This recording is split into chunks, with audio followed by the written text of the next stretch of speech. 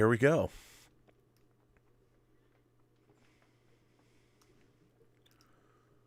Greetings, imagination connoisseurs. Once again, it is I, your Duke of Dope Discourse, Robert Meyer Burnett. I invite you to watch and listen to the Designing Hollywood podcast, brought to you by Martika Ibarra and the great, legendary Hollywood costume designer, Marilyn Vance. I am afforded the wonderful opportunity of co-hosting the show. If you are interested in the magic of Hollywood, the design of Hollywood, the clothes of Hollywood, watch the Designing Hollywood podcast, available wherever you get your podcasts from, or find the video version on the John Campea YouTube channel. That's right, the Designing Hollywood podcast. Why would you ever want to miss it? Especially if you love the movies. Robservations with Robert Meyer Burnett.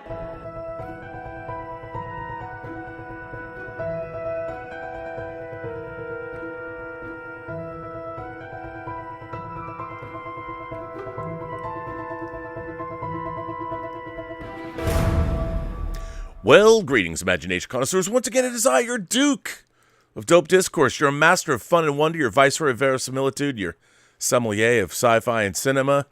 You're evangelist of the imagination and the still as yet undefined existential Mr. Rogers. That's right. That's me, Robert Meyer Burnett, and I am Robcasting at you imagination connoisseurs, you members of this, the Post-Geek Singularity community. This is Robservations, episode number 826. And this is going to be a little different show tonight. I'm not going to opine about Star Trek or Star Wars, although I'm sure that'll come up at some point. Not going to talk about superhero movies. No, I wanted to talk about the current state of independent cinema. And I'll tell you, I was reading an article in Forbes, or maybe, no, it was Wall Street Journal. It was the Wall Street Journal that talked about Netflix canceling freshman shows. You'll watch a show on Netflix like the recent 1899 made by the Germans that made Dark, and it got canceled after one season. And I found it very interesting that what was said in this article was part of the reason Netflix decides to cancel a show is if the completion rate of the show, meaning the percentage of people that actually watch the entire first season of a show, if it's less than 50%, that show gets axed. Doesn't matter how much it costs. Doesn't matter how much you like it. If 50% or less of the people that tuned in did not finish all the episodes, Netflix knows they do not have a hit on their hands. And for whatever reason, who knows? But I thought that was very interesting. But mostly, I thought about the fact that, as you all know, I've talked about my own film, Tango Shalom, that I produced and edited and was the post supervisor and the visual effects supervisor on it. And it recently dropped on Peacock. So, hey, tune in and watch Tango Shalom if you haven't. But I wanted to bring on another filmmaker, a writer, a director, a producer. He's on YouTube himself. You can find him. But he's made independent movies like I've made independent movies and have gone through the same travails and things. And I figured in this day and age where content is king and so much stuff is being made, are indie films still relevant? Can we get paid? We live in a live in a world where Steven Spielberg's latest movie hasn't barely made $10 million. All bets are off. The world is upside down. Dogs and cats are living together. It's mass hysteria out there for you content creators who are trying to make narrative features. But please welcome to the show, Mr. Tom KONKLE. Tom, welcome to Robservations. Thank you, Rob. Thanks for having me on. Indie film, not for the squeamish. That article that you read, that was very interesting. It sparked something in my mind when you were saying it. In a way, having instant metrics are great. As a producer, you can kind of get a bellwether where you are. But look, it's eliminating a certain kind of movie, a certain kind of part of our culture, because sometimes the world isn't ready for what you have to offer. So if we looked at a lot of films that are classics now, like Blade Runner, if you had looked at the metrics of who went to the theater in 1981 and saw no one, you would say it wasn't relevant. 82, summer of 82. Yeah, 82, sorry. June of 82. Same day as John Carpenter's The Thing. Yeah, it was a good year. But look at that. That, with that metric, that wouldn't continue, that wouldn't exist, that wouldn't, that would not be something that we would carry forward. And I'm a person that even thinks it's arrogant to pick a film in the same year as the best film of the year. I almost think we should wait 5 years, 10 years, look back and go, you know what? The best film of 1999 was The Matrix because it influenced so many things after. Yep. You know, so with a metric that instant, as an indie producer, you look at it and you're sensitive to it and you try and please it, but you know, and try and please everybody, you please nobody. And it also eliminates the thing that grows on people. You know, first seasons of Cheers, first seasons of Hill Street Blues, those were not the best seasons. No. A television show needs to grow, and even an indie film needs to find its audience. You know, when I did Trouble Is My Business, I made the film I really wanted to see, and I knew what my audience was, but I knew over time it would find its audience. It wasn't going to be like out of the bat, everybody wants to see film noir. It's doing better now, 3.5 years later, than it did when it came out. Well, listen, I have the trailer ready to go. I wanted to show people an example of your work. Could you set up, tell the folks at home, Tom, what is Trouble Is My Business? It's like we're on Carson now. Yeah. Trouble Is My Business is a love letter to a particular genre. It's one that I know you love and celebrate. It's influenced everything. And film noir exists because they didn't have the lights or the money to light sets. They had to tell a story in a terse way, and it was about faces, and it was about a mood and an attitude as much as a look. But it influenced everything down to the sci-fi on the original Outer Limits. That's film noir. It's funny, I have to say, Kino Lorber, I had asked, they're kind of an unofficial sponsor of this show. They sent me their box set, seasons 1 and 2 of the Outer Limits, and just the other night, I threw in Architects of Fear, because I hadn't seen, you know, a classic episode with Robert Culp. Yep. You know, shot on film.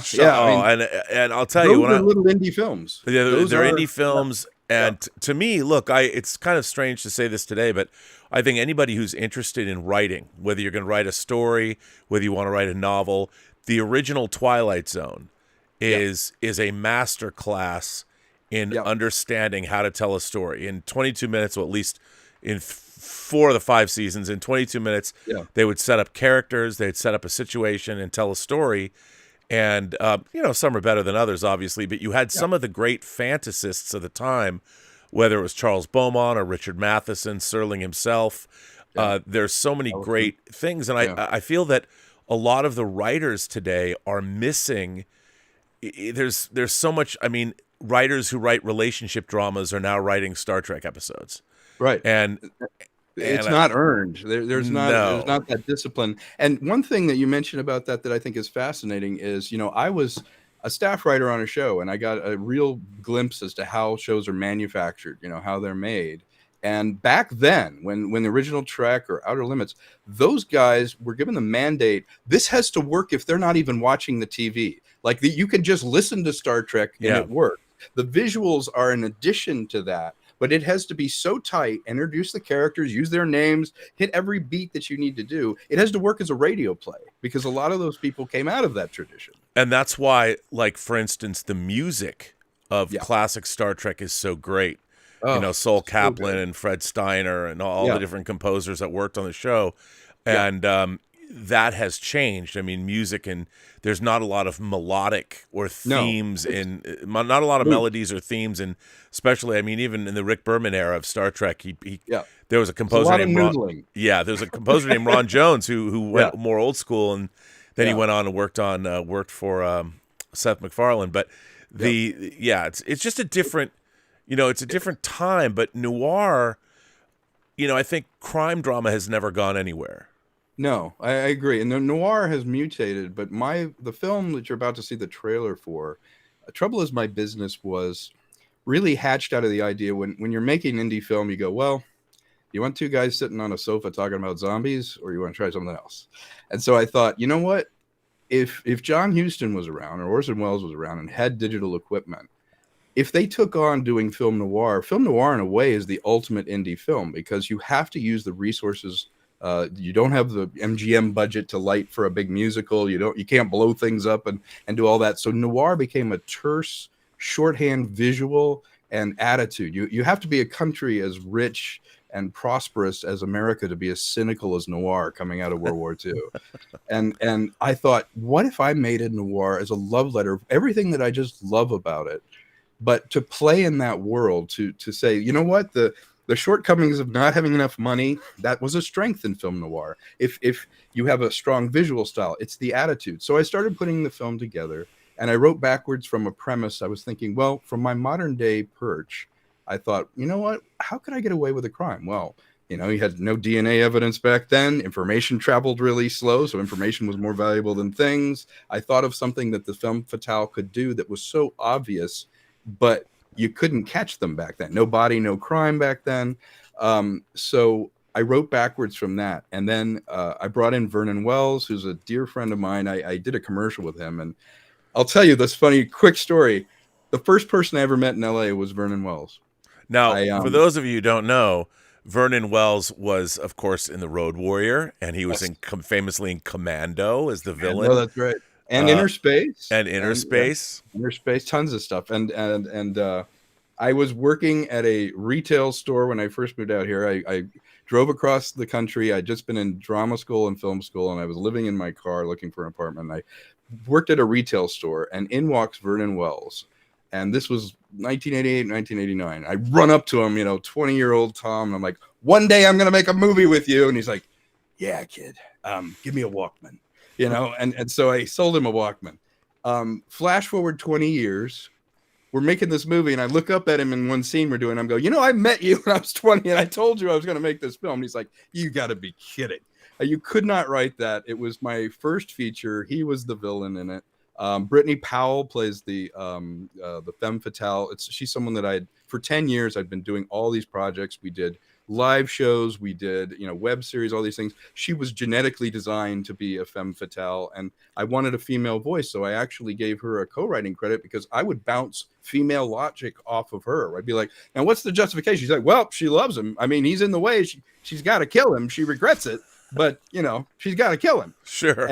And I'm like, wow, female logic is, you don't see that from a female in film noir in the 40s and 50s. But there was an understanding of female energy and femininity back then, and the threat of it after the war. That's where the femme fatale came in. And then I constructed everything else using people that I knew well, and I knew if I value engineered this, I could make a film. It's basically about a detective who has been evicted from life. He's being evicted from his apartment, and he's being evicted from his office. And in walks Salvation with curves. And she says, I need help, just like your normal film noir. However, it starts to get more and more twisted because he finds out that she is the link to a missing diamond, but also she may not be who she appears. And so it's about information being more valuable than things. And it's about every friend you've ever had who's heading for a brick wall. And you're heading for a brick wall. I know, but she's beautiful. Hit that wall, and then boom, he hits the brick wall. That's Trouble Is My Business. Yeah, well, let's watch the trailer for it. Sure. So here we go.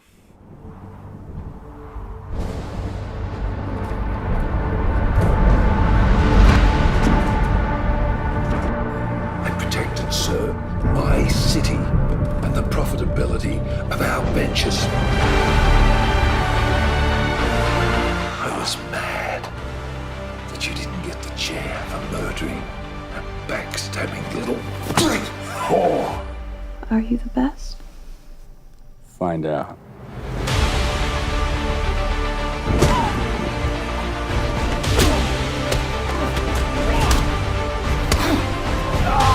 There's one thing I control tonight.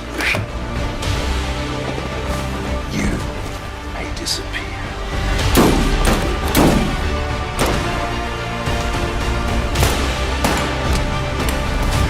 And the infamous Mr. Drake, scourge of the police.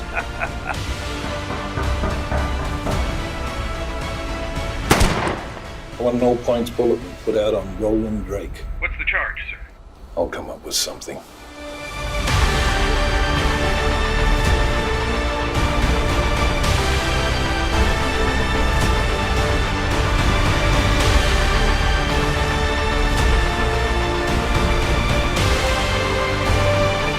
Drake!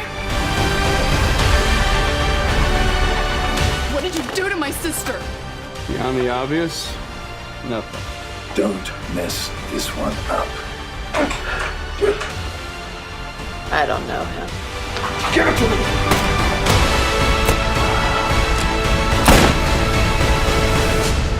Am I understood? Yes, sir.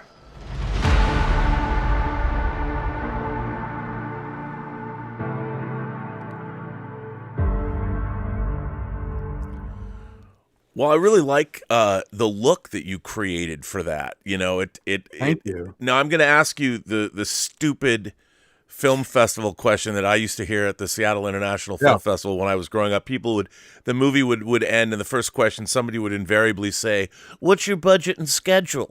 As if that would matter to anybody at the film festival. Yeah. But for me personally, you don't have to tell me what the budget is if you don't want to. But the how long did it take you? What was your shooting schedule? How many days did you shoot?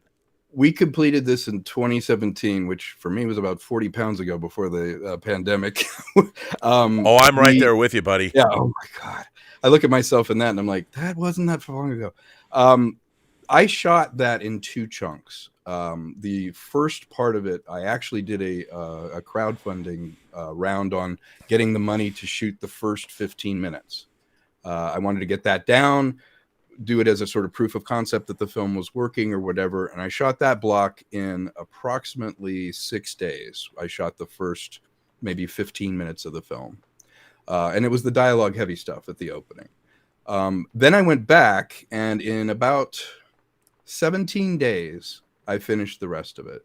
A lot of it was because we were value engineering it. The guy that I produced it with, Mike Smith, has been my business partner forever.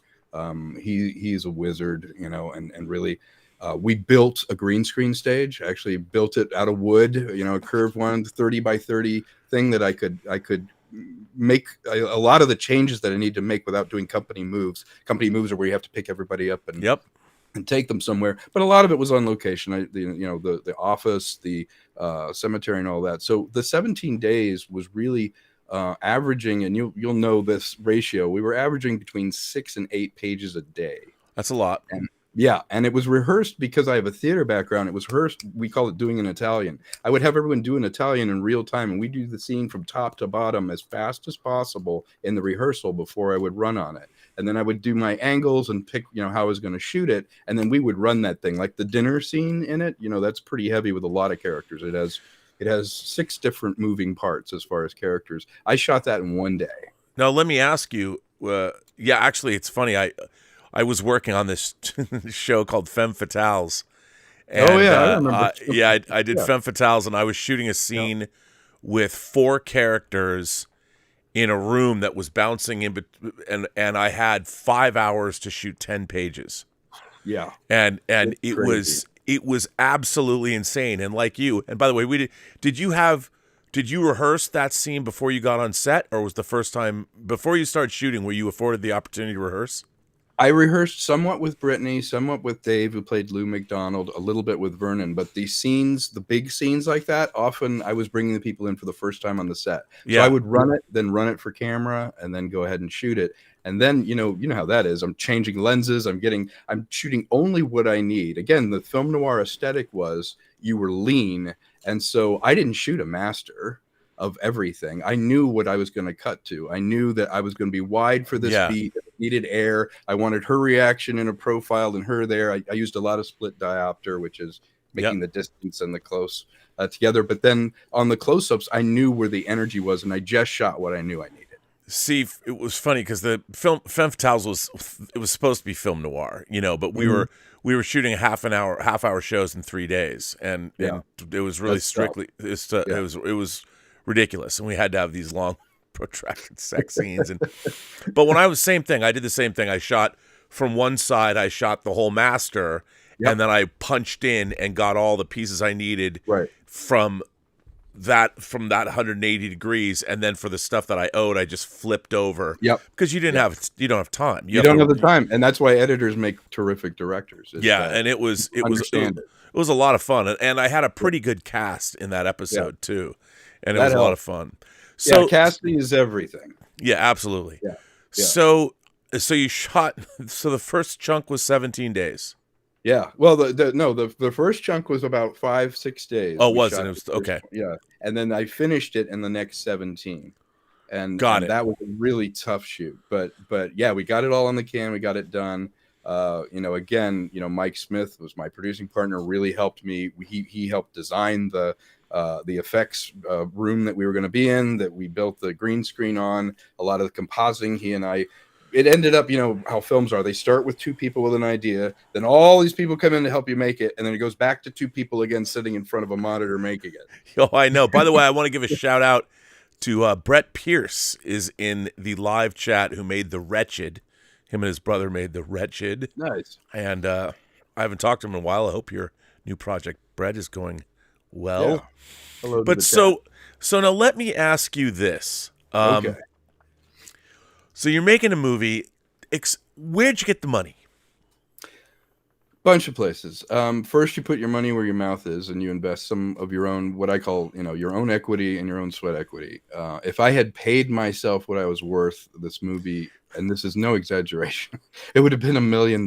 Yeah, that's like Tango Shalom. Yeah, exactly. There are 2,000 composite effect shots in this that we did in-house. That's more than the first Star Wars. So you got that Sin City vibe going too. Yeah, we had to. You can't close down Los Angeles and remove all the modern. And I certainly couldn't go into the Biltmore Hotel, and I couldn't go all the places I wanted to go. So I had to make it. I had to, as they say about Spartacus, Rome made as usual in Universal. We made it in this stage in North Hollywood. And that's the thing, the equity, if you can make it look, I tried to make it look really good for what we had. And it's kind of, I use the term like value engineering. We value engineered it so that the impact for each shot, that it had layers. And I'm really glad that you appreciate the look of it, because it was a real push to get it in black and white. I had to shoot it in color and black and white. Obviously color was for the compositing, but at the last minute I went, you know what, we should make all the clothes and everything work. And it's a good thing I did, because some streaming services won't take a black and white film at all. It's just so you have two versions of this movie? Yeah. There's a color version. Like Tubi would only take the color version. Wow. Pluto TV would only take the color version, but the black and white is the Blu-ray, DVD, and a few other streaming services are the black and white. But some just out of hand rejected it in black and white. Yeah, that's the world. They were worried people think it was old. Yeah. Man. But someone might think it's old. Well, but Vernon's in it, and I'm in it, and I'm still alive. Yeah, but people might, See, that's the funny thing is that. So what if it was old? And this is the one thing about streaming, like we talked about, the fact that some content needs years before it develops any kind of a kind of a reputation. Although nowadays, when we were growing up, cinema I think was very different. The people that love movies loved all movies. Loved all movies. And now the people that love movies love some movies. Love some movies. Yeah, exactly. And I remember in the Blockbuster days, I was like, why is there a new shelf? Like, there's a new shelf in Blockbuster. And a lady saw me talking at length with my friends about a film, because you used to be able to get the film and you'd look at it and we'd sit there and talk about it right in the thing. She goes, "Excuse me." And she holds up a Jean-Claude Van Damme film and Bridge Over the River Kwai. And she goes, "Which one of these is newer?" And I went, "Oh, definitely Bridge Over the River Kwai." "Okay, well, I'm going to get that one then." And she put Jean-Claude Van Damme down. And I'm like, that's what you have to do. So I would move classic films onto the new film thing, and they would just go like that. And it's psychological. I think it's cultural that we don't value the elders any more than we would value. It's like, well, I mean, when was this made? How can this be relevant? How can it be black and white and I can enjoy it? But for me, black and white was dreamlike. Like, this was lit for black and white. And there is a difference between it being the absence of color and actually lit for black and white. Yep. It's guiding the eye. Every shot that I had, I mapped out every shot, and I knew where do I want them to look? What's the entry point on the frame? For your audience, this is an obvious thing, but we read left to right. So when you're framing something, your entry point, your eye will scan from left to right. So you want to guide it with a beam of light. You want to guide it with an object, something in frame. The left side of the frame is often heavier, the term heavier, because there's something to weigh it down as an entry point into the shot. And so black and white demands that you control the light and you control the shapes, because it makes an abstraction of everything. Your faces look different. They're more dreamlike. The first time I saw it in the movie theater, it was like I had never seen the movie before. Yeah, because the space, you felt the space. You felt the power in the eyes. The black and white removed everything else and made it into a dream. And I was like, that's exactly why I wanted to do it. I may never experience this way with something I'm in or I'm doing. I will never experience that again. It made it one step removed. And I thought that was so powerful and so much more interesting. As an indie film, it just didn't look like every other movie. No, I mean, and that's what you want to go for. I mean, I have to give a shout out. It's 2023. 40 years ago, Francis Coppola released Rumblefish. Yeah. Which he did The Outsiders, which is a wash in color. Yeah. Shot it in Tulsa, and then he shot Rumblefish right afterwards in Tulsa as well. Yeah. And it's one of, if people haven't seen, it's kind of a forgotten Coppola movie in a way. But it is a forgotten one. But Rumblefish, you know, Stuart Copeland of The Police did the score. Yeah. Standard Ridgway from Wall of Voodoo did the song "Don't Box Me In." It's a terrific movie that nobody. It's so funny because when I was in college, like people in the mid '80s, late '80s, people revered Rumblefish. Oh yeah, and that now was the first film I ever did a scene recreation of was Rumblefish. Oh really? In film school, you have to pick a film, and I did Rumblefish. I did a scene from it just to learn the lighting, which paid off. You know, doing Trouble. Yeah. It's like I learned about classic black and white Hollywood style lighting, edge lighting, all that stuff. Rumblefish, everyone should check out. It's I don't even know, is it on Blu-ray? Yeah, Criterion put it out. Oh, then check it out. Definitely check it. Yeah. Yeah, it's so good. Yeah. And it's you know, it's so great. Well, so kind of what I wanted to talk to you about was more philosophical. Sure. Which is, so, you know, there's a lot of people like, right, if we had the technology, if I had the technology in high school that we have today, I would have been making movies with my friends, you know, feature-length films. The only reason that I didn't is because it was too damn expensive. Yeah. You know, there was a barrier. Yeah, the film, the literally the cost of film, whether it was 16 millimeter, you know, I made some 16 millimeter films in college, and just getting them, paying for the film stock, and then sometimes, you know, we'd buy short ends if we could, and then getting it processed was horribly expensive. But now, you know, you get a couple of iPhone 14s, you got all the cameras and lenses you need. And if you want more, buy a lens package for the camera. I mean, Steven Soderbergh shot like Unsane on iPhone 7s. Yeah, and he shot High Flying Bird on I think later, but it's you know, anybody can make a movie now, but I don't see, you know, there's all this talk. I was listening to, there's a report that came out that talked about women in film, and how there's not very many directors, there's not very many editors, there's not very many cinematographers, women cinematographers, and like, well, there's only been 3 directors at Paramount that are female that made a feature film since like 2008.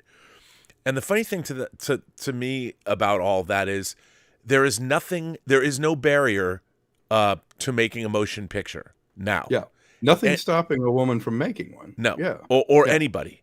Whatever you are, however you identify, shape, size, color, creed, religious background, sexual preference, whatever, gender, it doesn't matter. Anybody can make a film, but not very many people are doing it. Yes, and I thought about that a lot. I'm actually glad you want to talk about this.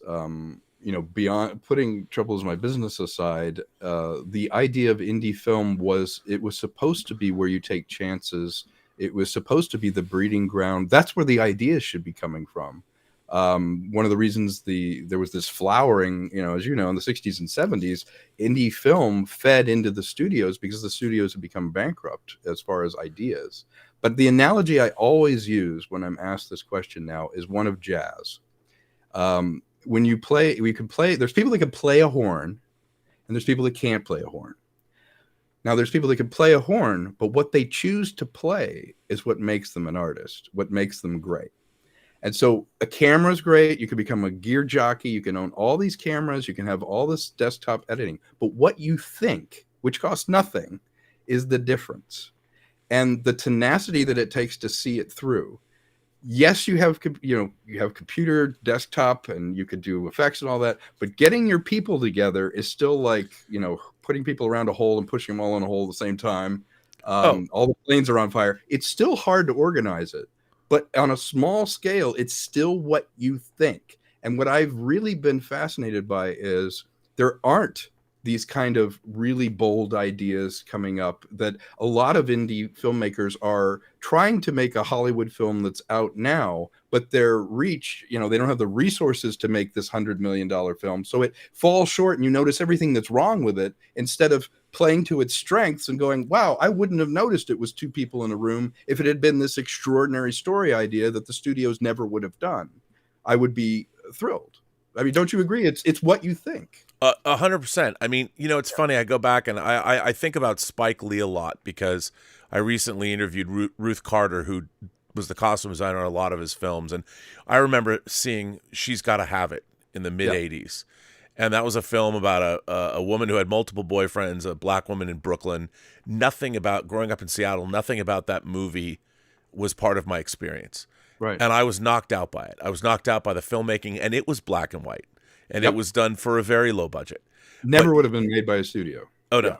Never. But you could tell right away that there was talent there. Yeah. And I think what's really interesting is I don't even hear I think it's a generational thing.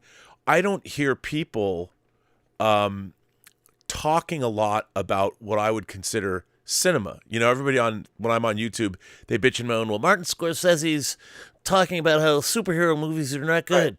Right. The death of cinema. And everybody gets mad about it. I understand. And but no one really, it's frustrating to try and explain what they're talking about. I mean, I'm like, look, man, have you ever watched an Antonioni movie? Yeah. And no one knows what I'm talking about. And exactly. If they did try and watch an Antonioni movie, they would turn it off after 10 minutes. Right. Because they don't have the background and the equipment to appreciate it. Right. They were never you need to be never immersed in it. Yeah. You need to be trained, and what's really interesting is when I was growing up, we were watching films from all around the world. They were all going to the Seattle Film Festival was great because it was a huge film festival. And I was watching movies, and some of the movies I saw were like watching paint dry. Yeah. But you would watch them, and I'm like, this is only going to be 90 minutes long. I'm going to watch it and see what it's all about. Nowadays, it's people don't. One, they're not watching. They're not seeking out stuff, and sometimes a movie like RRR will show up from India, and people will be like, but it's similar. It's but the thing that I find frustrating is that. Especially with indie films, indie movies you could watch an exploitation movie.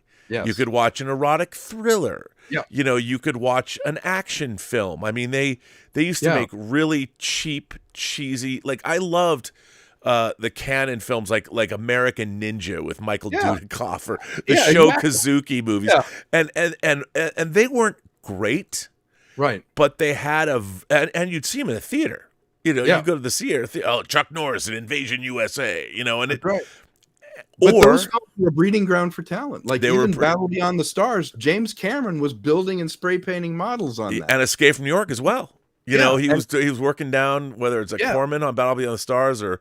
That's where it should be coming from. That's where you should, instead of making a leap right away and going, I want to go Hollywood. I'm going to, my first out the gate, I'm trying to get a Hollywood deal. There would be this indie training ground. It was like a boot camp, if you will, but there was a place for it. Because I think what we haven't talked about yet is distribution, which is the barrier to entry. Well, but is it now? Well, I'm of two minds. No, here's what I find very interesting. So, the idea, I think, when we were all growing up and going to film school was we saw all these people, and you'd start out. First of all, let me just say, making good movies is impossibly difficult. Yeah. It's anybody can make a film. Right. Very few people can make a good film. That's and fewer people than that can make a great film. Yeah. And it's like screenplays. When I was reading screenplays for a living, I would say 1 out of 100 were even worth reading. Yeah. And it feels like manna when you finally see them. You're like, it's so obvious when it's good. And you're like, well, of course, everything worked. But it's so rare. It's so rare. I mean, I tell people that I read 3,000 screenplays professionally. I was paid to read as a reader, story analyst. Yeah. I said yes to one. Wow. One. Did you find you got really jaded after reading it for a while? Well, it's funny because there was a lot of scripts that I read that got made. Stuff like Face Off was a script that I had read, but it was very different in its first iteration. Or the Harry Connick Jr. movie where he played a serial killer, Copycat. Okay. I think it was Sigourney Weaver and Holly Hunter, I think. I remember, yeah. And that got made. But the script that I said yes to was Andy Kevin Walker's script for Seven. Oh, yeah. And even after I read that was the only script, I was like, it's a long story, but I went to bat for that script. And it didn't get made until 5 years after I'd read it. Yeah. But it was really hard to read because the problem was that everybody was trying to write derivative scripts based on something that had already sold. Right. And they were that was their A deal. horrible place to start. Which is terrible. Yeah. It's a terrible place to start. Yeah. It's like, how about just write a story that you want to hear, that you want to do. Yeah. Yeah. But I think we're trained again. They're trained to do that. That's the messaging on the financial and the business side, or even the distribution side. The distribution side says, give me more of this until they don't want that. And then something breaks through that they would have said no to. And then they're like, okay, that's what we want. Now give me 5 of those.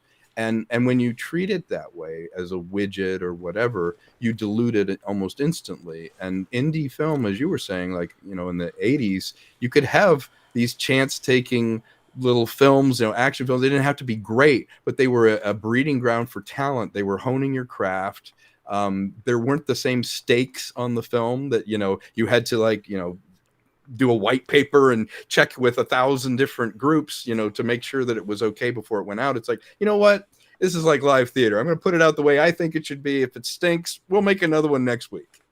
It's funny. You look at people like I'm a huge John Carpenter fan. Yep. And Carpenter famously made, when he was a student, made basically Dark Star. And then was given more money to expand it into a feature. And then after that, and it even came out theatrically, a small little, but then he made Assault on Precinct 13, shot it in widescreen, made it for like $300,000, and it's kind of a remake of Howard Hawks' movie, or like a cross between Rio Bravo and Night of the Living Dead or something. And you look at that movie and it's great. Like Assault on Precinct 13, he does the synth score. It's all him. It's his voice. I mean, that's him. Yeah. But what I don't understand is, like, I've seen some of that stuff, like Gareth, like when I saw The Raid. The Raid I love. It's incredible. But he had to go to another country to even get that. He's a Welshman in Asia. Yeah, in Indonesia. And what's funny is they keep talking about remaking The Raid in America. Why? I'm like, good luck. You could never get the insurance to make that movie. Yeah, no, and also we'll make John Wick instead. There's a better version of The Raid on my shelf now. I can get an almost as good version for way more money. That always made no sense. But you said something that was interesting when you said, but is there, when I was talking about distribution, that's the thing that doesn't make sense to guys like you and me, and to a lot of people that do it. If you build it, they won't come, because there's so many films out there that when you put it out in distribution, unless you have the money and the resources to do it, you have to move. I call it gnat shit out of pepper. You have to move all that stuff to get to the diamond, and you pull all that coal away, and there's something there that somebody will watch. But getting them to watch, you've got 44,000 other films screaming for attention, and that's the problem. You can get it everywhere, and no one will see it. Yeah, look, we were lucky when Tango Shalom came out. We got a theatrical release. We opened at the AMC in Times Square. Fantastic. Which was rare. And also, what's funny is that Tango Shalom opened in September of 2021. It opens next summer in Germany. That's amazing. In the summer of I'm going to go to Germany and see my friend Dieter and go see it in theater. But the screening? How did that work out? How did you get the screening? How did that work out? Our distributor, Vision Films, and they're just out there. They were selling Tango Shalom, and the thing is, there's still not a lot of movies. There's not a lot of movies out there, really. Yeah. I mean, you've got Megan is opening tonight, tomorrow. I mean, my God, here's what I don't understand: where, look at the business Terrifier 2 did, horror, competent horror. Yeah, shit, competent horror. I wish I had the Pierce brothers. They made Wretched. At one point, Wretched was the #1 film in America. I know, and that movie's dope. I mean, I love that movie. I know. And I'm thinking about it. Somebody offered me like $40,000, $50,000 to make them a horror movie. And I'm seriously thinking about it because right now there's very little films in the theater. There's very little competition. I might go for it. Well, I mean, look at a movie 50,000, a little less than this movie, but Barbarian was only 4 million. Yep. 4,500,000, and it made nothing. $40 million, you know, Yeah. and that script, I read that script too. One of the producers sent me that script, and it was a nasty piece of work. I'm like, oh man, I hope this gets made. And they shot it in Sofia, Bulgaria, where we shot The Hills Run Red. And that's another thing, man. If I had $5 million, I would go to Sofia, Bulgaria, and they have great crews there, and I would go shoot a horror film. And it would look like a $15 million film because your dollar goes so much farther. That's something, too, that has changed for indie. Indie used to be very homegrown. You know, it was all in L.A. Well, there's disincentives to shoot here, unfortunately, with permitting and so many different, things, entities you have to deal with. That you can now go with an independent film somewhere else and get 10 on the dollar shooting somewhere else. Yeah, I mean, I look at films that I've seen that I saw in theaters, like It Follows. Mm-hmm. I thought the first half of It Follows was great. Mm-hmm. You know, the filmmakers they came up with sort of an impossible premise where this idea was really great, but there was no way they could end it in a satisfactory manner because they didn't really understand what they had created. Uh-oh. Yeah, you're painted in a box. Yeah. But I like, it's the first half of it's really good. Yeah, I haven't seen it. I'll have to see it.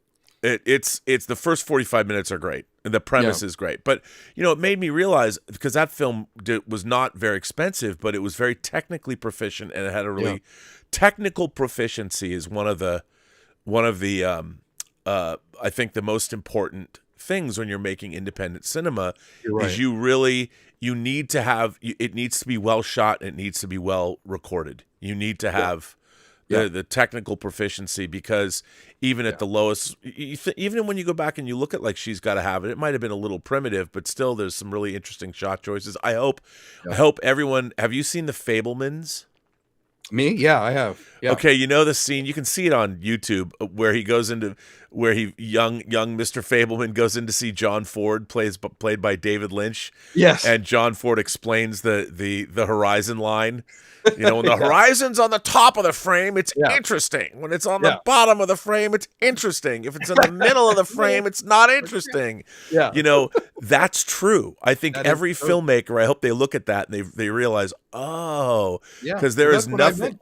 The entry point into a frame and balancing and weighing the frame is The Fabelmans felt really personal for me because I didn't know that much about Spielberg's background, but the parallels to my own life, I saw. I would be biased to review that because I saw myself so many times where like, I did that, I did that. I felt that way. So it must be a particular personality and a particular lifestyle and a particular point of view that draws certain people to want to tell stories like that, because I have no commonality with him, in real life. He had his own experience, but watching The Fabelmans, it's very specific. And I went, wow, I did that. I felt that. I've had some of those experiences. So it was interesting that he had the power to be able to make essentially an indie film about himself. Right. Yeah. Right. Which is who can do their own autobiography film, Well, yeah, I kind of did one of those. Yeah, did you? A movie called Free Enterprise. I've seen Free Enterprise. Yeah. Is that very autobiographical? More so than I would care to admit.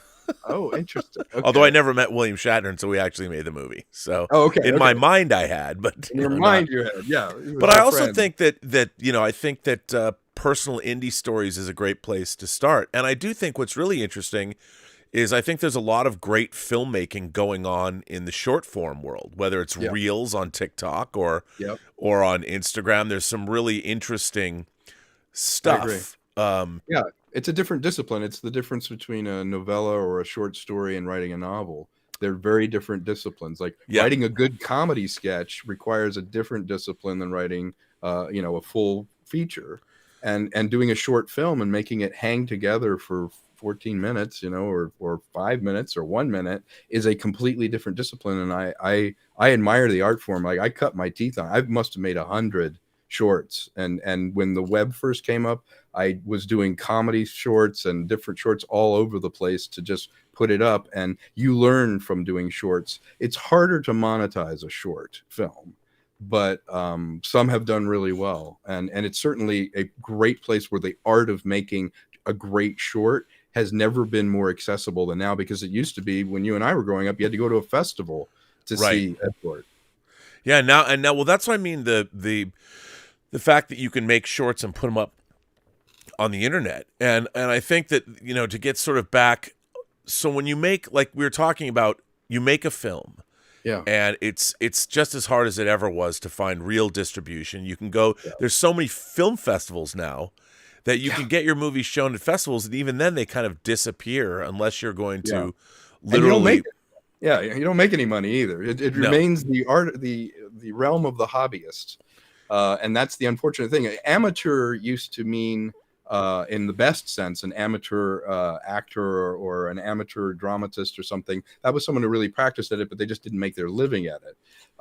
Now I think there's a lot of pressure because there's so much content and so many places you can put it, that you could be seen a lot of places for free, and it's great, but it doesn't buy you the cup of coffee, you know. No. And like this is how I make my living. Like, I don't have another job, and so I have to make my productions or my acting or anything pay the bills.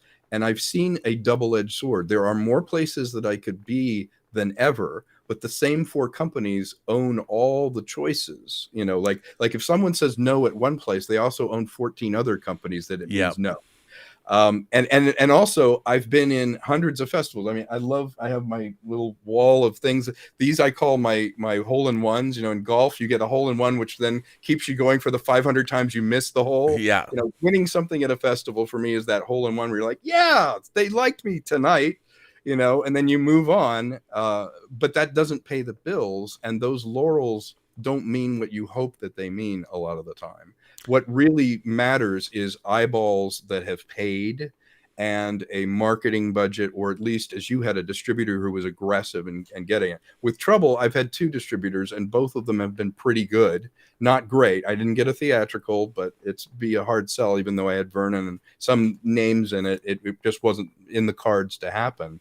But I think if you had a distributor as an indie who really supported you and saw it as a long-term commitment instead of the quick kill, I think that you would have a model that worked now, because you can put it everywhere, but the person needs to be vested in it at each stage. The person that's taking 30% of your profit, in my opinion, needs to also be the person that's risking a little something by putting more than a tweet about, hey, check out Tom KONKLE's film, and then they do nothing else and then bill you $7,000.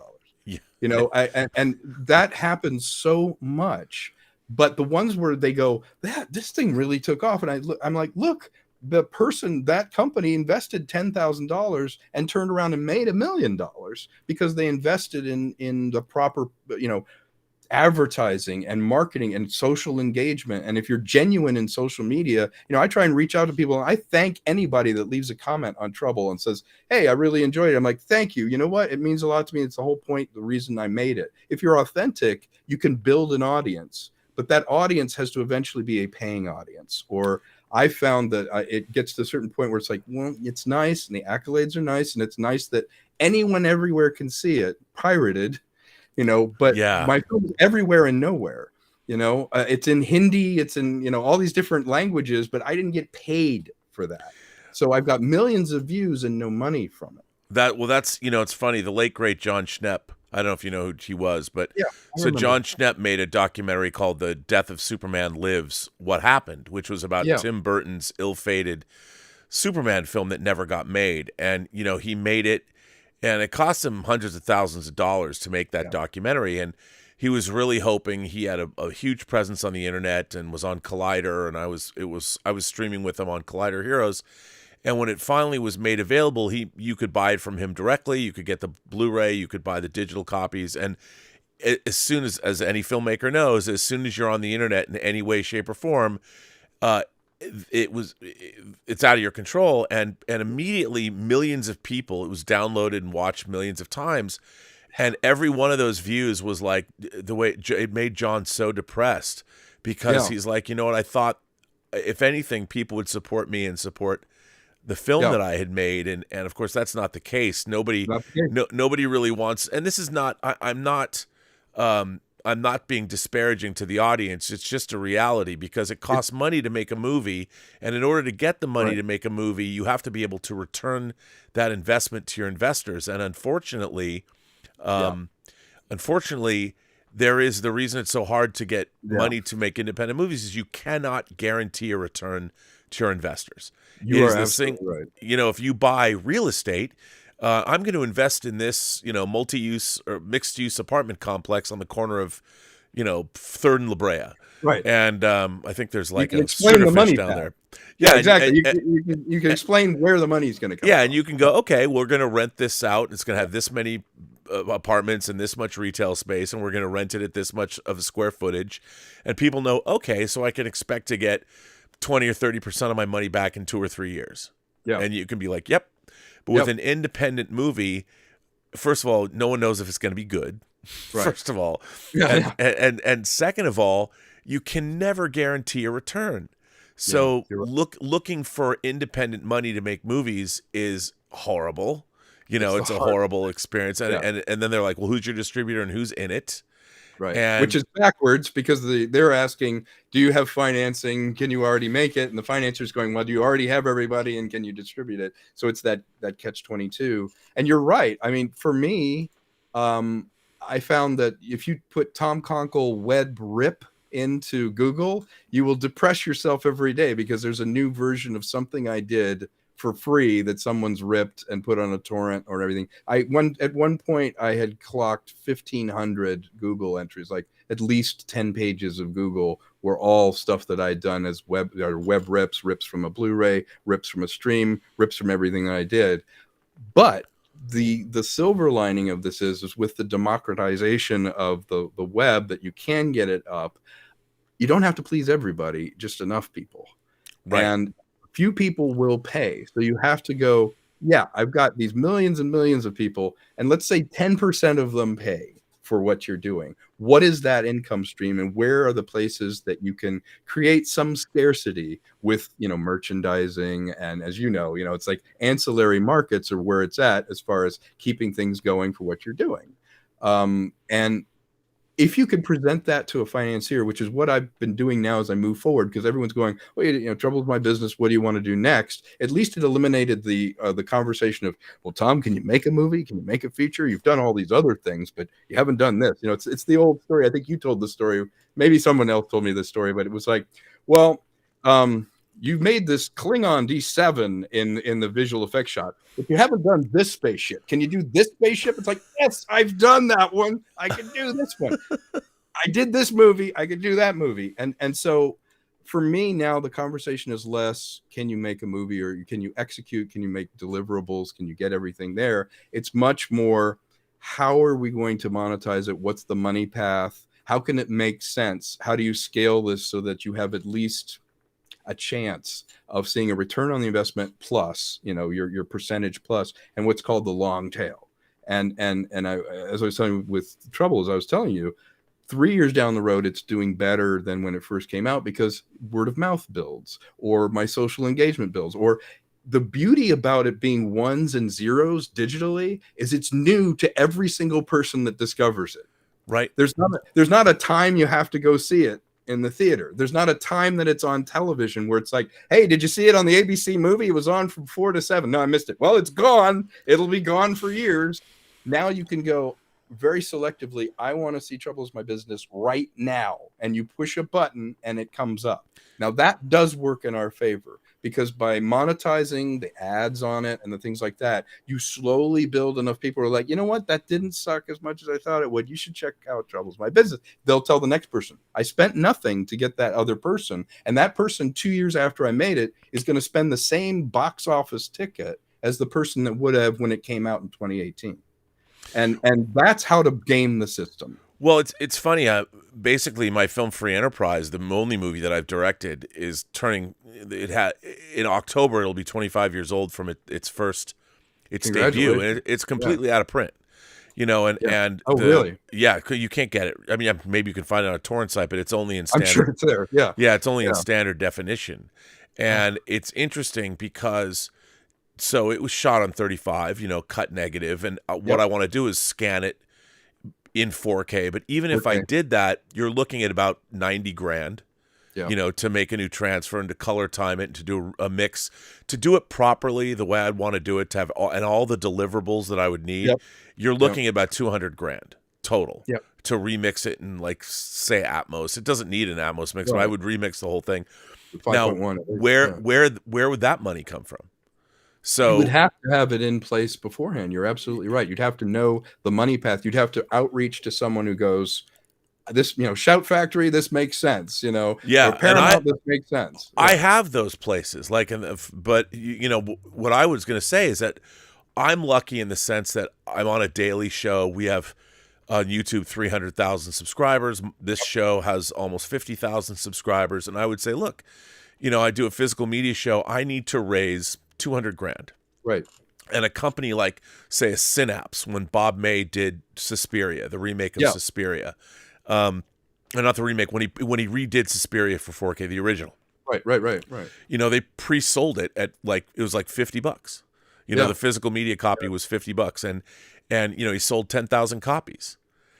And I wouldn't sell 10,000 copies of Free Enterprise. I'd be lucky to sell 3,000 copies of Free Enterprise.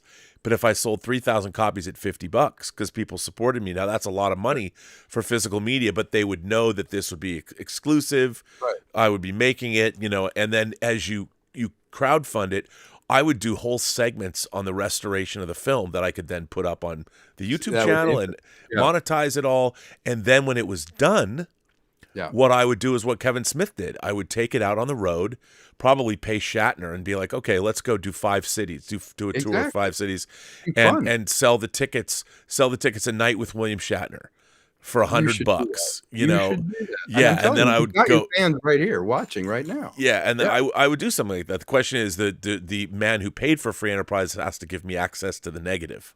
So that's always that. Yeah, it's always that. I know about that. Well, that's the thing. I always call it, like, when we had the successful crowdfunding for the beginning of the movie, it's buying the ticket when the creator needs it. You're not buying the ticket after it's done. It's like you're buying into it. You're not giving me something. What you're doing is you're buying the ticket now so that I can make what I'm going to hand you later. And it's just a slightly different. If you explain it, your fans, you have a great web of fans right here on YouTube. If you explain to them, hey, I'm passionate about this, I think some of you would really like this, you're buying the ticket when I need it. It's the same as later if I had raised this money, but I want you to buy the ticket now. A lot of people, particularly those that genuinely are supportive, would go, yeah, I get it. I'll drop the dime on that. And it gives you the resources to make the thing that they would want to see anyway. And it frees you up. I think we need to get back to almost that kind of medieval, where you had a champion, or the Medici, the family, someone would endorse an artist. Only these are all a bunch of little kings and queens that are all giving us money. That's the way I look at it. They're all giving us money to give them pleasure back in the form of the art that they know that they like. They're saying, I like what you're doing, or I endorse what you're doing, or I want something different, or I don't want the same Hollywood product, or I don't want this. I want your thing, and I'm willing to give you the money. Here's the ticket now because you need it now. And I think when you and I need to start educating people that way. Otherwise, you're not going to see the flowering. You're going to see this polarization of, like, either it's a $250 million film that's gone through committee, and it's, some of them are great. I mean, I even love the early Marvel movies. I absolutely loved. One of my dear friends I moved out here, Peyton, he directed Ant-Man. I mean, he's my friend. He became a great Hollywood director. The thing is, that's all there is. Did he direct the first Bring It On? Yes, that was his big film. Yeah, I mean, and how funny is that? He directs that movie, and the first Bring It On is great. Yeah, and he drove around in a van with Kristen Dunst to drive to different theaters to see if people liked it or not. Yeah, it's great. That movie's great. Yeah. Oh, he's great. I've known him for 30 years. Has he told you anything about what's in Quantum Mania? I can't say anything. Well, can I ask you one? Let me ask you one question. He did say in an interview that he was tired of making palate cleansers. He said the first Ant-Man, because I love both Ant-Man and Ant-Man and the Wasp. So he said to he said to Kevin Feige, he said, I want an Avengers level event movie. Yeah, I think he's going to stretch his legs. I'll say that, and I will say, when you're a part of a slate and you're given that slot after the Super Bowl, you're screwed.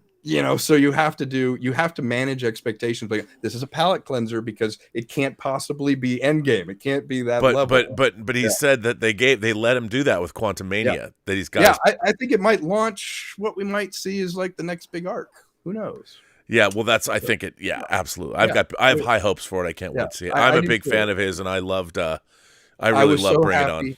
When he got that episode of Mandalorian with Luke Skywalker, he directed that one. Yeah. When he got that, I knew like the 20-year-old him, because we used to hang out with a Steenbeck when we first moved here, and like he would buy, a big gulp and let the ice melt and drink the melted ice one day and then eat top ramen the next day or whatever.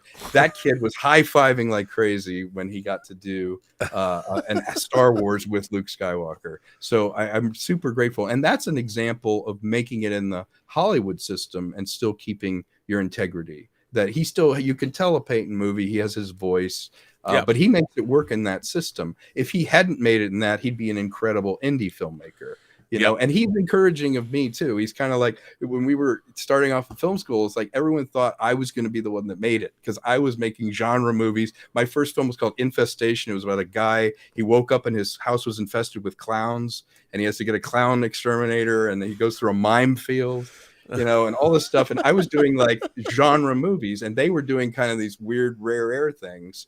And then I ended up acting. And so I put filmmaking on hold in the 90s completely because I was making a good living acting and doing commercials and stuff like that. And then I gave myself permission to start making films again. And I went, oh, right, this is what I love, because acting is one part of the delivery system of a story, but it's never the big picture of doing a story or a film. It's always that one.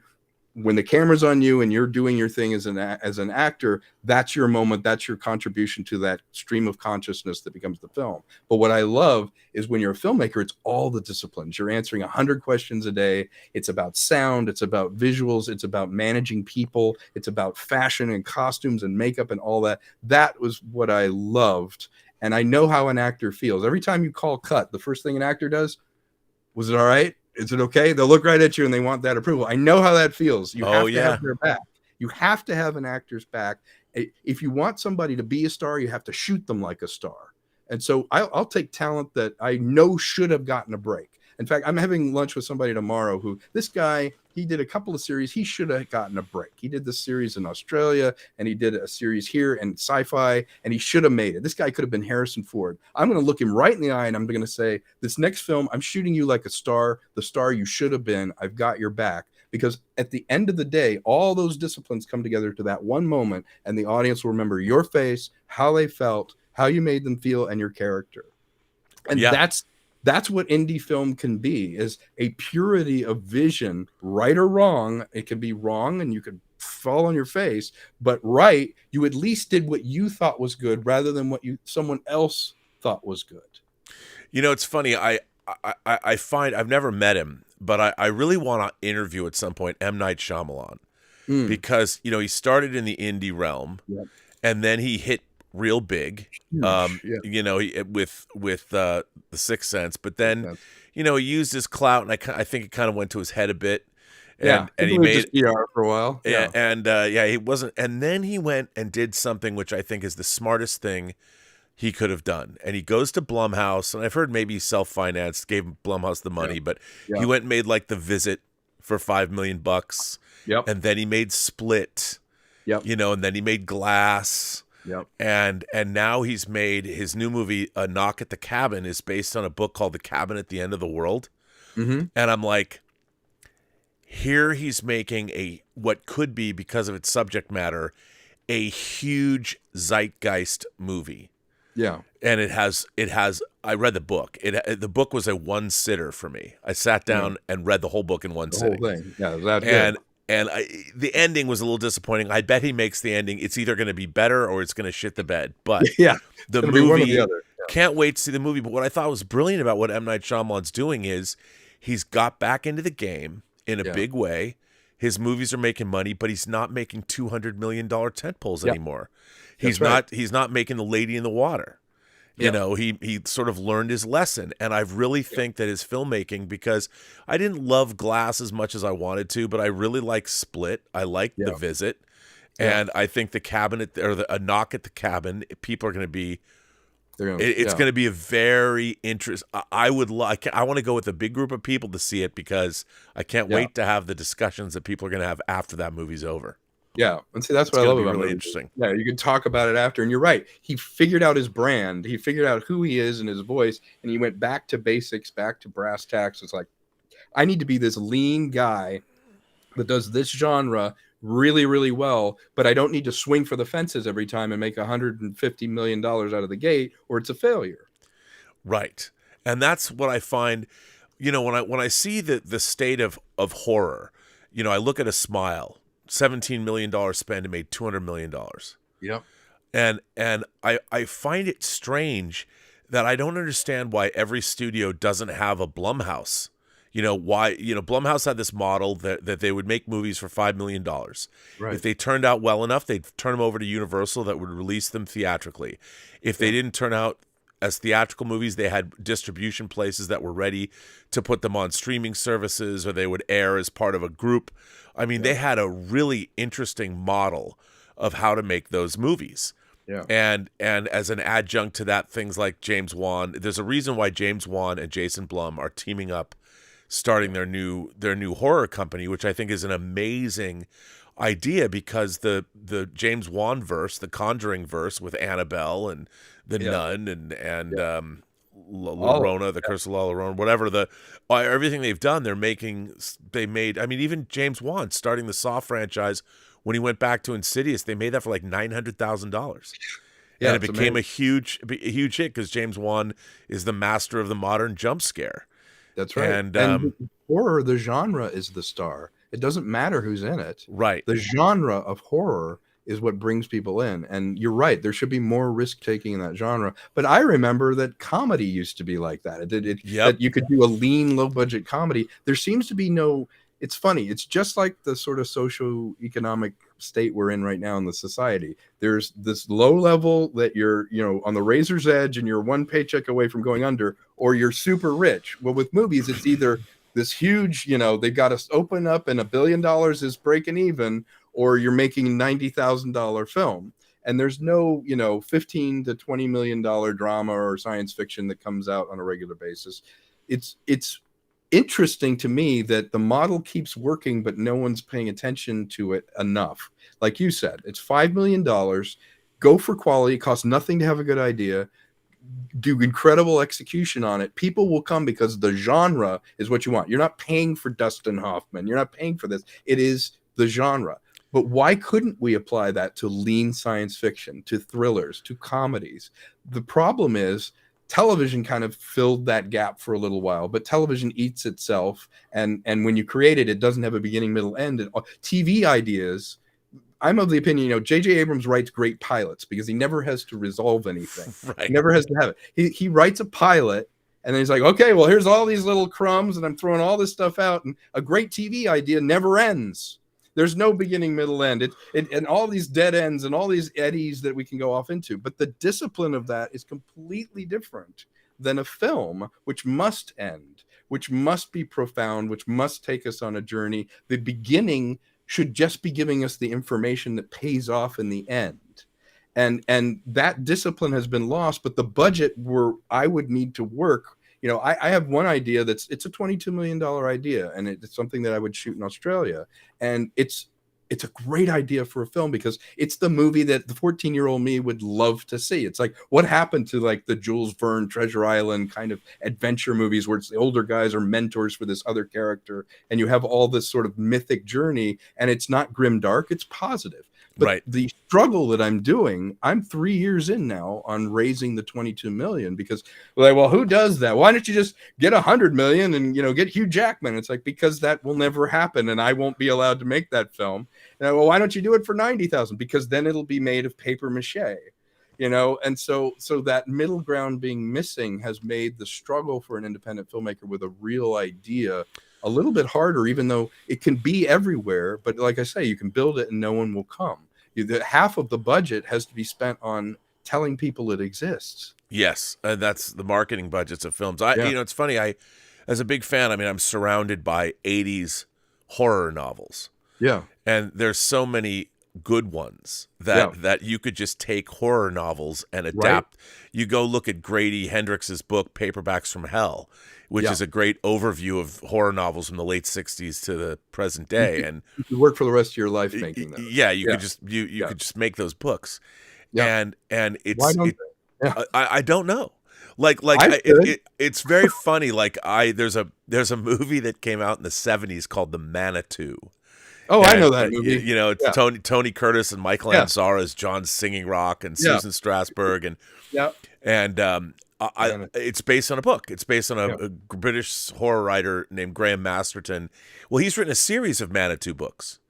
As a matter of fact, it's funny. I don't know why this book.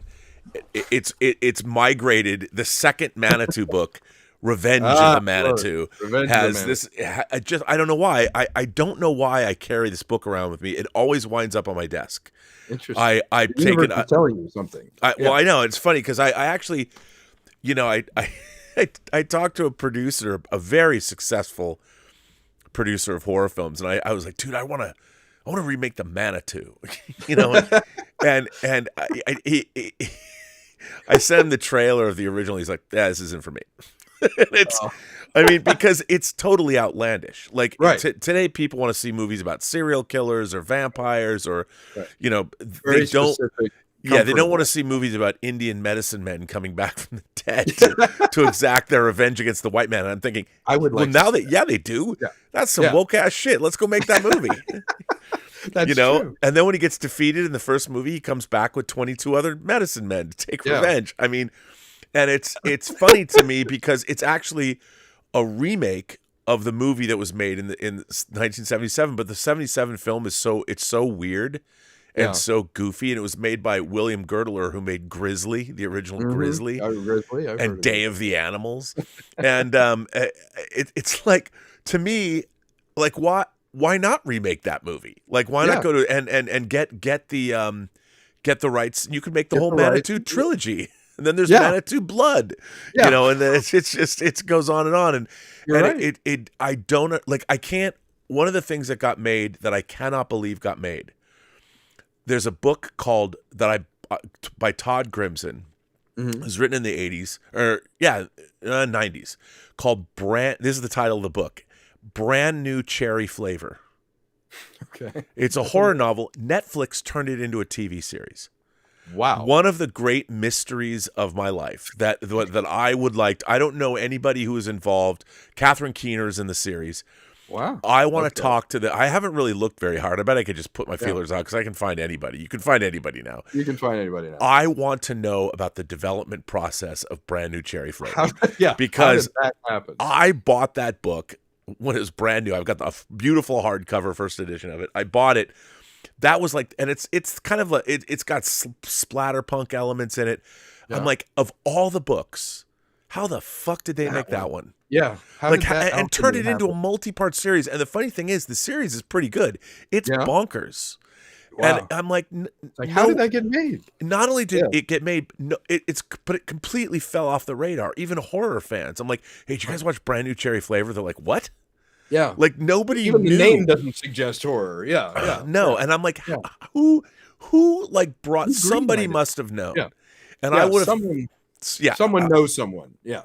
Yeah, it's like Rorschach and Washington. Somebody knows. Yeah, somebody knows. Somebody knows. And I look at this and I'm like, if that got made, why wasn't there because it probably didn't make any money and no one watched it.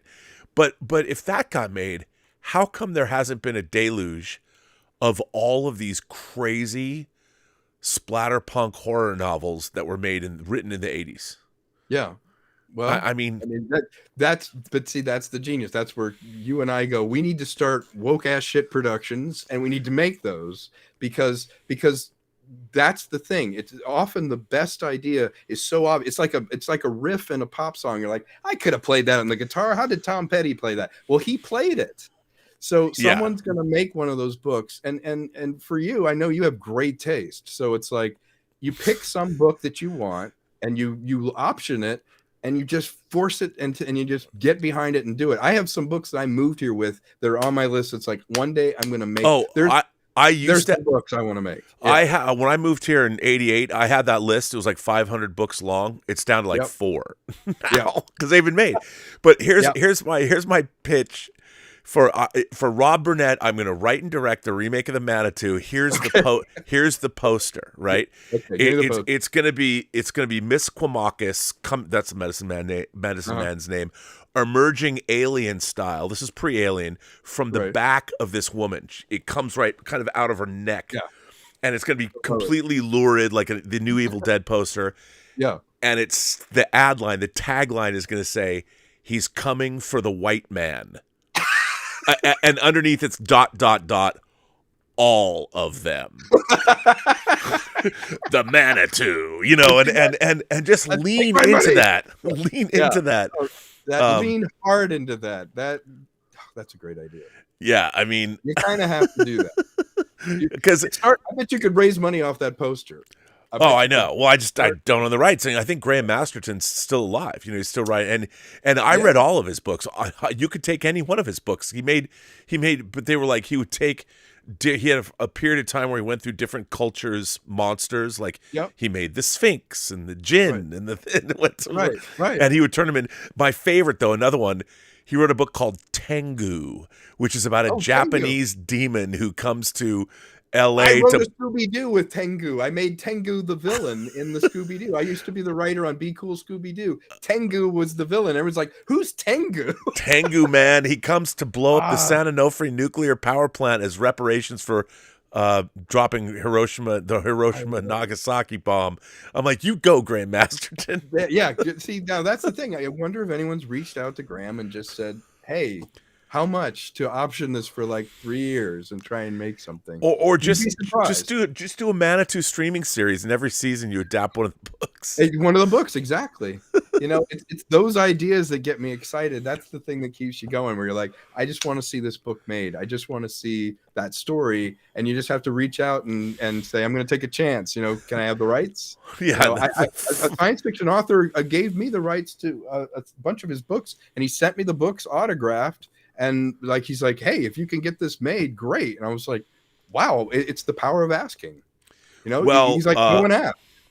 But here's the thing. The problem is now is that so many of the great books are already tied up, but then they just never get made.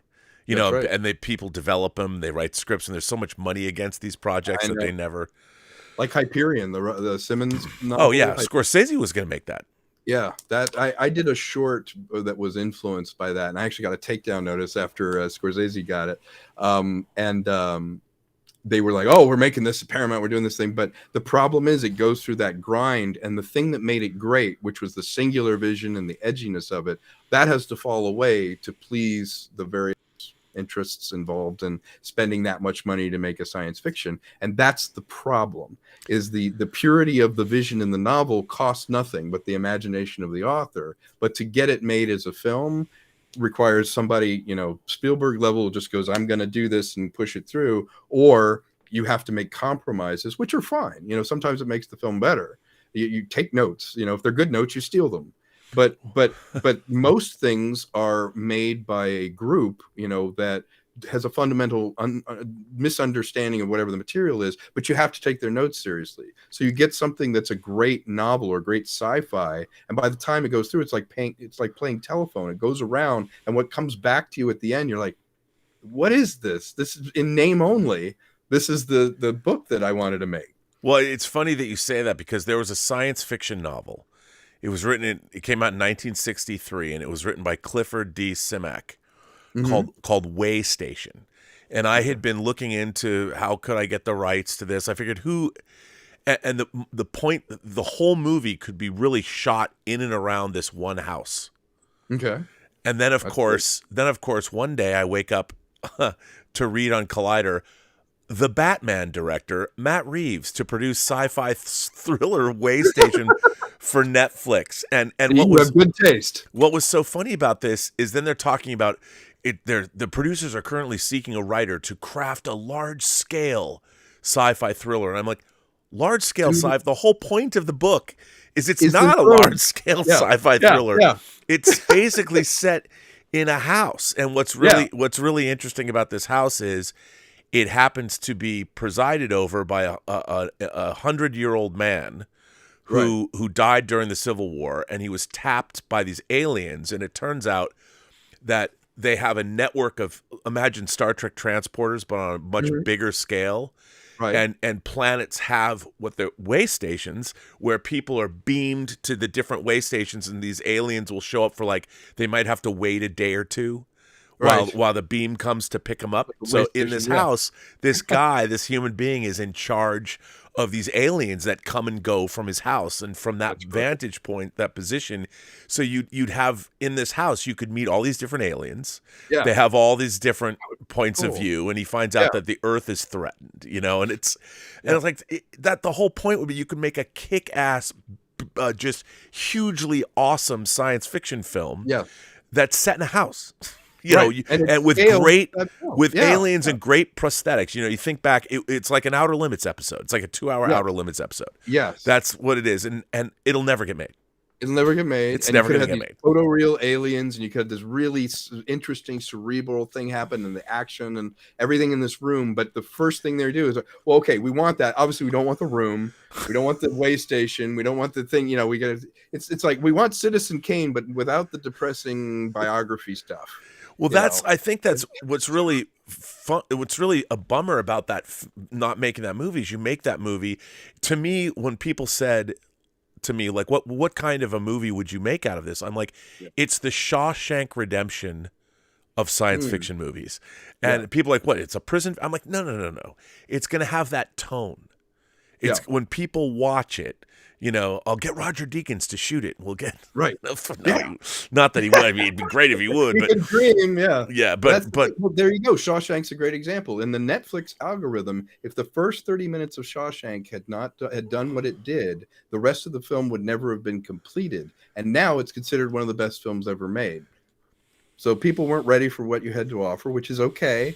But we need to allow for that, as well as the instantaneous. I always argue, like, in history, the reason we look at Churchill and all these different people and go, what great eloquent speakers. Well, they didn't have a microphone thrust in front of them 5 minutes. Okay, the Nazis just invaded. What do you think? It's like he's thought about it. He wrote an idea down. He had a speech. A couple of days later, he had some thoughts on it. And we go, wow, how well spoken. But it's like, look at Twitter comments versus the letters from Gettysburg in the Civil War. Right. These were simple people, but they wrote so poetically and eloquently because they had time, and they thought about it, and they didn't have the sort of instantaneous feedback.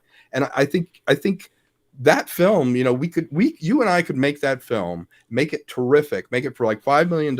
And if it found, we again don't have to please everybody, just enough people. The people that dug that, we could make enough money to do another film. And that's, for me, that's the frontier of indie film, is find that high quality idea that, you acquire the idea from a book, or you think of it yourself, which costs nothing, and then figure out a way to engineer that film so that it can be successful, that it doesn't need to be $100 million film. It doesn't need to be an Avatar to have heady ideas or to be cinematic.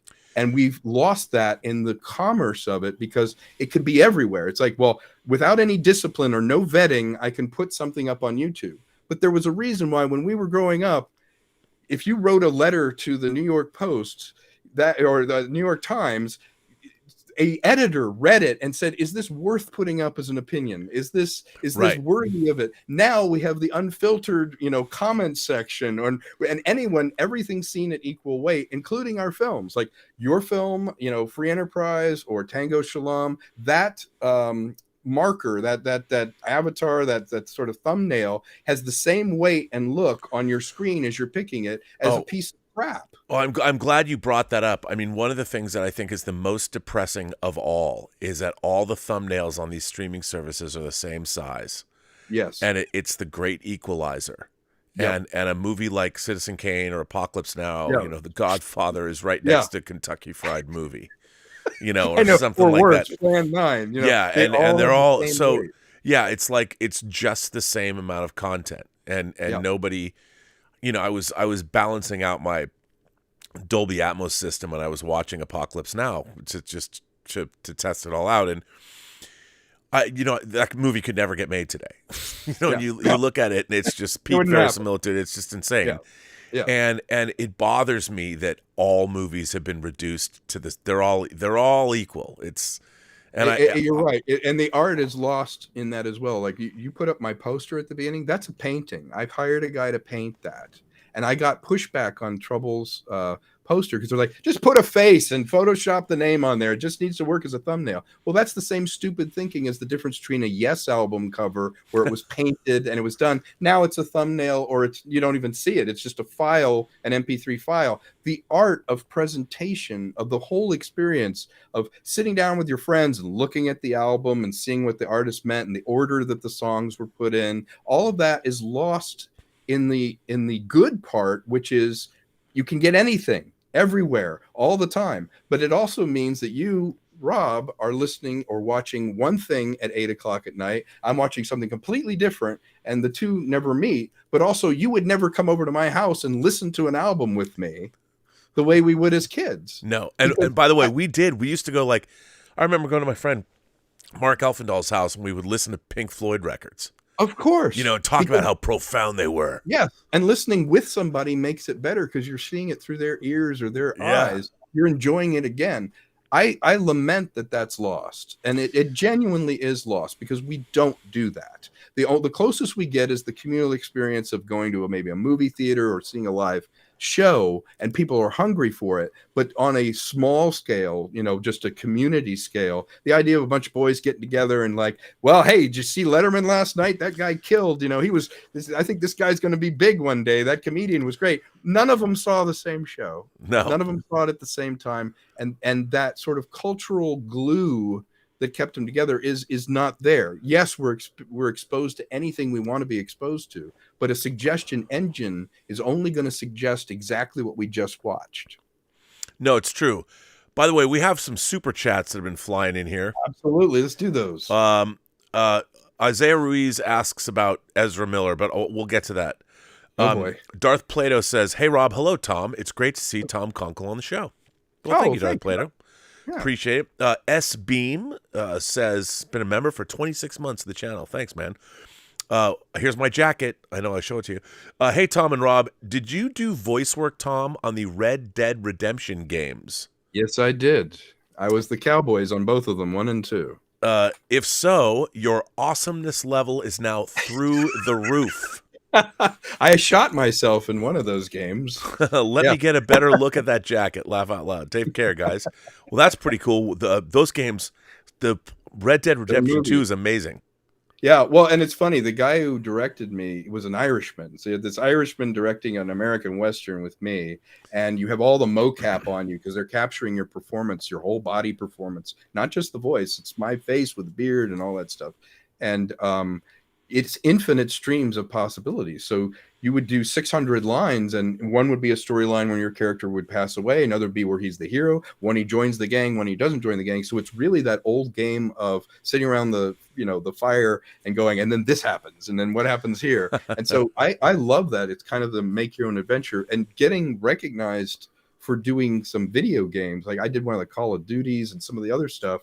It is now a movie. It's another distraction from seeing film. You know, some people are gaming and they're doing that when they would have had bandwidth for a film, but they are getting more cinematic. And I'm happy that in many ways they're treating the acting and the performance less as a sort of ancillary, as an adjunct to it, but it's actually important to the immersion in the game. Because when the games first started, I had a couple that I went in on. I was literally the only SAG actor, the only AFTRA actor on it. The rest were like friends who thought it would be fun. Right. And I think the games suffered for it. And now you're getting more cinematic games where I have worked with people that you're like, what? You know, he's in this, you know?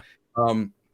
And that's terrific. You know, it's another frontier where I think that's going to dovetail. Part of my pitch on the 22 million film that I'm doing, because it's sci-fi, is there'll be a game component. I'm going to shoot game elements while I'm shooting the film, and those game elements on set with those people in those costumes will be in the interactive game as well at the same time. And that's just another place you can make money as an independent filmmaker. And you have to acknowledge it. You have to acknowledge the immersion of the VR and having a gaming experience, because that's a place where people are willing to pay $80 for a disc, or a download. There's a reason why those games make 100 million on the first weekend. Those tickets are $50 a pop. Yes, they are, and they don't pay residuals. No, but they're worth it if you're a gamer. They're worth it with a gamer. But Red Dead Redemption's hours and hours and hours of fun. It's lots of fun, but it does. But it will have to change in some respects. It doesn't pay residuals. Like, my performance goes on, and you get nothing. Right. So the problem is, it's fun and it's great to do, but you'd have to do 100 of them, a year to make enough money to live in LA to do them. And so they can't be your main money source, because they just don't. You don't materially participate as a person in it the way you do in some other platforms, other genres, other types of things, where you get compensated for the impact that your performance makes, or the number of times that you perform it. It's an all in and you're gone. So video games are going to have to evolve to be inclusive as well, because there's people that are hired guns to do the graphics. They see no profit. The people that do the compositing, a lot of the designers, the actors, the people that are involved in the sound effects and the mix, they are all work for hire. You made your money and you're out, and it's less money than you would imagine. Yeah, I mean, it's true, but that's, you do what you can to make whatever. And I do think, look, I'm of the opinion that video games are now to what cinema was in 1923. Yes, you're right. We have silent cinema. I think it might not happen by the 27 or 28, but I think the combination of AI, computing technology, and advances in just gaming systems, we are going to get that immersive. You're going to be a protagonist. I don't know how they're going to do it, but it's going to be. It's going to be holodeck-like, where you're the protagonist. And I think that there'll always be a place for people that want to make movies, just like there's always a place for people that write novels. Right. But I think that gaming is going to become so immersive. I agree. That it's going to sort of take the place. Like, the great thing is in this, I'm not depressed thinking about this, but in a certain amount of time, in less time that I've lived in LA from Seattle, I'll be an old man, a really old man. And I'm lucky that I'll always be interested in video games, and I'll always be interested in movies and all that. But the technology, for how long are people going to let you work in the industry? Right. That's another thing is I think an ageist sort of like, well, how can he know computers? It's like, I'm like a kid, I adopt the newest stuff all the time, but I actually think it keeps our minds more fertile and more active. The more, I have friends my age are like, like email baffles them, and this kind of stuff. And I'm sitting here going, well, I'm using an AI audio cleaner now, and I'm cutting something on my desktop, and I just made this 2000 visual effect thing like that. And they're like, wow, I don't know how you can do all these things. I'm like, you're only in your 50s. What's wrong with you? Yeah, you got it. There's a resistance to it. It's the same people that didn't like cars. No, it's funny because from this computer I'm talking with you guys now on, I edited a feature film on, actually more than one. I YouTube from it. I write contracts and papers and all kinds of things in the same box using all kinds of different software, but it's the same essential box of wires. And all of us are getting older. You're all going to get old. Everyone young in the chat is going to be here just like me. And the choice that you make is embrace everything. Embrace the technology, embrace the possibilities. Don't close yourself off. You're not doing a disservice to the old moon by looking at the new moon. You could still honor it. Like, one of the things I think makes me different is I'm a classicist. I love like old school genre films, but I also understand how to make a scrappy digital indie film now. I'm not sitting around going, now if I had an old Mitchell 35 camera, that's when you made movies. I want to go back to my Bolex. Yeah, my Bolex. I do have a Bolex. I gotta wind that sucker up. I gotta go make a movie. Exactly. And that's the thing is, if you want to stay relevant, It's just an attitude. It's an attitude adjustment of embracing the audience for your stuff and going, I'm going to grow. I'm not going to dishonor things and throw it out. We have a stupid tendency to think that we're reinventing everything. You know, you're pitching somebody and they're like, The Godfather, that was before I was born.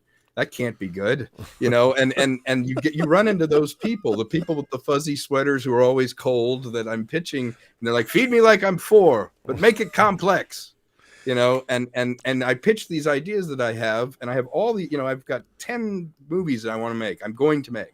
And they ask something of the audience, and you'll say, well, that's a lot, you know, that's a cerebral idea. Yes, you asked for that. You wanted a cerebral idea. Well, I think One of the problems I think that we have now today is a lot of the people. I'll give you, since you brought up Dan Simmons and Hyperion, I'll give you. Yeah. This is an actual meeting that I went to. So I was at a meeting. I don't want to despair. I won't say which company, and I've said it before, but so I'm at a meeting. It's a good company, good people there, you know. But so I'm meeting with. Here's another problem. You have to, for those of you filmmakers out there, when you have meetings with people, you're meeting with people that can't greenlight your movie. They're mid-level development executives, and you have to meet these people. It's a complete utter waste of time. The gatekeeper. The whole all these people. It's a complete waste of time, and that's why when I made Free Enterprise for a year, I went on what I called Evian meetings. You know, and they don't even know. Half the time I go to these meetings, they hadn't seen the movie. They just are like, oh, your film won Best New Film at the AFI Film Festival, and you won Best New Writer. Right. I'm like, yes, and that's all. And then half the time, it was so funny because, you know, I meet these really hot like development executives, and they out of school. The meetings that I would have with them would devolve into them telling me about their love life. Right. And I'm just like, and I called them Evian meetings because while you waited for them, their assistants like, would you like an Evian? So, yeah, it's like you get some free. You're absolutely right. I spent a year doing that, and it got to the point where at the same time I had a day job. So finally, I was working on the Olympics at NBC. I was a predator. I was a producer editor cutting promos at the Olympics, making $250,000 a year. You know, and I'm like, I don't have time. I was a client at William Morris. Right. And I was like, I was even working on a project with Bill Cosby. I had to go to Bill Cosby's house. Right. And I was trying to put together a project. He had a book on fatherhood, and we were working on, and I would listen to him for 3 hours, tell me stories about the business, which was great until now. It's not so great now, but it was great back then. And nothing would get done. Yeah. And I'm like, listen, I don't have the mindset to meet with these. Like I was a scrappy independent filmmaker. You know, I direct, I produce, I write, I edit. I finished these movies. I was a post supervisor. Right. You know, I'm over here at NBC making Olympics commercials. I can't drive from Burbank to Santa Monica to have a half an hour meeting with somebody and it got to the point where it was really annoying. So after like a year, and I was meeting with Bill Cosby on Spec. My agents have me meeting with Bill Cosby on Spec. And I'm like, what? The guy's richer than God, and I'm meeting with him on Spec? Yeah. So what's that about? Yeah. And then I think it was UTA combined with William Morris. I think it was UTA, the agency. Yeah. And when not Jim Giannopoulos, but somebody else came over, and suddenly William Morris says, okay, well, we're going to cut we're cutting 10% of our roster, so anybody who hasn't earned in the last year is gone. So I was I was gone. You know, I was gone. The one movie that I was this close to directing was Dude, Where's My Car? That was my big. Yeah. And this was very funny. So in Dude, Where's My Car? It was a drug movie. They were all dudes were all they were completely stoned. Cheech and Chong. Yeah. And I love that because to me it was Cheech and Chong meets Repo Man. Right. And I'm like, this is amazing. And I went in. And I went in. It's the only time I've done this to direct a movie. I go into a room like 20 executives. I was on the 20th Century Fox lot. I'm in this room. I pitched the hell out of it, and I'm like, oh, I smoked that one. I'm gonna get this job. And you know, I get a call back from Ramses Isaac. Isaac was my agent at the time, and Michael Sharevsky. And I think Michael called me back, and he said, "Yeah, man, you did great. They loved you." And then the next day I get this call. Well, yeah, they've decided to make the movie PG, and they're going to take all the drug references out of it. And since you lean so heavily in on the the Yeah. drug element, which I thought was subversive in 2000. Right. They're going to go with the other guy, the guy who actually ended up directing the movie. And I'm like, Right. wait a minute, let me Hang on. I'm I like, don't. I have more than one gear. my entire pitch was based around the script you gave me to read. Yeah.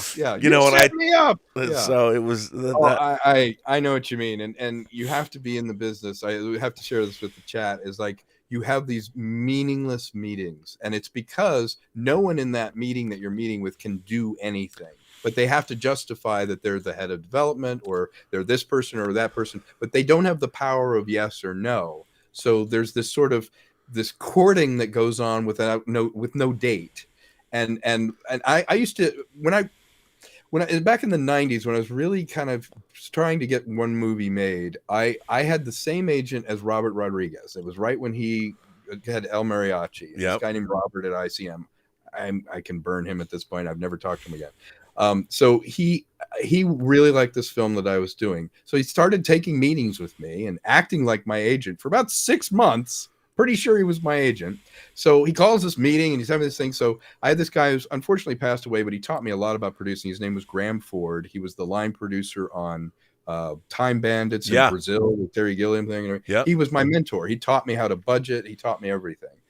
He died on the set of Gettysburg. I got a call from him about 2 hours before he passed away. And he had come into the meeting and he's like, bring Graham in, bring all these different people. We go in the big table. You know, they always have the big table at the agency. I'm pitching my thing and it's going really well. Well, at the end of the meeting, Robert's like, yeah, that's good. I'm not saying that I would help you though. You mentioned in this that we were putting this together. I'm not saying that we are putting it together. And I kind of looked around the room, you know, having brought Graham Ford in and one of the stars and everything. And I go, but you called the meeting. We're in your room. We're doing, yeah, but I'm not saying that I am. And he goes, no, I never said no to you. And I'm like, yeah, I know. We've been talking for 6 months and you just called the meeting and brought everyone in. He's like, yeah, but I just didn't say yes, but I've never said no to you. Let me get back to you. And then he never called me again. And then I saw him years later and he's like, remember, I never said no to you. The door's always open.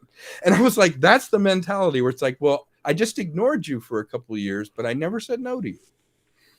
You know, and that's the time wasting that you experience. I just realized I didn't finish telling the story though about I interrupted with the dude, where's my car story. Uh-huh. So I go to this big production company to have a meeting about something.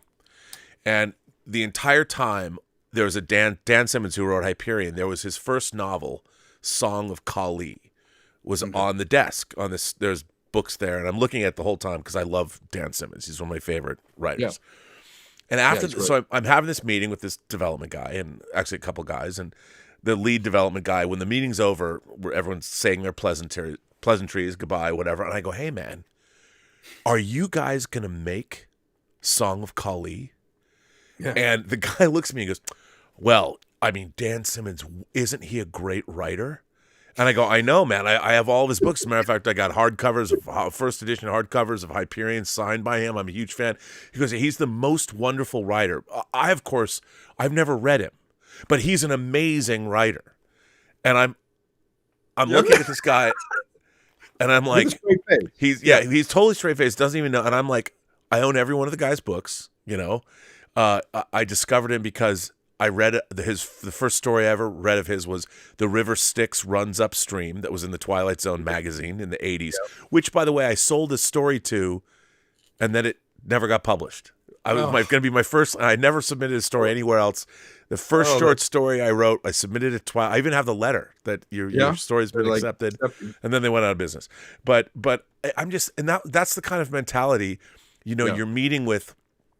You're meeting with these people, and I'm sitting there. I'm like, I could tell you everything about every one of Dan Simmons' books, and you're at a company that you tell me that he's a wonderful writer, but you've never read anything. You've never read it, and you have your finger on the pulse of being able to get it. Yeah, and I went to the AFI one time, and someone told me, "Oh, I watched part of your film all the way through," and I went, "So do you want to distribute it?" "I don't know. It felt unfinished," they said. And I'm like, "You never finished it."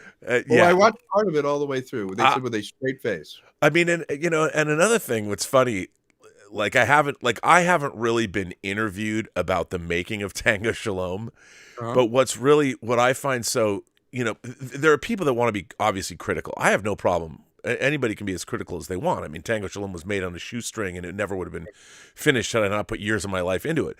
I'm incredibly proud that it had its world premiere in Jaipur, India, that it won the Audience Award at the very first Muslim Comedy Film Festival in Rabat, Morocco last year. And it's played in. Couldn't write that. It's a movie about Jews they love in the Muslim world. It's fantastic. And then it got blessed by Pope Francis.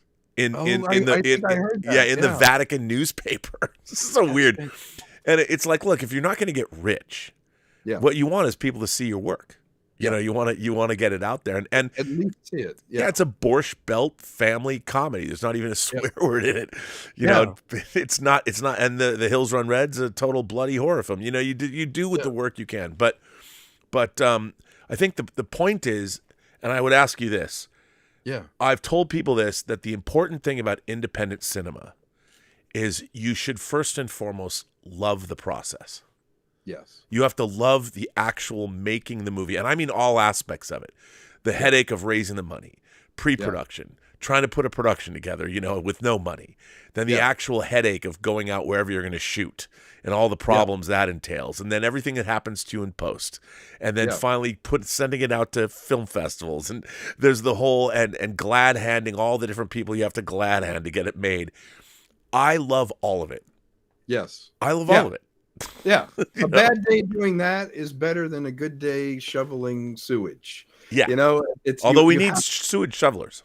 We do need that, but having a good day doing that is not the same as even a bad day doing production. You do have to love the process. It's a cruel mistress. I remember once Orson Welles said, "I love Hollywood, but the feeling isn't mutual." and you spend most of your time looking for money and asking for permission. The reward is to actually be making it. It's just like acting. It's like your job is driving and auditioning. The reward is being able to perform or do a part for a couple of days. Yeah. The process of indie filmmaking is so heartbreaking. It's such a cruel mistress that if you don't embrace the ups and downs and the process of it, I think you'll either quickly give up on it or it'll take a toll on your psyche to the point that you shouldn't be doing it. And for me, I had an epiphany about it because, early on, I thought there was a way that things should work out. There was a way that if you do this, if A happens, then B has to happen. And that's a quick way to drive yourself insane doing anything. Oh, I know people well that it's driven them insane. It drives them insane and they get out of the business. And when you leave the business, please take someone with you because there's too many people now. I love it when people my age quit and say they're giving up. I'm like, thank you. And I think the attitude you have to have is this is going to be a shitstorm, a shitfest. And what I love about it is if something escapes that's good, I can sit down a year from now and enjoy it for myself. And this was something that I wanted to see. And hopefully someone agrees with me. If no one agrees with you, get out of the business. Yeah. If what you've made, nobody agrees with you, maybe you're not there. Your taste isn't there. But if enough people agree and you start honing your craft, you get better at it, you fail, you have the heartbreak. I've lost money the day before. One time I had raised money for this thing called Village of the Darned. And it was about aliens that came and they started evil barbershops. You were damned to heck. And they would steal the hair from people in the small town. And I raised the money for it out of a company in Luxembourg, a guy who owned Luxembourg Air, all this kind of stuff. We were going to shoot it. I had Jonathan Winters. I had all these great older comedians in it and stuff like that. On my birthday, I lost the entire amount. I lost $11 million on my birthday. The guy who owns the company had a stroke. His company went into receivership. We lost everything. And the kids and his family fought over the money. And in that epiphany moment, I went, see, I needed to make this mean something. I made it mean that it's set. You've got it, that if I don't get this one thing, then it's all over. You have to do it. And a good artist does become singular. Like I get obsessed. Like last night I was up until 4 a.m. captioning my movie for foreign language stuff. And I couldn't stop. I look up and it's a little bit more. Now just a little more. Now I'm not enjoying it, but I'm doing it because I'm like, I wonder if in Hindi it'll make more money, and that keeps you going. But in a weird way, I had the epiphany of going, you know what? I lost $1 million, $11 million on my birthday. This happens. I could go crazy and give up, or a couple of years from now, it will seem insignificant, and there'll be this other thing that I'm passionate about making, and I can do it. And when I let that go, and I said, I don't want to be a waiter. I want to run the restaurant. I'm running the restaurant, and things are going to break. Things aren't going to work, but at least it's my restaurant. Now I'm okay. You know, the pandemic did the same thing to me. I had raised the money for the other film, and it was in March of 2020, and it was shooting in Australia. Now, you can imagine what happened around March in 2020 in Australia. So millions of dollars can go away very quickly. Mm-hmm. There are spheres. There's spheres of control, which I have. Dude. Influence, and then I can't control it. We were 2 days away from shooting Free Enterprise 2, $8 million movie. Wow. What happened? Then the financing fell apart. Yeah. Or wasn't there in the first place, you know? It was never there. We were you know, it's $200,000 have been spent on pre-pro. You figure we're going to do it, right? It's going to happen. Yeah. No. How did Tango Salon come together? How did you guys put that together? Okay, I have no idea. And I'll tell you why. I'll tell you why. So here's what Here's kids. Here's a great Hollywood story. How did Rob Burnett become a producer and the editor on Tango Shalom? So my college roommate was down from Seattle with an author he represented, and they were staying at the Roosevelt Hotel. Okay. And at that, I went to see him, and that particular night there was an AFM event. There was an American Film Market event at the Roosevelt Hotel, just coincidentally. And we were hanging out at the bar by the swimming pool, you know, out in the back, and just hanging out. And then it was time to go to bed, and I was saying goodbye to Todd. Walked out with me while I got my car because it was valeted there. And I'm standing out there, and this woman turns around, and she goes, "Hi, do you guys know where such and such is?" And we struck up a conversation, and her name is Judy Beecher. Mm-hmm. And she says, I go, "Are you here for?" She asked me if we're there for the AFM, and I said, "No, I didn't realize there was an event going on tonight," because I'd been to the AFM many times before. Yeah. And she's talking, and she goes, "No, I'm in this movie called Tango Shalom, and you know, we don't have any finishing funds, and we shot it, but it's not edited." And I said, "Do you need an editor?" and she goes, "Yeah, we do, and maybe you could call the director and talk to him." So I'm like, "Okay." So she gave me the number. Random. And I called the director, and the director was Gabe Bologna, and I said, "Wait a minute, are you related to Joseph Bologna, who was in like My Favorite Year and Blame It on Rio?" And he goes, "That's my dad. He wrote the script, and he's in the movie." I go, "My movie Free Enterprise was totally inspired by My Favorite Year." Right. And so he goes, "Well, great." And then I had literally just finished editing this other low budget movie called Paradox for my friend Mike Hurst, who directed it. And that was a science fiction movie shot in 3 rooms, a hallway, and a parking lot. Right. And I was really proud of it. You know, it's kind of a really low budget sci-fi action adventure thing, and you know, shot in 14 days or something. And I just finished it, but I was proud of my editorial work. So I was editing my friend Darren Scott's Lifetime thriller movie, I Know Where Lizzie Is. So I had it going on. You know, I just finished a feature. You're in the flow. I'm in the flow, and I got a Lifetime movie, and I just finished this low budget indie thing. So I go and meet with Gabe like a couple days later, and we have like a 4-hour sushi lunch, just because you know it'd be just him and me cutting this movie. Yeah.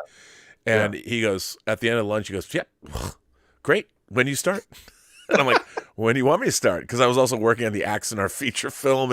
And so he goes, "Well, can you start like, you know," this was in April. He goes, "Can you start like, I don't know, a couple weeks?"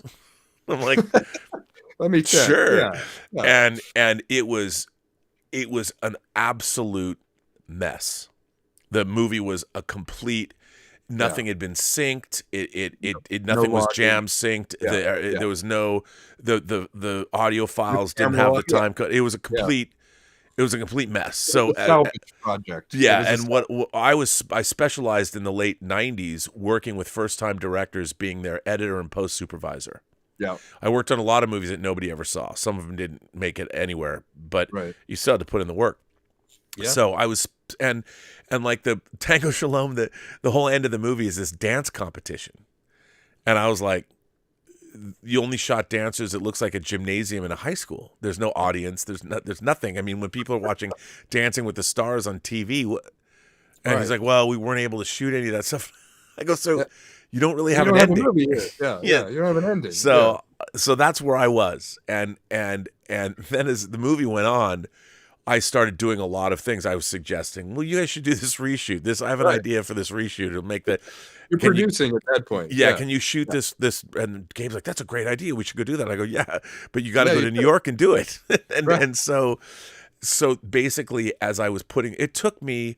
So I started on this movie in May of 2016, and it came out in the theater September 3rd, 2021. Wow. And it's a circuitous journey. And during that time, there was the pandemic. Yeah. You know, the producers ran out of money. Yeah.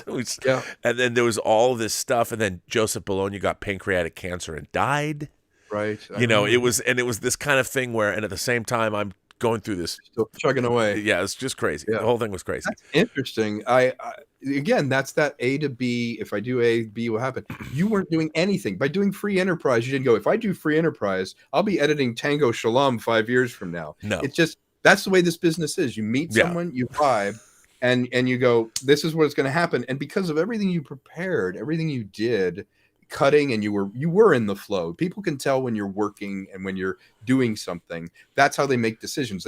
They're buying you. They're buying your skill set, but they're ultimately like, can I stand spending time with this person? Do they get me? Like, how long do I have to explain the joke? Because that's the first thing I do with people. It's like, do I have to explain the joke to them? Because I'm not going to work with them. But if you go, they intrinsically get it. You want to work it. The A is the power of saying yes. Like the way this guy that I've written with for almost 22 years, it happened because we just said yes to a free live show one time. Now, you don't say yes to a free live show going, well, one day we're going to do a series together and we'll do all this. But because you did it, you end up there in a weird just way, and that's the way this business works, isn't it? Well, that's the thing. I mean, like I'm working on an animated series for teenage girls. Okay. And I just got new artists' renditions of all the characters today. Right. And in last August, I worked on this animated series for Netflix, Dota Dragon's Blood. I did 24 episodes. We did 3 seasons. And the funny thing was, I was doing that while we were doing it during the pandemic. So I was YouTubing, I was doing YouTube, but I was also doing episodes of Dota Dragon's Blood, and stream with John. So it's such a weird. It is. And I'm working right now. I'm finishing up another movie that was, again, it was sitting on a shelf. It's called The White Devils, and I haven't. Nobody even knows I'm working on it, really, because I haven't talked about it. Yeah, exactly. And it's hooked up right here, and I'm waiting for the sound mix to marry it up with the thing, and it's just like, and I've never had any great commercial success. I mean, I've been able to make a living, but I've never had something that broke through. Right. I mean, the closest thing was I co-produced Agent Cody Banks in the sequel, which by the way we bought that script. We found the script, and that was you opted and bought it. Yeah. And then we a limo driver had written it. The original script was terrible, but the story was great. And then I hired my friends Zach Stentz and Ashley Miller. We hired them to write the script, and they wrote this incredible script. It was Ferris Bueller meets James Bond. Oh, that's great. And the script they wrote was great. MGM wanted to make it. We sold it to the studio, and the studio's like, you know what? We've decided to make it for tweens. We want it to be for 8 to 12-year-olds. Yeah. And we're like, no, man, this is Back to the fucking Future. Yeah. It's the most badass teen boy spy, but the one thing they forgot to teach him was how to talk to girls. Right. So that's the hook. And so he has to go save the world by getting close to this professor's daughter and doesn't know how to do it. Right. But it was much more of like more of a James Bond. It sounds like that would have been better. It was more like the Kingsman. It was more. It had that, like the first Kingsman. It had kind of that vibe, but it was it was a PG movie. But when the studio decided to make it for tweens, and then they hired Harold Zwart, who directed it, who I thought it was the wrong. You needed somebody who really. If only we could have hired. The director, what's his face, who produced Layer Cake and then went on to make Kick-Ass and make Kingsman. If you had him, Matthew Vaughn. If we had Matthew Vaughn would totally have gotten it completely. Yeah. But you know what? See, Hey, that's got- the danger. it got made, got a great Got payday. made. The sequel's god awful. Yeah. And that's where I got my first single card producing credit in the main titles. It's really funny because Madonna is a producer on that. And she shares title. I'm the only, even though I'm the co-producer, I'm the only single card credit. Yeah, like, you're welcome to it. Take it. We've seen the film. Go single card. You got it. Yeah, and no, I negotiated that beforehand, before they made the movie.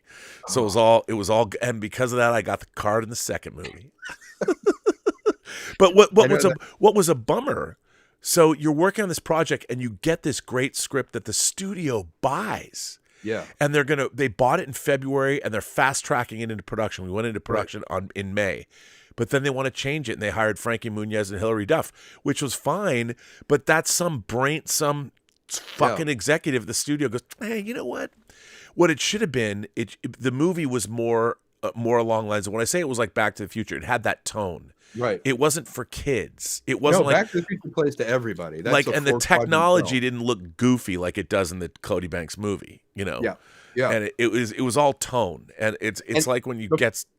Yeah, I get you. The funny thing is, the really good producer or the really good studio executive, their skill is knowing to leave it alone, or knowing that it would be good and leaving it and going, I get it. It's a Back to the Future thing. I'm going to trust.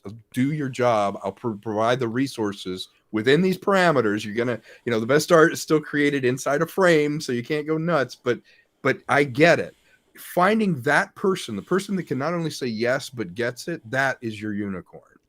That is the person. Yeah, I mean, I've got a script that I've wanted to make, a movie I've wanted to make since 1987.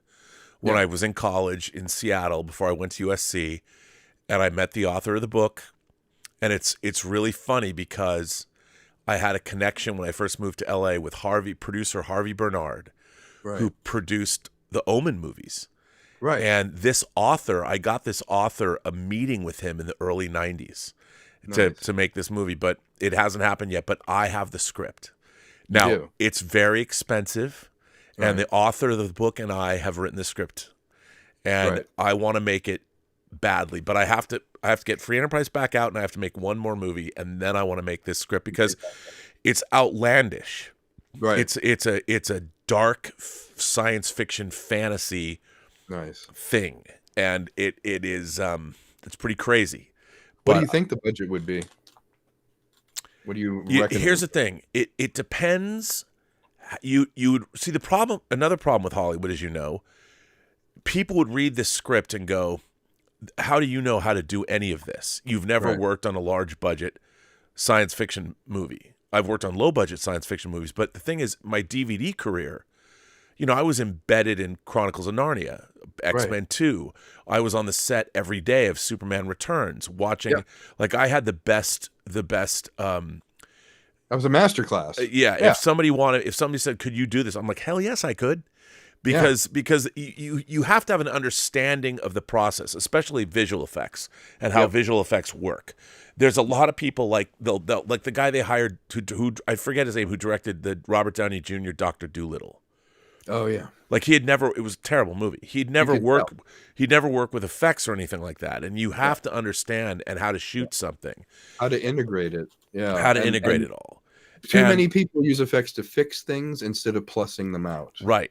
And what's funny about this movie is you would shoot it like it's funny because in terms of its tone, it's got I can't even describe it. I don't want to say what it is or anything, but no, of course. I was just curious what range. It uses a lot of different, I would probably say 75 million.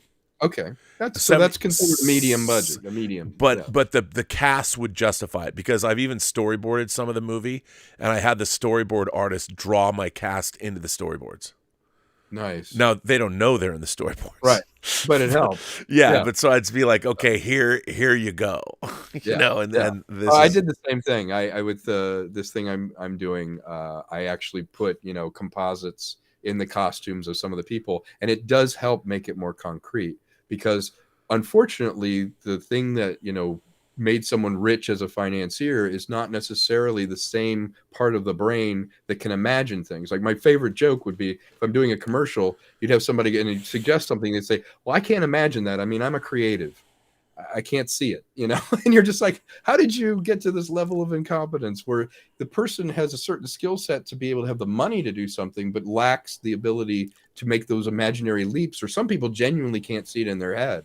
So as somebody who does see it in your head, like I could just vomit out the movie right now, shot for shot, and do it. They're looking at you like, are you sure? It's like they don't hear the music. No. So communicating on so many levels is so important in any business. Yeah.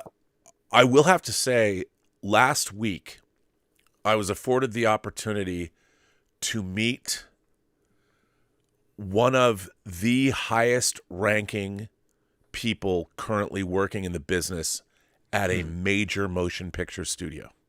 Nice. And I got to spend the entire day with this person. He was, bar none, the most knowledgeable, most impressive, one of the most impressive, if not the most impressive people I've ever met in the business, especially now.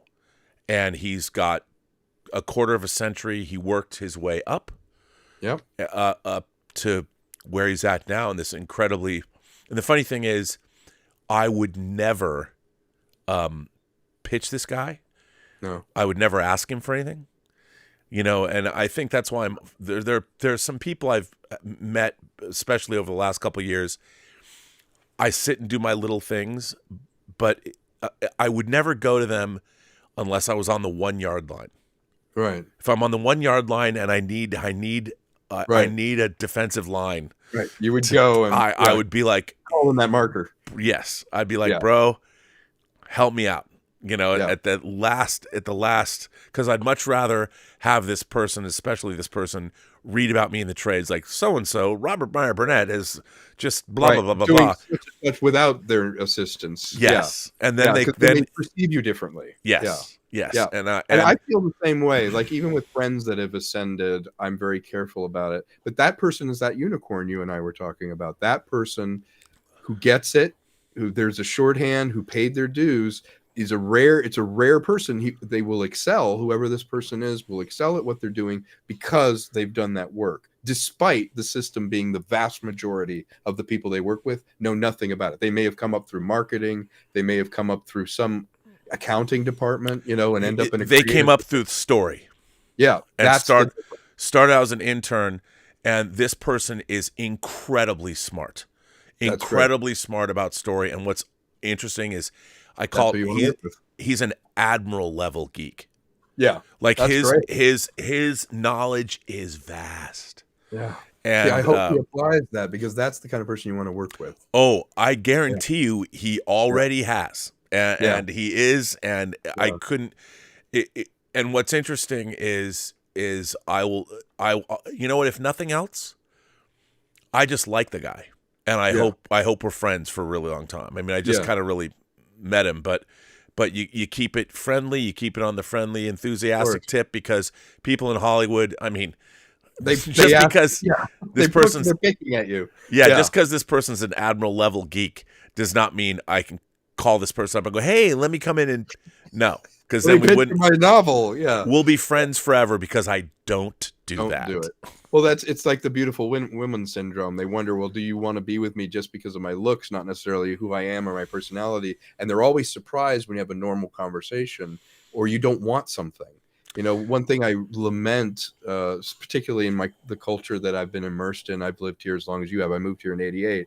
Is so many people are friends with me to get something, or the friendship lasts the duration of a project. They're project-centered friendship. And when you call in a marker on that, if they feel picked at or whatever, they're not your friend anymore for something. And you're like, well, wait a minute, I liked you for who you were, but now your perception is you want something. By the way, people are saying in the chat like Dave Filoni or James Gunn, this person's above them. Yeah. This is the person he's above them. And he hires them. Yes. Yes. Yeah. Well, you know what? It's heartening to know that there is someone like that manning the tower. Well, that's the thing that I like the most. Yeah. You know, and what was really interesting was I happened to bring something up in this conversation. I was musing, just kind of talking about something, and, you know, wouldn't it be cool if, and this person goes, "Oh, I'm trying to do that." I'm like, "What?" What? And he goes and told me this whole story. I'm like, "No way." Wow. And I'm like, and it's a fucking deep, it's kind of a deep cut, but Right. I'm like, wow. And who, That's even happening. if he can make this happen, I mean, I don't think many people would think it's as cool as I think it is, but the fact we are bonding on that tip. Yeah. It's So- nice to find people like that. It really is. And can you imagine if we had someone like that? It's funny. People keep saying Feige and Jon Favreau. No. Wrong direction. Wrong direction. Yeah. Wrong Not direction. He's more on the hiring and finance side. Yeah, kind of like that. I can't. I would never say who it is. Yeah. And by the way, Favreau is a super cool guy. Yeah, and by the way, so's James Gunn. Yeah, Because they James know Gunn, I was an associate producer on a movie that I was actually one of the producers on it when we made it, but shenanigans happened. But we made a movie called The Specials. That, as a matter of fact, Craig Mazin, who's the showrunner of The Last of Us, directed it. James Gunn wrote it, and James Gunn co-starred in it as Minute Man. And it's called The Specials. It's about like the world's 8th greatest superhero team. Thomas Hayden Church is in it. Paget Brewster is in it. Sean Gunn, James's brother, is in it, playing Alien Orphan. I like Sean Gunn. Yeah, I think we used to have the same commercial agent for the longest time. And they're really nice guys. Yeah, and I ran really into nice James guys. at the Streamy Awards. I think it was 2009. He had done, I think it was PG Porn was the series that he did, where it was porn situations without the sex. And we were both nominated for comedy because I had done Safety Geeks SVI, which was a 3D Adult Swim style thing about a safety team that was. I remember that safety team. Yeah, that was my show. Yeah, and it was a lot of fun, and we crossed paths there. And you could tell he was just immersed in it. He was in the moment. He wanted to do it. He just needed the opportunity. Somebody needed to say yes, and he was ready to go. You know, it's one of those personalities, you meet them and you're like, you're going to make it. You know, if you get an opportunity, and there are a lot of people that never get that opportunity. I'm glad he did, because James Gunn, his mind is fertile, but he has integrity, and he really, there's just something about certain filmmakers that they just have a innate sense of how to both please the artistic and the audience, to take chances but make it accessible. Have you ever read his novel? No. James Gunn wrote a novel called The Toy Collector. And it is dark. Is it dark? I can imagine. Yeah, and he wrote it like I want to say 20 years ago. By the way, we got more. We didn't get through these super chats. Let's do some super chats. Tom Jr. Tom, are you okay? Are you okay for time? I'm good. Okay. Tom Jr. Jackson says he recommends this new show on Prime Video called The Rig, which I saw the trailer for. It's like an oil rig and then supernatural shenanigans, aliens. Okay. I don't know exactly. Shenanigans happen. It looks great. It's got a great cast. It looks great. Yeah, If Tom recommends it, it's probably great. Here's a good question. Faisal H says, who do you think is the better horror indie director, Robert Eggers or Ari Aster? So Ari Aster made Hereditary and Midsummer. Robert Eggers made The Witch, The Lighthouse, and The Northman. Robert Eggers, I think. I'm going to go with you there, because I have to say The Witch.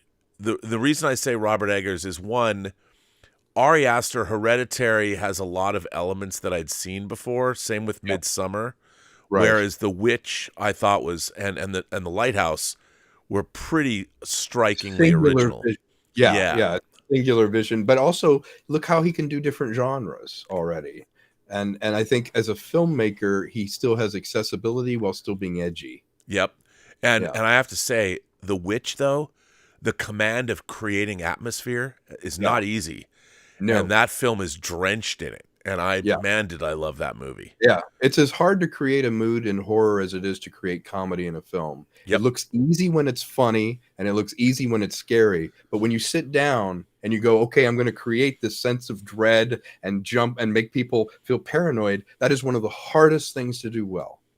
Yeah, absolutely. Yeah. It's really hard. And it's amazing. But that's not to say that Ari Aster is not a great filmmaker in his Oh own no, right. not at all. Ask I mean, the better of which I prefer. That's just my taste. Me too. Yeah. Me too. Yeah. I mean, I really liked. I mean, Midsummer. I thought the characters were kind of dumb. I would have left in 5 minutes. I'm like, why are you staying in this place? Something's gonna go bad. I had a little The Village feel about that. Yeah. Yeah. I got to get the hell out of here. Let's leave. Yeah. But it was still fun to watch. I mean, and Hereditary was fun too. Yeah. Tatman12 says Tom's trailer looks so good, man. The way Tom is so intelligent talking with Rob, he should become a regular guest. Love listening to these two. Well, yeah, this is a great talk. I've had a really good time, Robert. Yeah. We'll still go on. David Gonzalez says, would love a segment on classic film, i.e., war movie comes out, you say watch Bridge of the River Kwai or Guns of Navarone and why you think they matter. I want to learn more about you, and your channel is a great source of knowledge. Well, thank you, David. I appreciate that. That's fantastic. M. Night Shyamalan, David goes on to say, and by the way, thank you for a $20 super chat. That's very nice, David. Yeah. M. Night knows how to build a world where we are pressed against the keyhole, trying to see more, so you savor any small detail about the world he shares. Yeah, when he's at the top of his game. Yeah. When he's world building and has a tone, everything's tone really. If you get the tone right in a film, people will follow you anywhere. And like you say, if you get that tone where you're pressed against the keyhole and you're getting fed little pieces of information and you jump at the thing, that's when you're in the hands of a master storyteller. Yeah, and I'll tell you the cabin at the end of the world, which is now Knock at the Cabin, has a really interesting M. Night Shyamalan premise. Have you seen the trailer for it? No, I haven't. Tell me about it. Okay, so there's a gay couple, and they have an adopted daughter. They've adopted a daughter, and they go to a nice vacation. They have this cabin, like, I don't know, Airbnb or whatever. They've rented this cabin in the woods. Right. And one day, this group of 4 people basically assaults different people from all different walks of life. One of them is Dave Bautista. Uh-huh. One of them is Harry Potter's best friend, not Hermione, Ron Weasley. And it's these 4 people come in and they say, listen, and it looks as if on TV you see various events, apocalyptic events happening around the world, and these 4 people say, one of you, and you have to decide, one of you has to be sacrificed in order to save the world from the apocalypse. Wow. And these 4 people are not going to let them. The 4 people are going to make sure they make the choice. That's a great simple premise. Yeah, and it goes from there. Yeah. See, now the simplicity of that is beautiful, and it's chilling. You're like, I get it. Yep. Let's go. Yeah. And I'm sure. I mean, here's the thing: you look at that. Shyamalan is a smart MFer, man. Yeah. It's the same thing. Everything takes. I mean, it does get out of the cabin, but for the most part, it's a single. Half the movies in this, and you're dealing. It's like a siege movie, Yep. And and when I read that book, I'm like, someone's gonna make this into a movie. Yeah. Well, that's the beauty of it. If he pulls that off, that movie's going to do incredibly well. That's such a great pitch. You get people right at the edge of their seat. And I think, that's exactly what good horror does, is it takes a very simple, chilling premise and then makes you care what happens to the people. Have you ever seen Karen Kusama's The Invitation? No, I haven't. Okay. The Invitation, it was on Netflix. Mm-hmm. The Invitation is this couple just goes up into the Hollywood Hills to a dinner party that their friends are throwing. Right. And their dinner, the friends, well, one of them, you know what? That's all you need to know. Okay. Just don't read. If you've never seen it, you don't know it. Don't read anything about it. I don't like to read anything about it. Don't. And again, the movie, first of all, Karen Kusama directed this movie Destroyer that Nicole Kidman's in. She also directed like Girl Fight and stuff. I fucking love Destroyer, and Nicole Kidman deserved all the accolades. Nicole Kidman she like was in Lars von Trier movies. I mean, she just signed on to do Taylor Sheridan's new CIA show. I mean, I know Nicole Kidman, the Northman, and I was like, what are you doing in the Northman? I love her. Yeah. Like she's fearless. I would love to meet her one day. And actually, my friend Carrie David, who I co-produced, she was the executive producer, one of the executive producers of Agent Cody Banks, a great friend of mine, who she's now become a pretty great documentarian, was Tom Cruise and Nicole Kidman's assistant for a while they worked on Eyes Wide Shut. Oh wow, there's a period. There's a slice of life. Yeah, so it was crazy. But Nicole Kidman, incredible. I mean, but watch The Invitation. Karen Kusama directed it before she made Destroyer, and if you haven't seen it, just check it out. Yeah, And, definitely. It's great. Definitely. Thomas Logan says, Rob, a while back you were working on an adaptation of a novel with the actual writer about a corrupt church figure. Maybe. Any progress there? If you get financing, will you keep doing Campia or this show?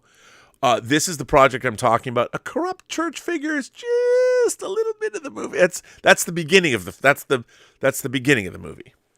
That corrupt church figure may or may not be the devil, but it's not where you might think. But now here's the thing. I mean, if I got a project, if I make another movie, I mean, my goal in 2023 is to direct another movie.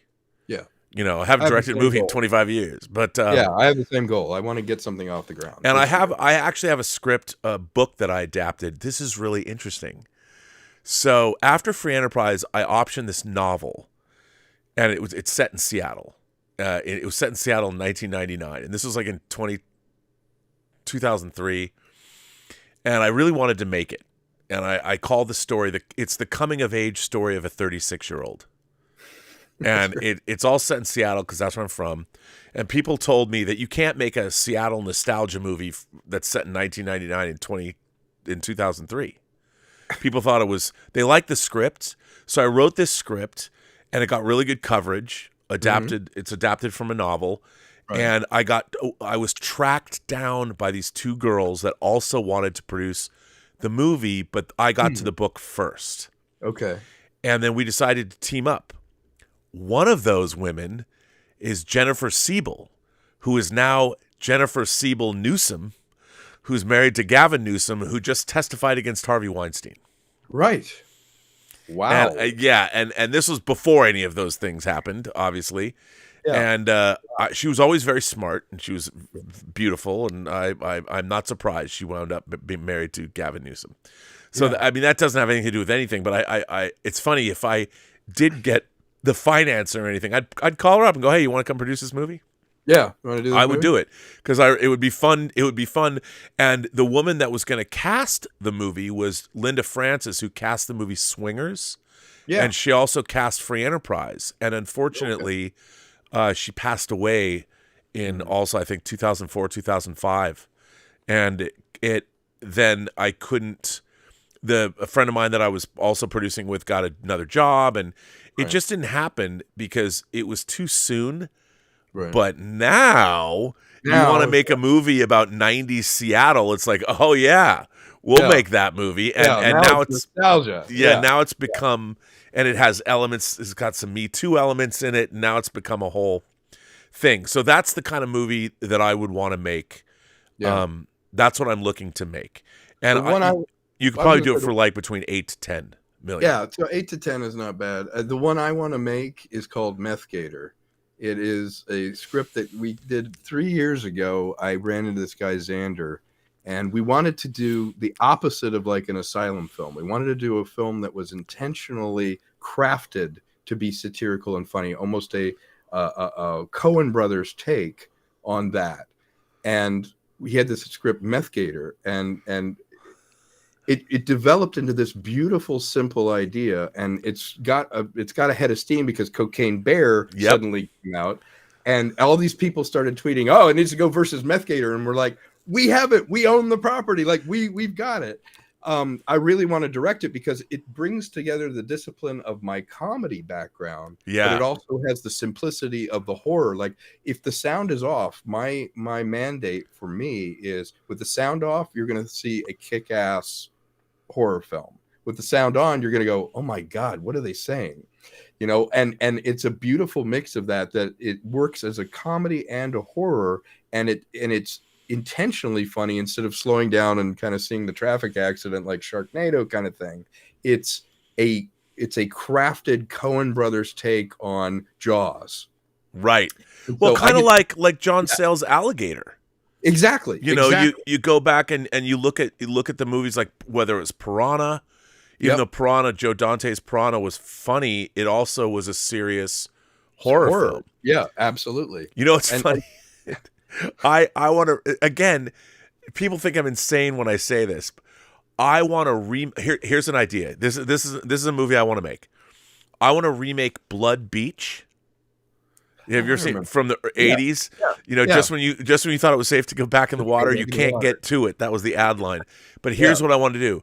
I want to make Blood Beach, but it's all one shot. Oh, wow. It's 90 minutes long, and it's Single one take shot. A single take film like Russian Ark. But it's, so for those of you who don't know, Blood Beach, not a particularly great film, but that's a single take. That could be, the tension could be amazing. a single take shot. And it's a single take. And, you know, and the thing is, here's the great thing. I mean, it would be expensive in the sense that you need a lot of extras. Right. You know, it's all on the beach, and I don't know where you'd shoot it. Yeah. But here's the thing. You know, again, you would spend a lot of, first of all, the script would have to be really, really great. And I would need to write it with somebody. I couldn't write it myself. I need to write it with somebody. But like you would put all of the events, like you could set up sawhorses on the beach, and you're like, okay, this is going to happen here, this is going to happen here, and it would be all about how do you design the film. It's a dance. It's a portable play. Yes. Yeah. It's a yes. And I'll tell you, the reason I came up with this idea was I went and saw this thing in New York called Sleep No More. Have you heard about this? I've heard of it. Yeah. So Sleep No More is basically, it's kind of like Macbeth meets Rebecca, Hitchcock's Rebecca. Right. And it's a performance. It's like a play, and it's in a warehouse in New York. I saw it in New York City, where it's in a 5-story warehouse. And what happens is, this is the craziest shit. So you go in, and it's like an old time speakeasy, like a bar. Mm-hmm. Yeah. And you have you have the time that you go in, and you take an elevator up. By the way, if anybody who does this, try and get off at the first elevator stop, because it's better. You get off if you can. But so you go up the elevator, and you're let out into a completely immersive experience. You're let out into what looks like an insane asylum or a hospital that is completely vacant. And all the beds are there. You can pick up things, you can open drawers, you can look at anything, and then people start. And what happens is, this story starts unfolding in front of you, and you can go anywhere you want. People come and talk to each other. You can listen to what they say. Right. They don't acknowledge your existence, and you can follow them around. Yeah. And the cycle repeats like 3 times. Oh, that's very cool. Can go anywhere. And there are things in it that, like, there was one time when you can go anywhere you want. And I went down a staircase. I was looking for a bathroom or something. And I found myself in an exact duplicate of the bar that you come in the beginning. Oh, that's wild. But it's completely empty and deserted. I'm like, because it's you, and you're walking around, you're looking around going, what is this? And it was amazing. It was amazing. I love this. It's called Sleep No More. I think they're still doing it. But that's when I got the idea of, I want to do a remake of Blood Beach in one shot. In one shot, where all this stuff happens, and it work. Yeah, you know, and what would be the funny part would be that this you know how the whole thing in my head was in Jaws, when the Kittner boy gets chomped. Most people don't see it happening. Some people are like, hey, wait a minute, you know, look. And the whole movie would be predicated on, there are people that are being sucked under the sand by this creature that's under the beach. And not everyone notices. No, not everyone notices. You know, and then by the end, and the whole thing, it has to be, the tension has to be big, because if people knew something crazy was going on, they would just leave. They just leave. Yeah. You're on the beach, so how do you do it? It has to be done in such an elegant way. It almost needs to be done at dusk, so that you're losing the light as you're shooting. Oh, that's a great idea. Harder to see.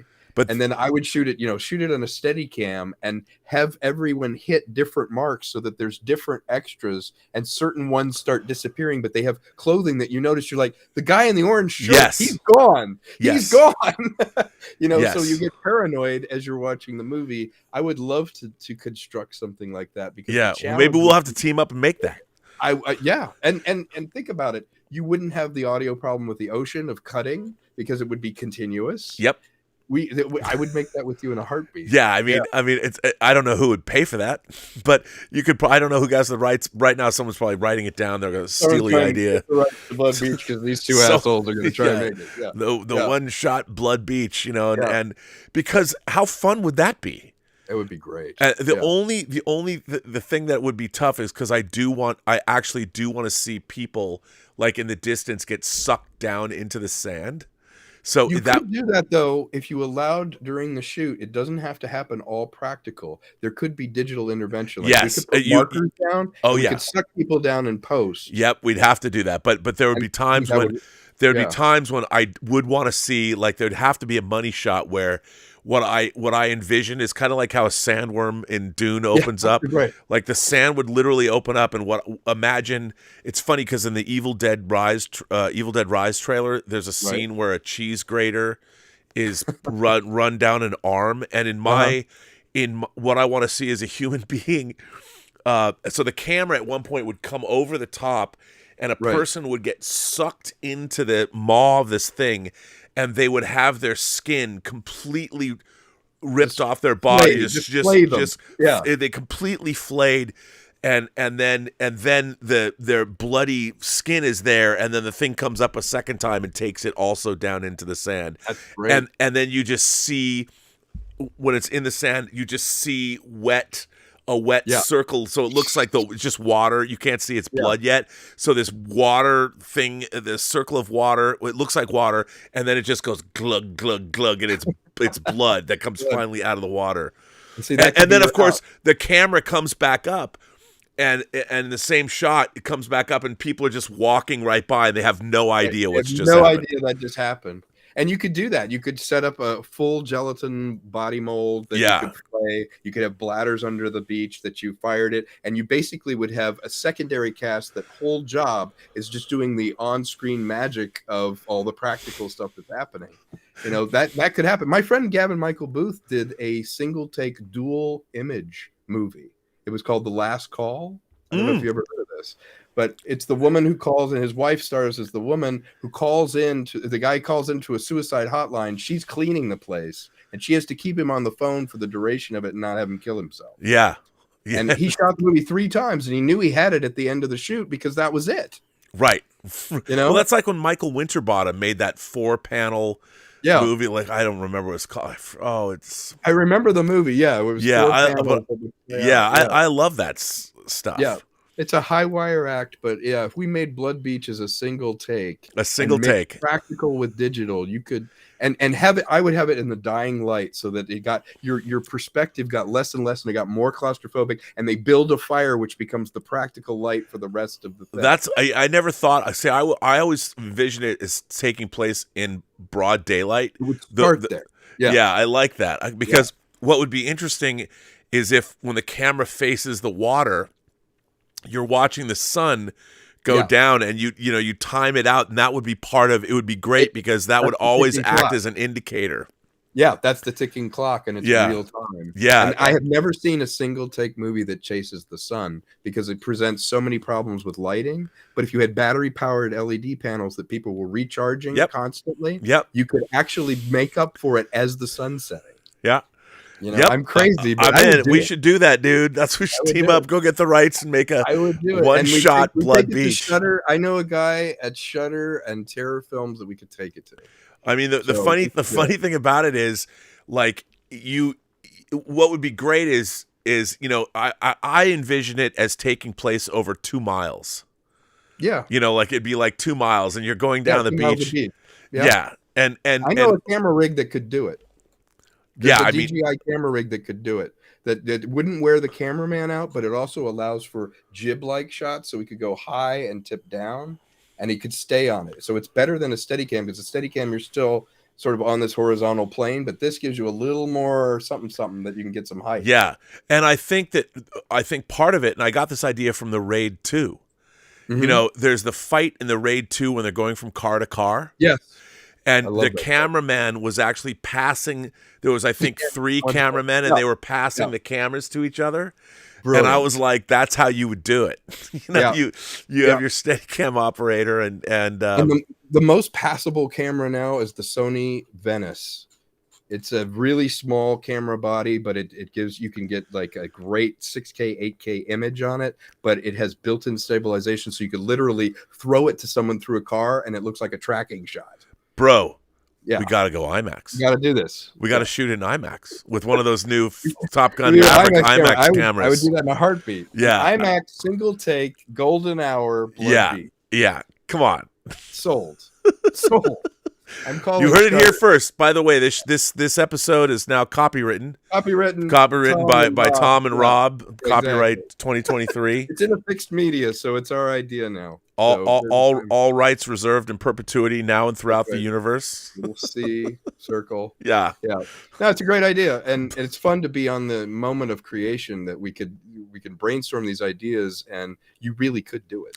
By the way, somebody in the chat's talking about 1917. 1917 was a faked one-shot movie. Beautiful, though. It was. Oh, it's amazing. It's in Roger Deakins. It's amazing. I love. No way that could be one take, but they hit it beautifully. Yeah, it was really well done. Transitions beautifully, and what an accomplishment! I remember I saw that. That was the last movie I saw before they closed the Cinerama Dome. And my friend Dave Beeler and Mike Neal, and we sat at a Denny's after it, and we talked about it for about 3 hours. You know, just how it was done and what Deakins did, and that plane crash scene when the plane crashes. I was like, what? And the two guys carrying that movie with their performances and the arc that they had. If you think about it, like one screw up and you go back to the beginning and do the whole thing and find all those moments again as an actor. Unbelievable. It's amazing. Okay, a moment that you hit 15 minutes ago, you fuck up 45 minutes into a take. You've got to go back and find that moment again. I know. That's why doing ever since I saw Russian Ark, that was the I know Russian Larmitage, you know, I'm like, I want to make a one take, an hour and a half. My friend Gavin pulled it off. He did it with Last Call. Last Call is brilliant. If people haven't seen it, it's out now, and it's brilliant. You know, and the thing is, what I'd want to do is pick up. You'd talk about Twilight Zone. You'd have people's stories that, you know, like a couple. I always thought that the movie would open with a couple squabbling as they're walking out onto the beach. Like one of them cheated on the other, something like it's this relationship that's ending. It's ending, and you know what? We tilt off that, and it's a couple getting married at the beach.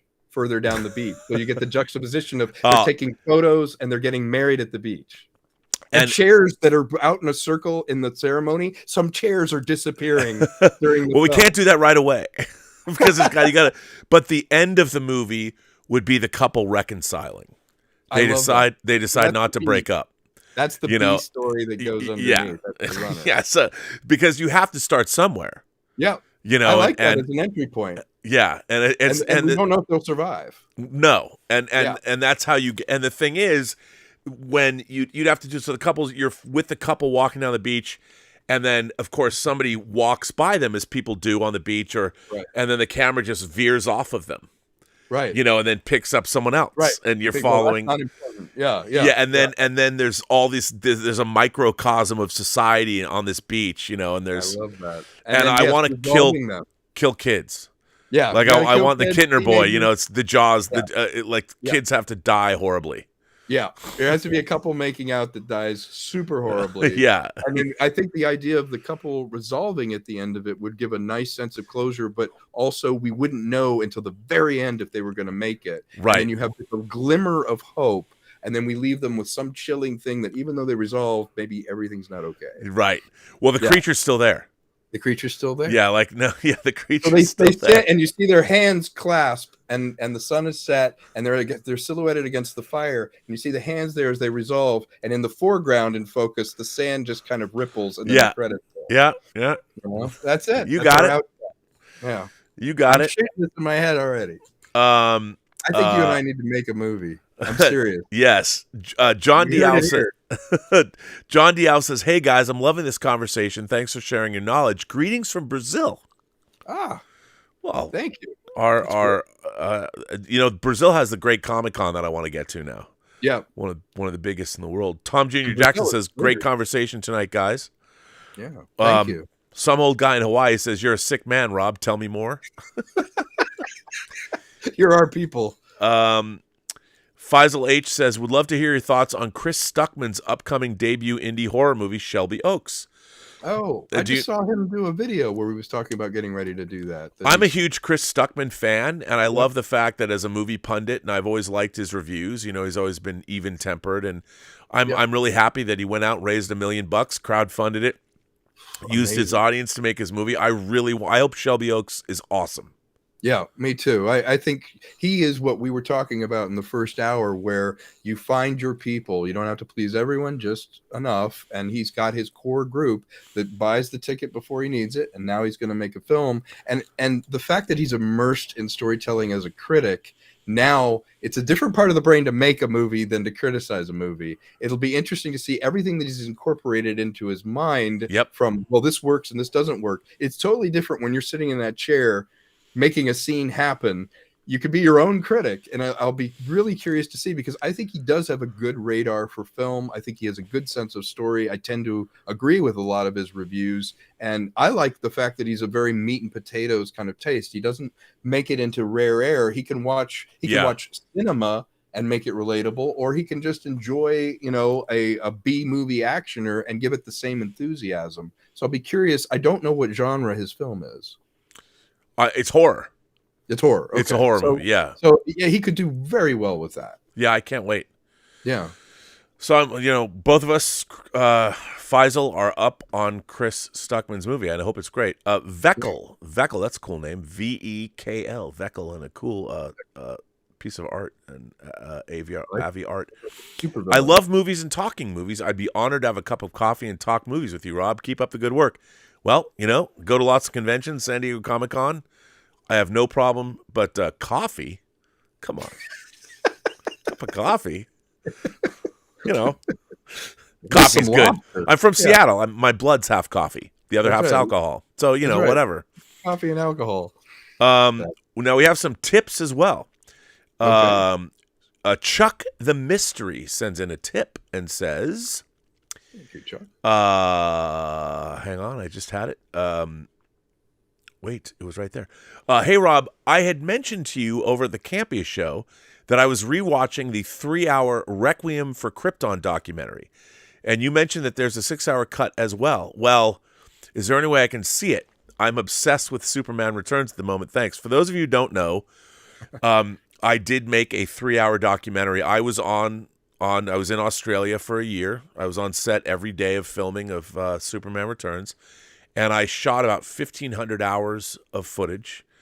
And when we were doing it, the thought was we were going to make a 3-disc set of Superman Returns. And there was going to be 6 hours of documentary footage. And that's what we shot. And unfortunately, Walmart, because they sold at the time the largest amount of discs in the world, like 45% of all physical media was sold at Walmart.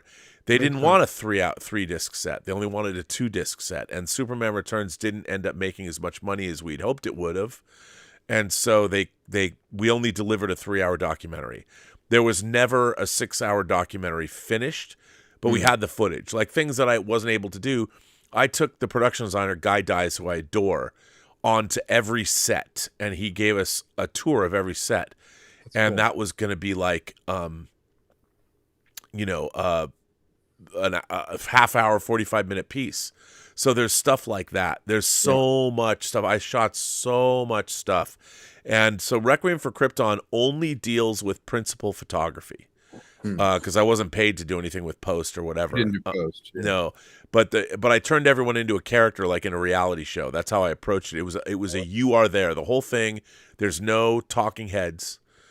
No interviews. It's all down interviews. It's all shot in the moment. All shot on the moment. And I got to give a shout out to people like Dave Parker, who helped me with that. He was an editor on that. And actually, Adam Robitel, who directed the last Escape Room 1 and 2, he was also there as a documentarian, and he was editing the Brian's Blogs portion of that. So it was a lot of fun. We had that year, I had more fun in 2005 working on Superman Returns than I could have ever imagined. It was so much fun working on that movie. Yeah. Well, you had a great seat too. You got to experience all the departments. Yeah. It was and I could walk and talk to anybody, and it was absolutely amazing. And we did a lot of fun stuff when we were there. It was very funny. So one of the best years of my life. That's the best. Hitchcock is the GOAT says, I'd love for a director and a composer to title a score track with false spoilers. Something like Wong's Honorable End, and then sit back and watch the internet lose their minds like whiny babies just to find out he doesn't die. That would be amazing for me. Well, Hitchcock is the GOAT. That's hilarious. And, because so many times soundtrack albums come out and they have spoiler titles of the tracks. Yes, of the tracks. You're hate like that. The death of Jimmy, and it's like, I haven't seen the movie yet. Now I know totally. Jimmy died. Yeah. Yeah. Well, again, that's a department that probably has nothing to do with the movie that's titling stuff out. But, music's so important. I'm a huge soundtrack guy. I Me think too. You are too. I've listened to it since I was a kid. I preferred it sometimes to pop music. And I love strong themes, like real, the motifs and hummable, the standalone things, which is, I was having a lunch with a friend of mine, Joe Kramer. He's a composer. Joe did Femme Fatales.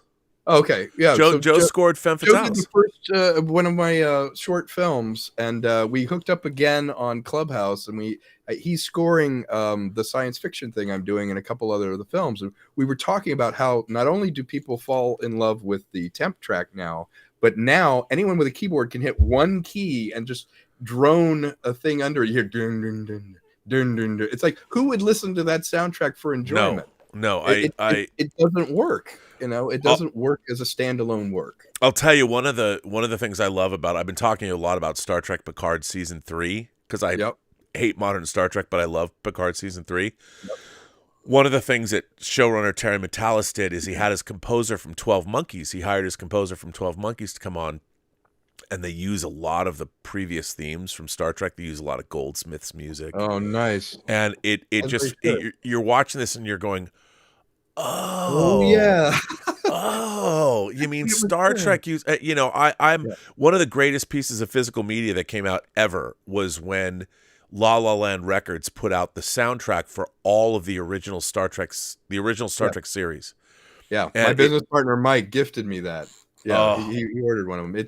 It sounds like it was recorded yesterday. But they had it's a crazy story how they got all that stuff. But to me, because I've watched those episodes, 100 times each. Yeah. When I first put on those CDs, I've never had it almost was like somebody plugged my brain into the Matrix because all that music is so burned into my head that as I'm watching it, I mean, it was crazy to hear it because it was never available. Yeah. It's not like Star Wars when I bought that album when it first came out with the John Berkey poster in the middle of it.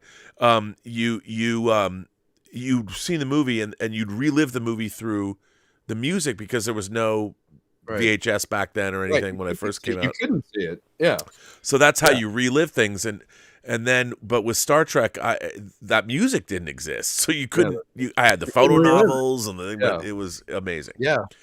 Music's so important. It's everything. It is. It's so great. This is, Sonny Dominguez, who is the king of squirting, which I won't define here, but he is. He has a great question. He says, great conversation. I'm curious about Tom's perspective regarding the state of fandom spoken about on the Post-Geek Singularity. Accountability of creators who have no passion for the properties that they've been hired to lead. Thanks and happy squirts living to us all. Or squirts iving instead of Thanksgiving, squirts iving to us all. Sure. Yeah, it's tough to do that. But so let me give you a little. There's something really interesting. This person that I was speaking about earlier, this high-ranking member of Hollywood, was talking about something that I had never heard before. The way they put it, because I asked, I said, what do you think is the biggest problem facing, the studio filmmaking, Hollywood at this level? And he said, the idea of fraudulent creators. He put it like that, fraudulent. And I'm like, what do you mean by that? And he's like, well, there's a lot of people that might have a certain bit of clout from something that they've done. And I won't name names of the people that we were talking about, but he said a lot of these creators then use that clout to get as much money as they can, and they don't deliver the goods. They don't deliver to the way we would expect, the amount of money that these creators command, and they are committing, in my mind, fraud. That's what and I'm like, fraudulent creators. I love this idea. And he said, a lot of these IPs, you have creators and people that get a hold of an IP, like, for instance, Star Trek. Right. And you keep that gravy train rolling, and yet the people that are hired are not necessarily, they don't have any particular affinity for Star Trek. And then the people that do get hired are marginalized because, they'll hire somebody, here's my Pulitzer Prize, like with Michael Chabon, but he's never worked in television before. Right. And it may not map across. No, it doesn't. And a lot of these times, and they'll have a creator that's really good at something, and they'll go, nah, but here's somebody who wrote this and won this award, and we're going to bring them on instead. Yeah. And you're not getting, just because somebody has, like, you want to be able to say this person won this award, so now they're working on this. Does that mean they're the best fit?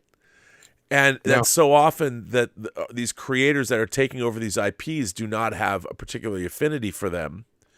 Right. And the first thing they want to do is they want to make those IPs their own, put their own imprimatur on them, and they do things like, let's give Spock a learning disability to make him appeal more to modern.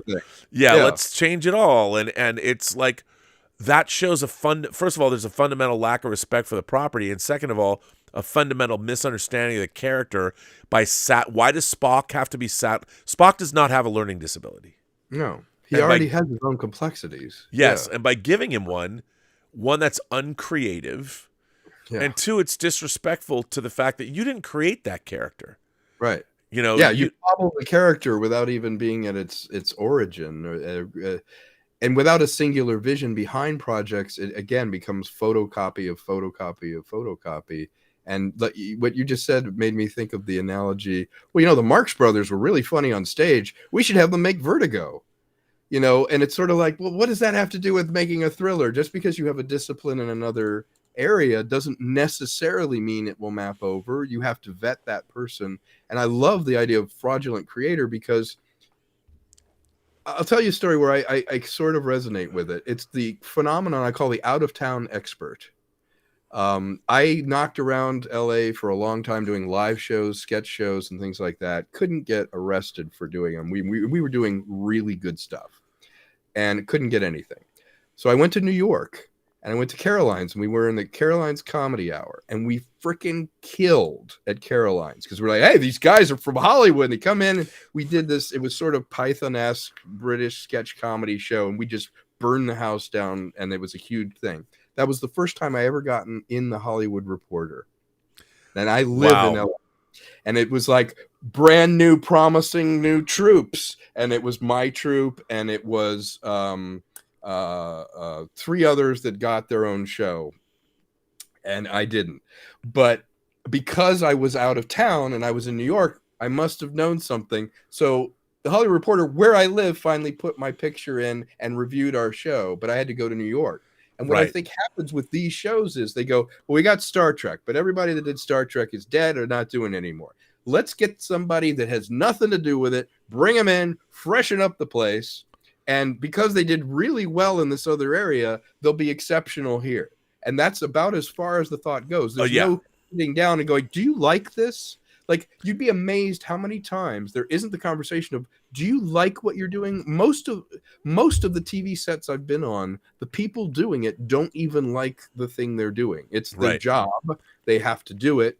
I was on the set of a particular horror film, and I started talking and pontificating about horror film because I had done a horror film, and I was acted in another film called Noise in the Middle, which is out now. It's a horror film, and I'm talking to these guys, and they're like, "We're not trying to analyze this too much. This is just a sequel to the thing." I'm like, "You've got all this money, and you've got all this thing." He's like, "I never really thought that much about it," and I'm like, "You're the director." Okay, I got a great story for you. Yeah. So this before Tango Shalom, the little movie I edited, this company had made a movie with Steven Seagal, Okay. and it was shot. I think it was shot in Thailand, Okay. and they said this movie's terrible, and they hated the cut of it, and they said to me, "Can you try and fix it?" Because they really liked the editorial job that I did on Paradox, the Michael Hurst movie. And so I look at it and I'm like, it was truly god awful, but it was also really badly edited. It was just a disaster. Disaster of an edit. So I looked at it and I go, I'm going to true romance this. And I'm going to make it the main character's girlfriend, the main character dies. The main character's girlfriend is going to narrate this story. Okay. So I actually hired an actress to come in, and I wrote a whole new voiceover script. Yeah. And with her, and open the movie with her, and then I recut. Even the action was terrible. It was just terrible. But it was shot. What was interesting about it was because it was shot on location, it was beautiful to look at. Right. So I cut like the first, I want to say 15 minutes, maybe it was 10 or 15 minutes. And I showed it to them, and they're like, "Well, this is great. We love this. And this is so much better." And they're like, "Well, how long would it take you to do the rest of the movie?" And I'm like, "Well, I haven't written I have to write a voiceover script. And I kind of have to do that as I go because I'm cutting it together. I don't know. I just threw out, because I knew it was low budget. And I'm like, I don't know, 6 weeks. And they're like, "Oh, we have to deliver this movie next week." And I'm like, "What? What?" Yeah, because the thing is, if they deliver it on a certain time, these low budget movies, if you deliver to the distributor, you get the money you're owed, and if you deliver it late, you don't get as much money. Right. The minimum guarantee. The MG. And I'm like, they're like, "I guess we'll just let it go the way it is." And I'm like, "What? But the way it is it's terrible. Yeah. And it will hurt you. Your names are going to be on it, but at this level, don't care because it's already been sold. Yeah. They're already getting paid. Like they probably made the movie. They made a movie for $500,000. They're probably getting $1 million. Yeah. Or something like that for their worldwide distribution. Somebody's taking it off their hands. Right. And I was appalled. It's just like, but we could make this movie better. Yeah. I feel like most of my career has been taking. So the first editorial job I ever had. This is an interesting story. Yeah. So Peter Billingsley, the kid that stars in A Christmas Story, Don't Shoot Your Eye Out, kid, who just starred in A Christmas Story, the new HBO did the sequel. He's a big producer. Yeah, and he was an executive producer of Iron Man, even. Yeah. So I was working. I was working in makeup effects for Tony Gardner on things like Army of Darkness and the Swamp Thing TV series, a movie called Cast a Deadly Spell.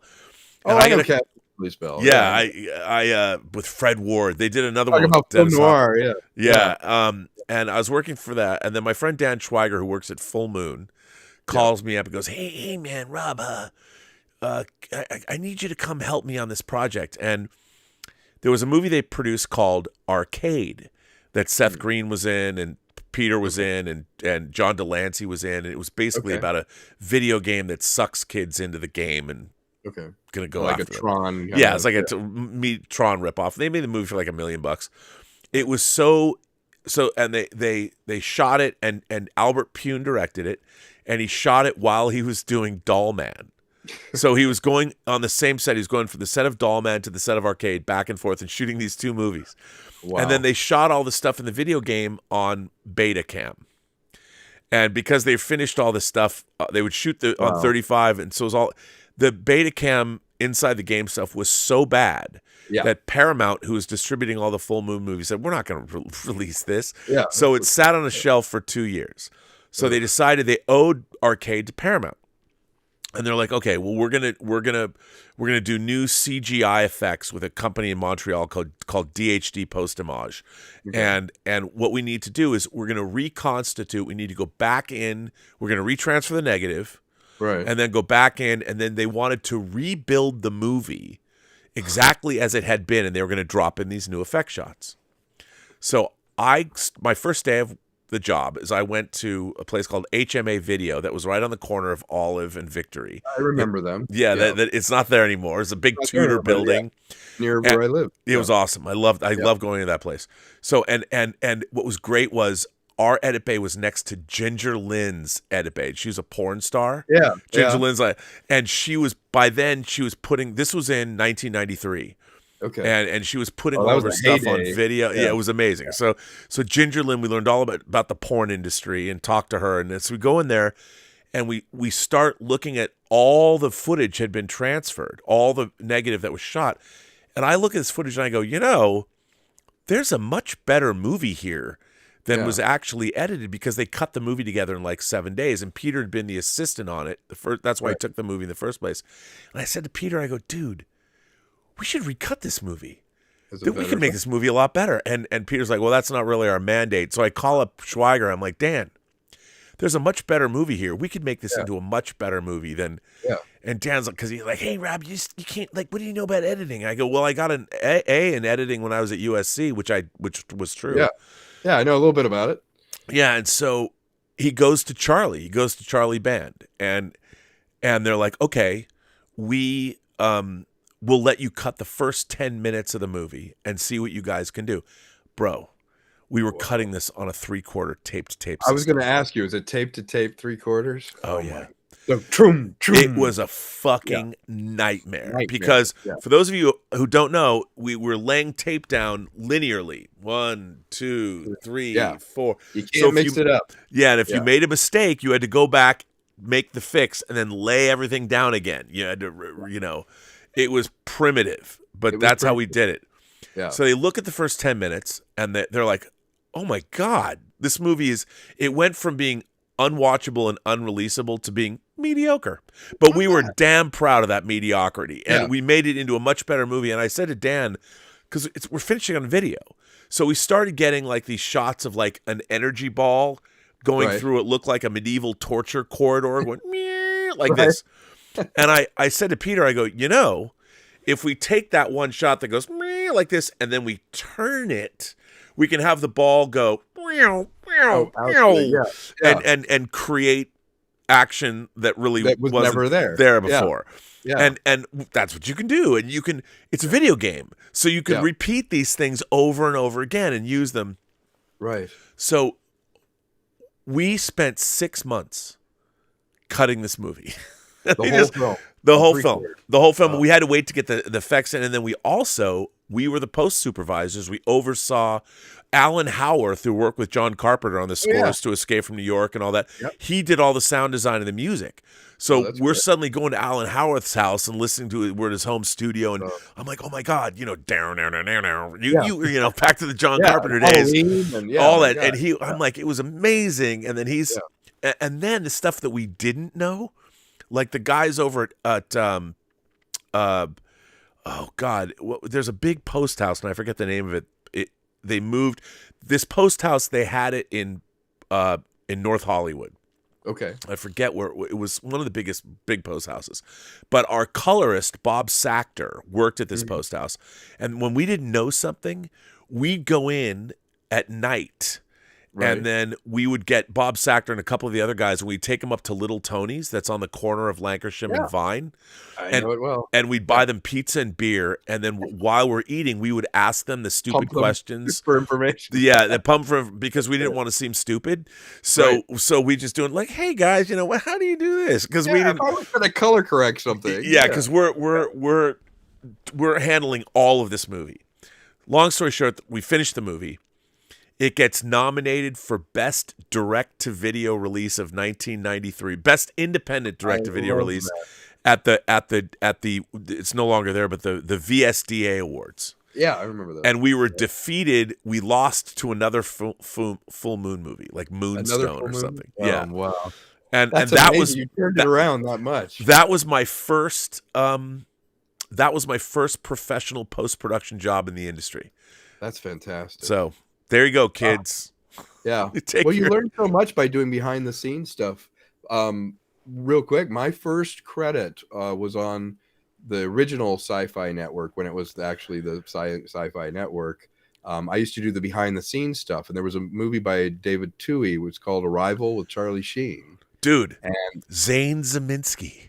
Yeah, that was the name of Charlie Sheen's character. Yeah, and Ron I was Silver. There for that whole shoot. I was there for the whole shoot. And Ron Silver was peak Ron Silver in the Arrival. Peak Ron Silver, and I went to Pacific Data Images, and I was there for the very first moving computer generated stuff ever, which was some of the alien stuff they did in that. The Pacific Data and also the big the thing that opens up the radar tower. Yes, the radar tower was created. I was there for that creation. Yep. I learned, I cut my teeth watching that, sitting down and interviewing those people. I met Tom Smith. I went up to ILM. I had lunch up, with George Lucas at Skywalker Sound for the mix. And that kind of mentorship, they want to share the information. Like people at top of their game, they'll just talk about it. But that experience that you had where you got to sit down with them, but you have to have something to rally around where it's like, I'm going to make this good. Well, I had to cut something together to make that into a show. And they handed me a thing called, I don't know if you know what this is, the Panasonic Post Box. It was Panasonic's bid to compete with the Avid, but it was compatible with nothing. Yeah, I've heard of it, but I've never seen one. They handed it to me. It had never been used, and I was to broadcast it on network on Sci-Fi Channel in 4 weeks. Wow. And so I had all that footage. I stayed up all night. The other guy, like I was working with, like he would fall asleep against the acoustic tile and have like the pattern on his face in the morning. He slept through the whole thing. I went 3 days without sleeping. And I cut it together on Beta. I think it was Beta SP and then to Digi Beta. But this thing did not work. I had to wake up the owner of Panasonic in Japan and ask him why the post box did this. And he's like, I have no idea. He goes, this isn't intended to be, you're never supposed to output. You're supposed to go to an online and do this other. I'm like, I don't have time. We have to make this output at the quality we have. So we figured it out. But I learned so much about editing, so much about post, so much by doing, because there was something to rally around that was hopeless, and when it's hopeless, you get creative. Yes. And now, I mean, the fact you could edit a movie on your iPhone if you really wanted to, I mean, you could. But watching the development, I mean, it was interesting because after Full Moon imploded in 94, soon afterwards, and I went to a company, I went to an ad agency called Jacobs and Gerber, who, by the way, at that ad agency, Craig Mazin was working there, who did The Last of Us, and directed Chernobyl or created Chernobyl. You had mentioned him, and so Craig Mazin, it was interesting because back then when I first met Craig, he went to Princeton and he had worked in movie advertising. And his claim to fame at that time was he had written the tagline for Crimson Tide. And the tagline for Crimson Tide was "Danger Runs Deep." Danger runs deep. Which I thot was all, it was on the poster and stuff. And at Jacobs and Gerber, it was an ad agency. We were a media advertising company. And I went there and I've started editing commercials for the CBS Evening News. And it was, that's the thing, I've had such a weird career, but I've always had fun. Yeah. I've always been like, because I was always interested, like, wow, I've never done commercials for the CBS Evening News before. Right. I wonder what I can do. Yeah. See, that's the beauty of a job that's unconventional. If you're atypical, it fits your personality. I don't mind it at all. I've done some weird things recently, like there'll be a project that comes along and it's like, I've never done that before. I'll do it, you know? Yeah.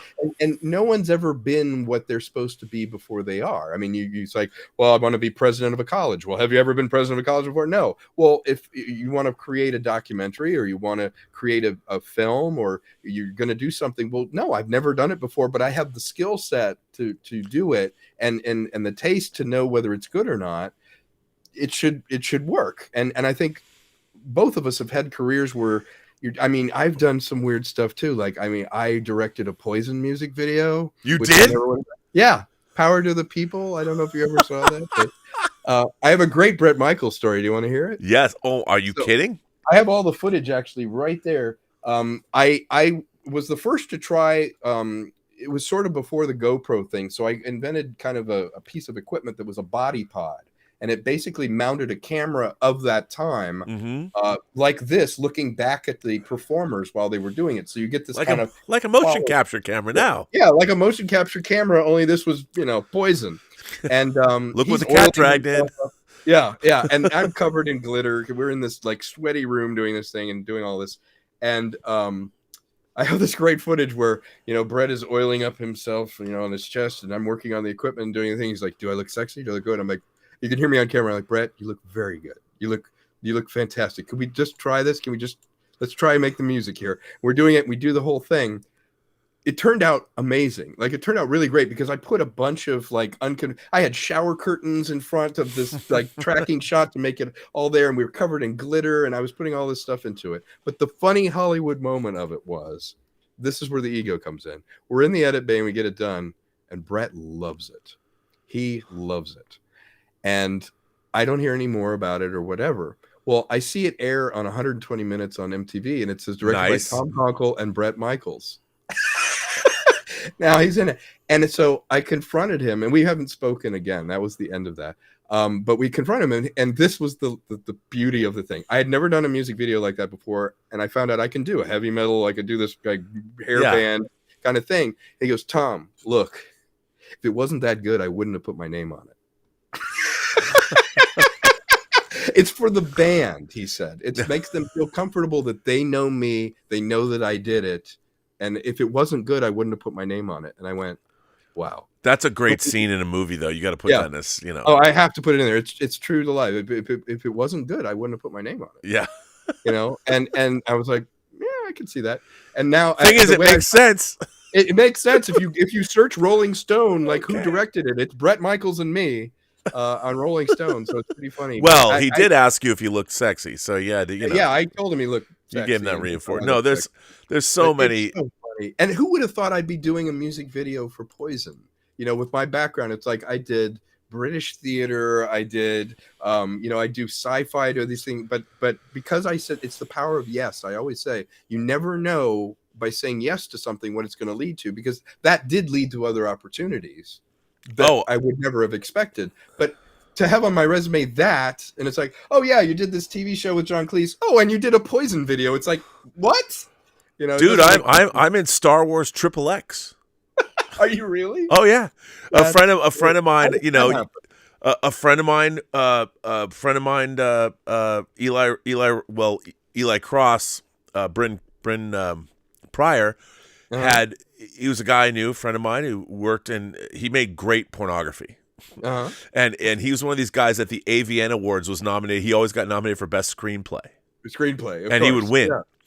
and he calls me up, and there's this guy, and I forget his name. He does all these porn parodies of like Marvel movies and stuff, and they were making Star Wars XXX, and he goes, you got to come down here. We built like a X-Wing fighter cockpit, and we have the Millennium Falcon here. And, Chewbacca's having all the stormtroopers are women. So Chewbacca has a 3-way with stormtroopers and stuff. And I'm like, oh man, I'm coming down. Cause in LA porn shoots or whatever. Yeah. And everyone's liberated now. I mean, now no one cares. My girlfriend's on OnlyFans. Oh, okay. Who cares? Well, my mom might, but, so I go down there and they're like, you should play a part. And I'm like, what part do you want? I don't have the cock for porn, dude. I don't know what you want me to play. What do you want me to play here? And he goes, what if you can be Biggs Darklighter, Luke's friend. You can fly. And I go, Really? And Kylie Ireland, who's a really nice woman, she's another porn star. She's Red Leader, and I get to be like Interact Red, with whatever. her. Yeah, and so. And they have a cockpit, and I have a full on Rebel flight suit. I mean, it's legit, And in man. heaven. Yeah, yeah. And then I have lines. I've got lines with Luke and Han, and the joke was that they pretend they never know me. Like I'm Right. like, hey Luke, it's like those blow you up. Womp Rats we used to bullseye in Beggar's Canyon back home. And Remember? Luke's like, who is this guy? I don't even know who this guy is. That's And then I'm a special effect. I get blown up in the Battle of the Death Star. What's not to love? And it's like you were and the thing is nobody can recognize me because I have black hair and a porn stash. I dyed my hair, Right. but it's funny because people used to say, don't tell anybody you were in a porn movie. It could damage your career. Now it's like no one gives a fuck. Yeah, no one cares. Yeah. but it was really fun to do. And then he brought me back, and I was in another movie called Kiss of the Strangler with the porn star James Dean. And I play like a sleazy producer of a 50s monster movie. I mean, what's not to love? What's not to like, yeah. And it was fun, and James, it was so funny. James was like, wow, you're a really good actor. I'm like, this like, here's my screen debut, in 2 porn films. Yeah. You're like, I'm good. But the thing is, that's why at the end of my, it's funny because when people, I mentioned on Twitter, I said that Free Enterprise is going to celebrate its 25th anniversary, and somebody who clearly doesn't like me tweeted back to me the Bruce Springsteen video "Glory Days." That was which I thought was pretty witty. I was like, that's pretty funny. The thing is, I have no ego to bruise, as Spock would say. I'm very aware of, but it's really funny that somebody on the internet, like, what, did you want me to cry over that? Are you literally trying to make me cry? Like, these are your glory days. I'm like, no, dude, I've had way more. I mean, I've had so much fun in my career, and I keep having fun. Yeah. It's better to have done it, to have something to mock. To me, my life is so mockable. Yeah. Because I've done so many goofy things and done it. I'm all about. There's this thing that haunts me. I played Brahms in this thing called Raisin Brahms, where I break through a wall. I'm like, Guten Tag! And it became this meme. Like the post Grape Nuts raisins or what? Yeah. But it was to raise money for the arts. I was standing in line at grocery stores playing on the monitor and all this stuff. Well, now it's a meme. Like, if you look up Raisin Brahms, I'm all over this thing. And people are like, making fun of it. I'm like, I'm fine with that. I love that. Someone sent me a T-shirt with it on it. And I'm like, if you think you're mocking me, I'm happy to be Raisin Brahms. It's you search it and it's there, and I think that's wonderful because I've done so many goofy things. Right. And that's the thing. I don't care. No, I so don't either. I do not care. Thomas Logan says, Rob, regarding your adaptation with a corrupt church figure, can you share some casting ideas you have for it? Any specific actors you'd love to cast? And could it be done for less than $70 million? First of all, this project is a science fiction horror fantasy. It is completely bonkers. Yeah. And I think the only way it could be done now is because people are used to the anthropomorphization. Is that a word? Of gods. Anthropomorphization. Yeah. The anthropomorphization of gods. And I will tell you this. I'll tell you this. Here's who I want. Here's my 3 principal cast members that I want. Kurt Russell is the lead. The co-leads are Angela Bassett and Richard E. Grant. It's good casting. Those are the people I want to play the roles. And Richard E. Grant is the he plays the world's most famous television evangelist. Nice. Yeah. That's he'd be great at that. That's who he plays. And I will even let me see. I will even go so far. I'll even go so far as to show you, if I can fear, let me find this. I will show you, let's see. I have to get to it. Wait, my computer it's as I'm broadcasting, I'm pushing it far. Yeah. The hamster wheel having to go a little faster. Yeah, I'm looking at this going, I will show you. I'll even find a picture. If hang on, let me just go here. And I'll find a picture of this. Here, wait a second. Before I do that, let me throw out Salvador Dalliances. That's pretty great. I love that. Salvador Dalliances has been a member for 21 months. Well, thank you very much for that. And I'm looking for this artwork that I want to show you, but there's so much I have connected to this computer I'm talking to you on. I have 124 terabytes connected to this, and there's a lot in it. Oh, did you wait and see what I've done? I've made Tom. Oh, you're still here, right? Yeah, I'm here. Okay, I thought you'd frozen for a second. I think you hit something and it just blanked out on me for a second. Oh yeah, I was like, wait a minute. Yeah, because you know why? I've got all this stuff open, and suddenly I'm pushing my my poor computer beyond the pale. It's unceremonious end to our interview. I don't want to do that. I don't want to do that. That would be bad. But I probably shouldn't. I can't open these drives while I'm broadcasting. That's probably what it is. That's kind of the problem. But I think I can look. I don't want to. There's only so much a computer can do. Yeah. But multitasking. Yeah. Let me see if I can, because I do want to show. Because now that I've said this, I'll show you. Only because it's cool, and since we've been talking about all of this stuff. Let me just see if I can find it. It's chattering around, and I don't want to have it die. I found what I was looking for. So let me just find one. Well, that's a good one. Let's see. Put that over here. Yeah, I'll find a couple, because these. I'm really proud of actually this work, and the thing is you do this work with somebody, and they do great work for you, and it's you want it to be seen. Yeah. Yes, absolutely. Let's see if I can see. I'm trying to, again, it's the computer, it's going a little, it's grinding away. It's a little fritzy, unfortunately. But by the way, I sent you the link to that Raisin Brahms thing. If you want to play it, if you want to see it, it's on YouTube. Yeah, I would love to do that. Yeah, take a look at that. I think you'll get a kick out of that. It's funny. I'm looking at all these things, and unfortunately, they're not. It's not coming up. Yeah, I have to, for whatever reason, I can't. Unfortunately, I can't get it. I can't do it. I would have to do this before I turn on the computer, because I can't do everything. Right. So I'm sorry about that, kids. But hang on, I'll give you an example of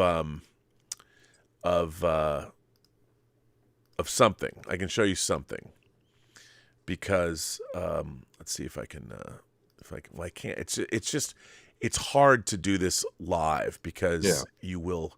Here, I'll tell you what I'll do. I'll do this, and so you can't really see, but just to see. So, what I've done for this particular project, my idea was I wanted to storyboard every single shot and cut it together in a story reel, without having. It's not an animatic because it's not moving, but the kind of artwork. So here is an image of, this is artwork that was done. So here is the opening of the movie, is this religious leader talking to his congregation. And this is a moment when he first walks out on stage. This is the Richard E. Grant character, and this is not great, because all the other storyboards are in a different folder. These just two. So here is Richard E. Grant backstage, and I've this whole opening scene I've storyboard, but these are storyboards, and you can see they're very detailed, and they give you and their color. Their Xevious did them on Twitter. He's an incredible artist, and so I have and I cut them together. Like, you can watch the opening scene, but it's interesting if I could, I can't. I've got so much, as I said, there's so much stuff on this computer, but yeah. So that's my cast: Kurt Russell, Angela Bassett, and Richard E. Grant. Just some people. Casting is 70% of a movie. It really is. Well, and that would be that and the thing is, if you read the, like, I'll even tell you, like, in the movie, Kurt Russell is the world's greatest political assassin. Nice. He began his life. He was 12 years old, setting off firecrackers on the grassy knoll in Dallas when Kennedy was assassinated. And so he's literally the world's greatest assassin. That's great. Perfect. And you see, and the thing is, I'd love to get Wyatt Russell, his son, to play his earlier self in the flashback scenes. Yeah. And you see his whole career up to the point because the movie takes place basically now. Right. But you see his whole life, his whole flashback. So he could play the younger version going through, that would be great. Yeah. Yeah. That's fantastic. Yeah. So, but yeah. Do you like to board everything out? Do you like to storyboard everything as you're visualizing? Well, you know what? I think here's my problem with storyboards. Like everything else, like people fall in love with the storyboards. I think when you have effects-driven films, you have to storyboard things because now I don't believe in letting I don't believe in letting somebody previs. Like a company like The Third Floor, which is incredible. They previs everything that Marvel does, literally all the big effects houses, Avatar, whatever. They're great. Yeah. But I can't imagine, and they have really talented artists but they're picking your shots. Right. They're directing your action sequences. They're literally directing it. Yeah. Their second unit. Yeah. Yeah, and when, like, for instance, when I was working on the I have on this channel, I have my Axonar Origins effect shots. Yeah. When I worked with Tobias Richter designing those, I wrote all those shots out. He had to make them. Yeah. But I wrote out, I sent him, okay, here's what I'm thinking for each shot, what I want. And then he would go execute it, but I was telling him what to do. In my mind I was directing all the effect shots because to me it's directing. And it's just like anything else. Like, I know Tobias, by the way. It's a small world. I talked to him. I've been talking to him since like 2014 off and on, and he's incredibly talented. But you're right. You've got to explain a shot because their vision is going to be different. And stylistically, if you're going to be on the same page, I can always tell when they hand it off to a third party and you do something, you're like, that has none of the flavor, none of the spirit of what you're doing. Well, it's funny. So Tobias did 2 shots for Tango Shalom. Oh, did he? Yeah, and it was when we first started. It was a sequence. Moses is in the beginning of the movie, and I said to Gabe, I go, "You shot this MOS, and it's not exactly exciting." They're talking about I said, "What we need is like a digital matte painting that has some animation in it that looks like it came from the 50s." Like a biblical epic. And I called Tobias because I was working with him on Axonar, the movie that never got made. Right. And I go, we needed a transition. I said, well, what if Moses got hit by lightning? And Gabe's like, well, how are we going to do that? I go, Tobias can do that. Tobias can do that. And so this was like in 2017, 2018. Cut to this week. So Tango Shalom's going to open in Germany. And I get a call from our distributor, and they're like, didn't some German dude do some effects for you on this movie? And I go, yeah. And she's like, can we have like the German press call Tobias Richter? And I'm like, yeah. I mean, I haven't talked to him yet. I'll send him an email and go, dude, you're not going to believe this. You want to talk to me about the Moses shot from that's great. From he's gonna be like, Rob, what shots were those? That's what we're talking about. Yeah, very German. Yeah, that's fantastic. So you made it look sort of like a Ben-Hur shot, like a King of Kings type shot. From yeah, and he did a great job. And what's great is, there's shimmering water, and he put birds in the distance flying across the matte painting. So yeah, I love stuff like that. Yeah, and it's in the opening of the movie. So Yeah. here's a funny thing, kids. You just never know when you've made something like Tobias Richter. I'm working with him on this failed Star Trek fan film, Yep. and but you can see Prelude to Axanar, and he did a great job on that. That's finished, and you can watch it online. It's Amazing. really good. Yeah. And then you can watch my Axanar Origins things with all the effects we did. We did like I think 53 shots that you can see. Yep. Yep. Some of them are more finished than others. Yeah. But yeah. Yeah, that's true. And now the German press is going to be like, "What did you do on Tango Shalom? Here we come. The Jews are coming back to Germany. Coming Yes, back we to are." Germany. I love it. And they'll get the call for doing that shot is wonderful. You never know. You never know. Where can you see the film? Is it streaming yet? Or You can see Tango Shalom on Amazon right now, and it's also on Peacock. Oh, it's on Peacock. Okay. Yeah, it just started streaming. And by the way, where can people see your film? It is on Pluto TV. It's on Tubi. If you go to troubleismy.biz, it lists all the various sites that it can be seen, Vudu and all the different places you can watch it. So please watch it. If you could watch it in black and white, that's even better. There's a Filmzy, I think, has it in black and white. Zumu has it in black and white. A couple other streaming services have it in black and white. It's worth a look. Nice. Yeah. Well, there's more. Exotic Runts says, "Have you heard of Raiders of the Lost podcast? Amazing film YouTube channel, one of the best up there with you and Campia. I've heard of it. I don't think I've seen it. I think I've watched some things on it, but I haven't watched it lately." Yeah, I've heard of it, but I haven't heard.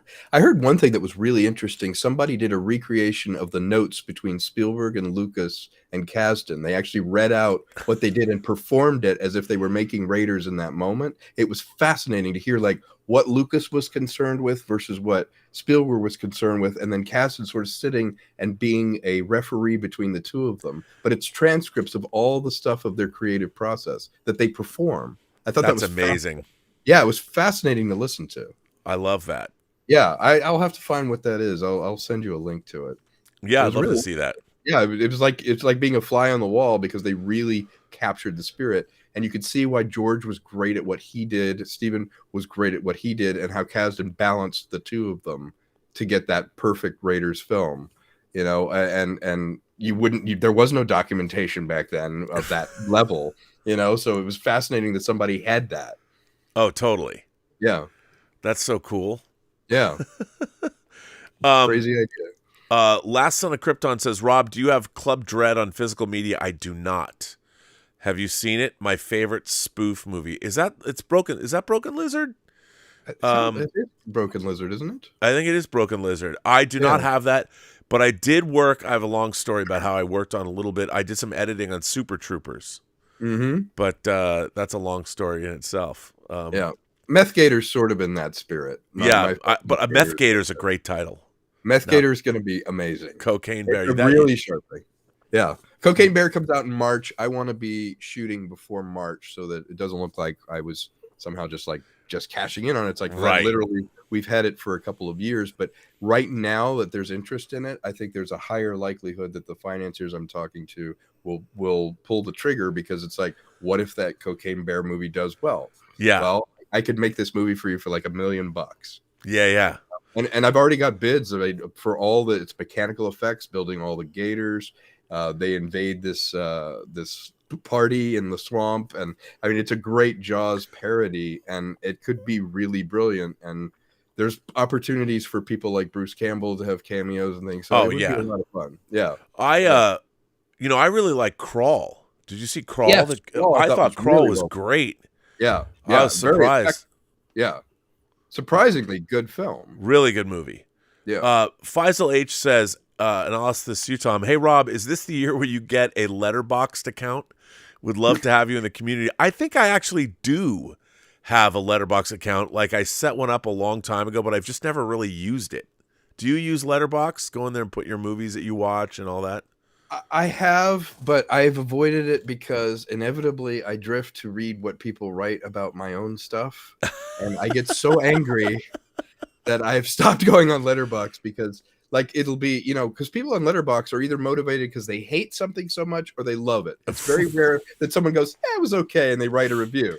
So 1 star or 5, Well, It drives me crazy. I think one of the things that I really miss in terms of fandom, movie punditry, movie fandom, is it used to be people would watch movies and scale them in their own minds. They would understand, okay, I'm watching $1 million movie. Right. And I will judge it on its own merits. This is nowadays. Not Endgame.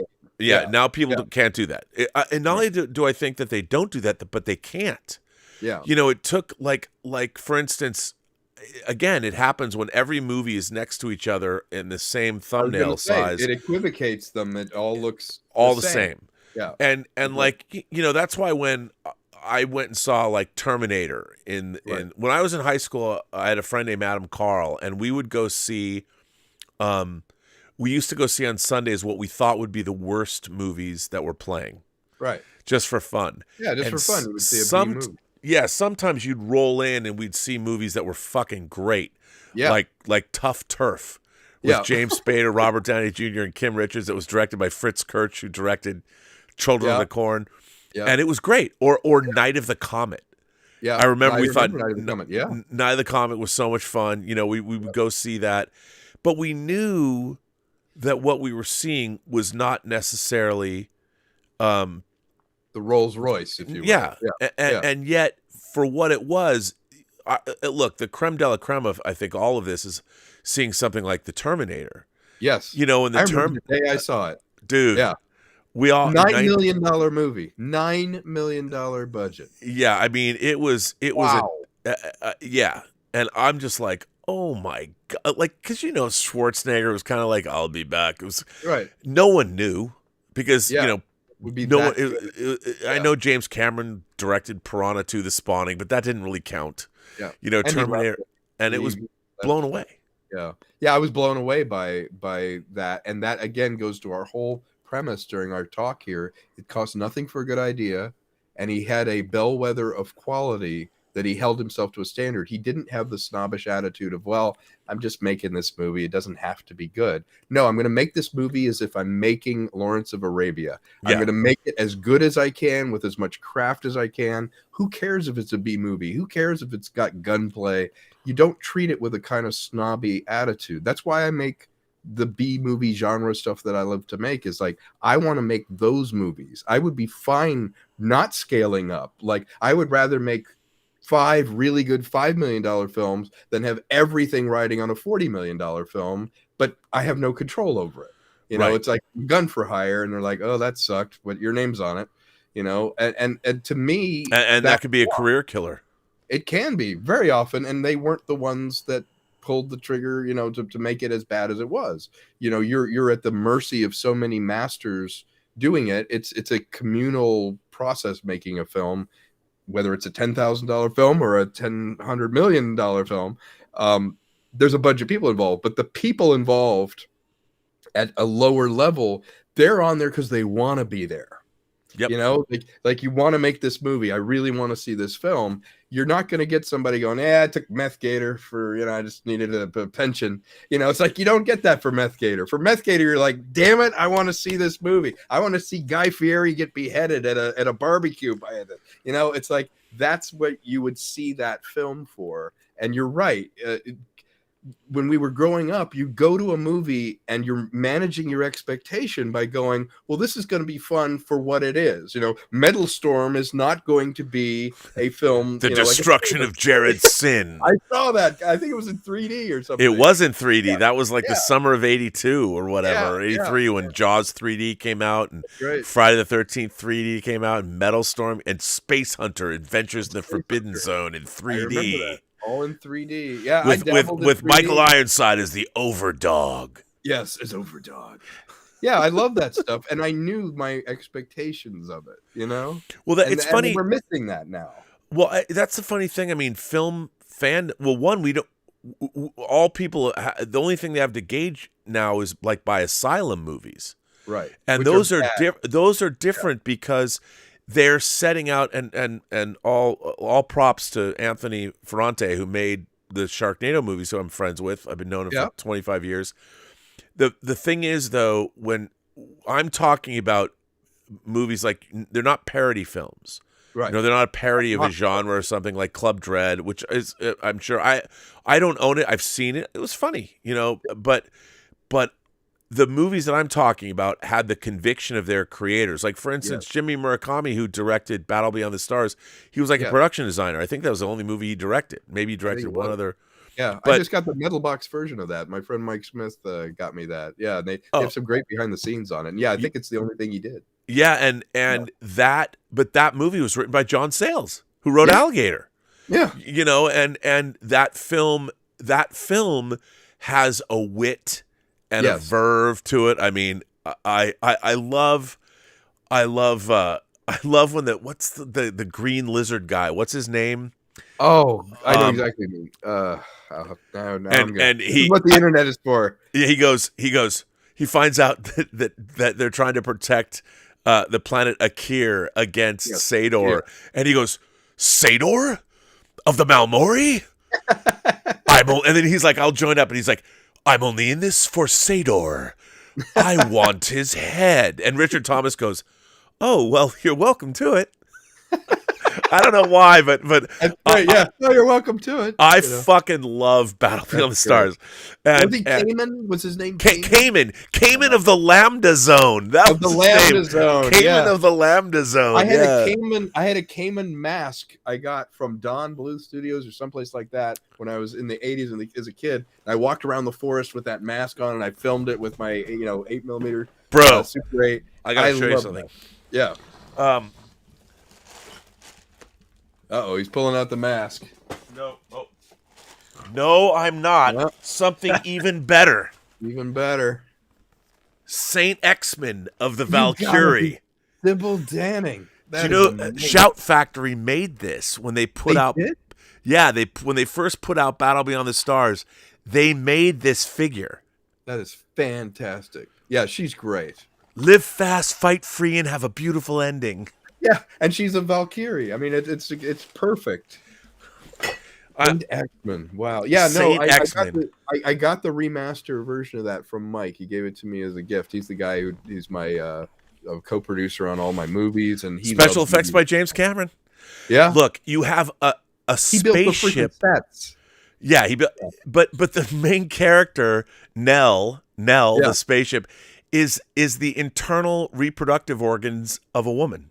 Yes, of a human woman, and the ovaries. People think it has boobs, but not. It's not. If you turn it and look it from the top, it's the fallopian tube pad. And James Horner ripped off Jerry Goldsmith's Star Trek: The Motion Picture score for it. Yes, it's fantastic. It's a test drive of Wrath of Khan score, basically.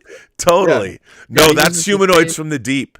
Yes. Humanoids from the Deep is Horner's. Yep. If you hear Wrath of Khan, it's like, oh, it's the Humanoids from the Deep. Yeah, score. He uses the same stems and that particular, which he then later used again in Aliens. Yeah, of course. When they're taking out the APC. Yeah. Ease down, Ripley. Ease down.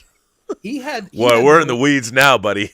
Well, that's the thing. Horner had one of the most interesting evolutions because he went from that B-movie thing of recycling his own stuff, stealing things, but then all of a sudden he had this sort of change, and he had like a triple header where it was like Apollo 13, Deep Impact, he like Braveheart, and it was totally non-James Horner. It was all of a sudden he was experimenting with these other musical styles, so it's sort of like he went through this phase of like recycle. I'm bored with myself, and then the real guy came out, and he started throwing down some pretty good sound. Oh, he's done some great scores. He has. He really has. Talk about the point of an indie.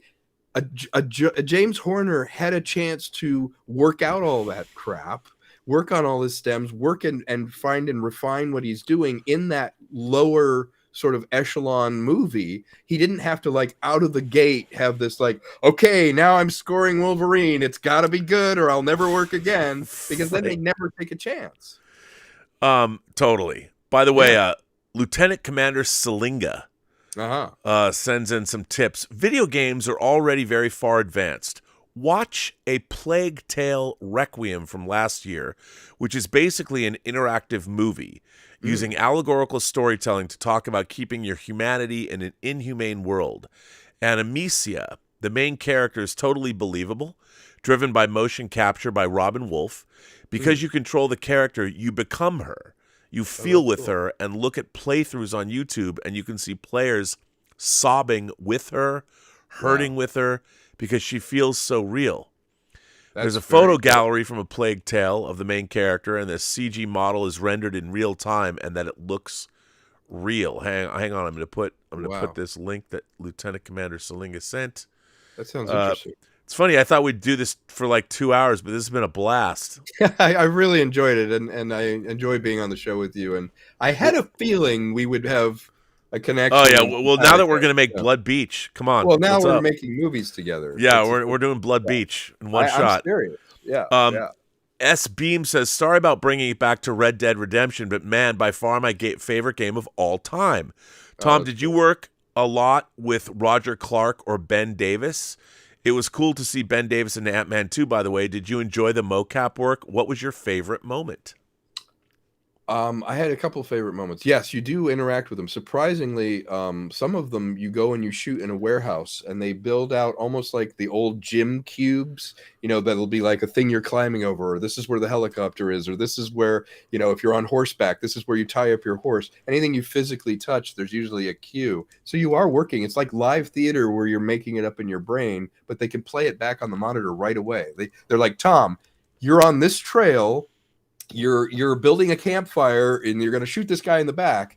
One of my favorite moments, though, was the guy who directed it was an Irishman. He's like, all right, Tom, I want you to just lay down some tracks and make him from Wisconsin.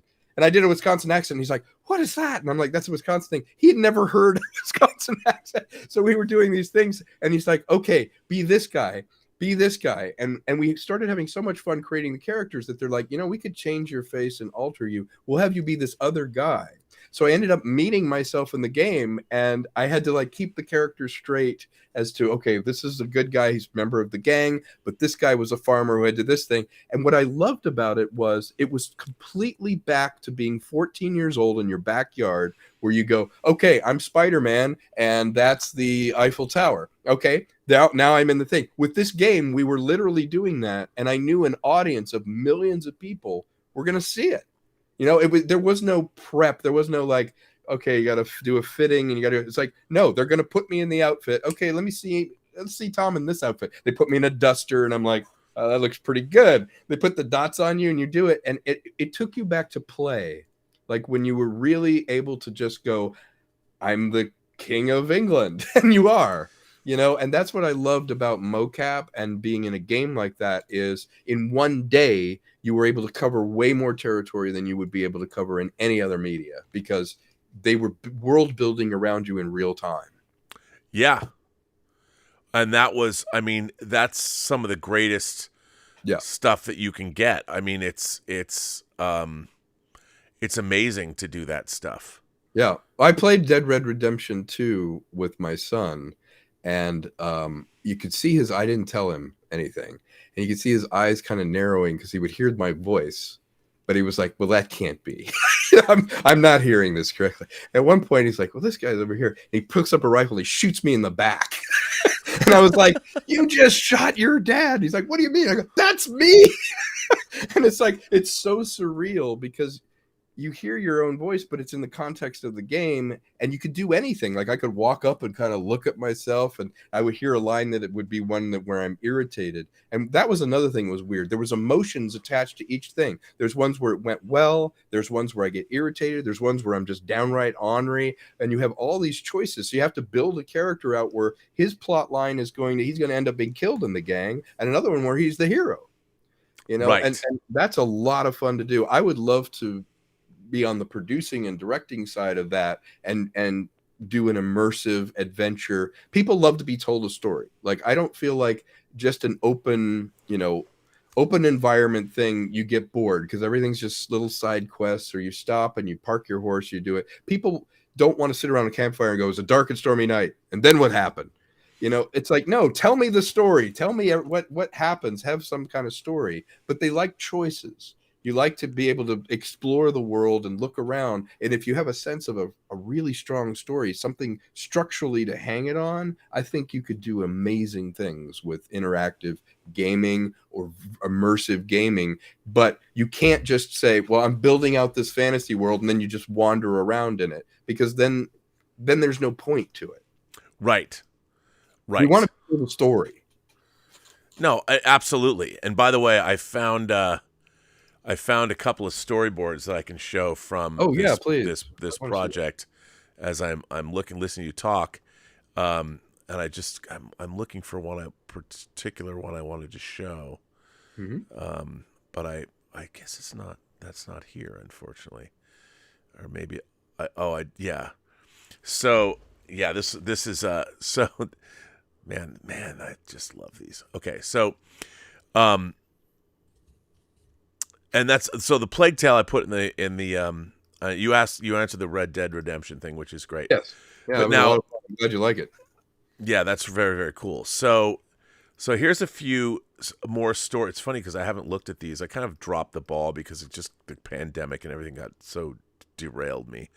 But so here's from the project. Here's a storyboard, and it's 239 because 4K. But in the movie, the film that I want to make takes place in it's not quite our world. So our main character reads a holographic newspaper. Like his phone projects an app where he can read, like have an old school newspaper, but it's holographic. So that's why you can see through it when you first meet him. That's what he's doing, and that's the character that Kurt Russell plays. And well, it's totally noir, and like here's a picture of Kurt Russell as the main character, and then here's Richard E. Grant as the preacher, and what's really interesting is before these two characters interact, the Kurt Russell character is watching this broadcast of this television evangelist. And at one point, the camera swings over on to get a close-up of the television evangelist, and you'd see his reflection in the camera, in the camera lens, and then that face, that close-up is on the TV, and that's what our character is seeing right here. And it's as if they're staring at each other through the actual TV. Yeah, but then here's another image of him preaching. He's got he would have a microphone that's got neon on it, where like an old school mic, but that's why it's got the blue neon, and there he is bathed in the light. I love Richard E. Grant, and again, I don't know Richard E. Grant, and this project. I mean, I've been thinking about this project for 30 years. I could tell you exactly what happens in every single shot. So, yeah.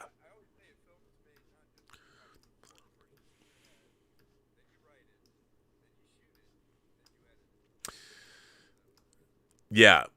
No, and that's absolutely true. And it's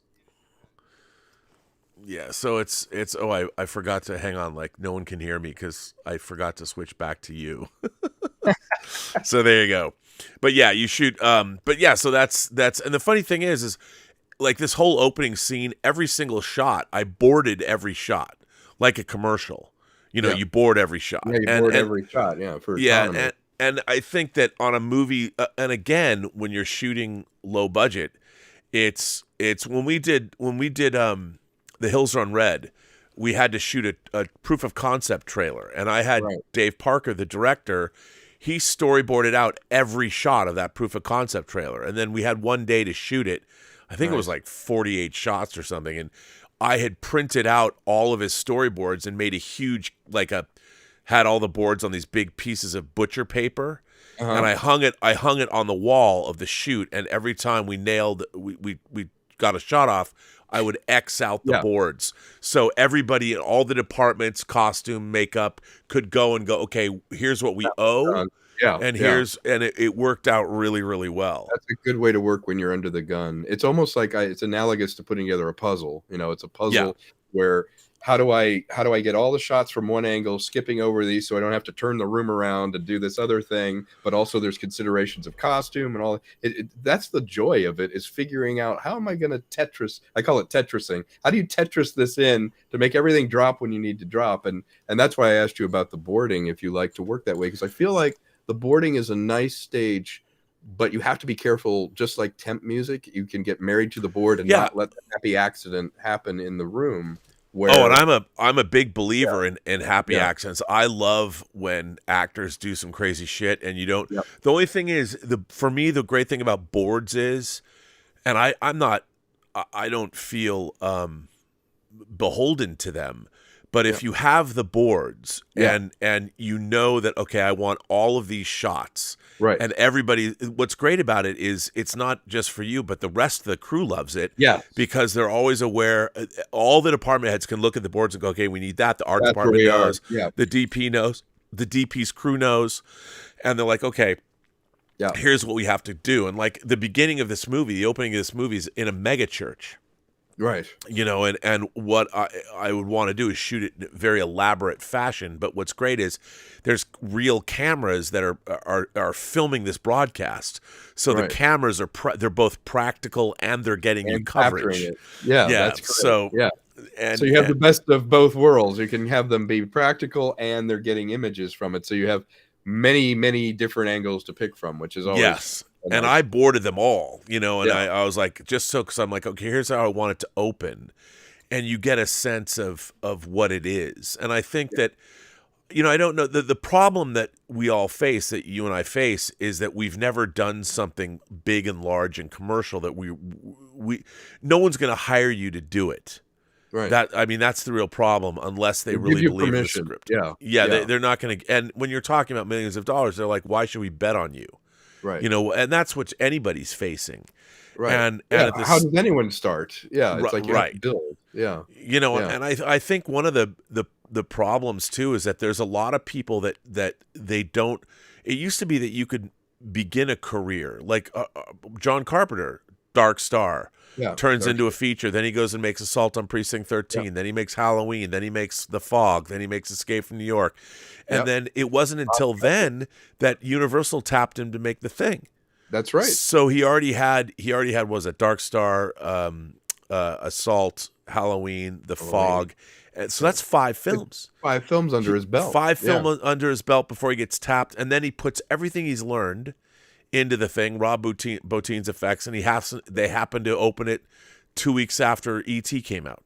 Yep. You know, and I saw that in the theater. I loved that movie, but there was nobody in the theater. And that's another one. See, 10 years later, it's genius. But if we use the Netflix algorithm, the first 20 minutes would have been made, and they're like, well, nobody wants to see The Thing. And both of those, the fact that Blade Runner and The Thing open on the same day, and both of those movies tanked. Yeah.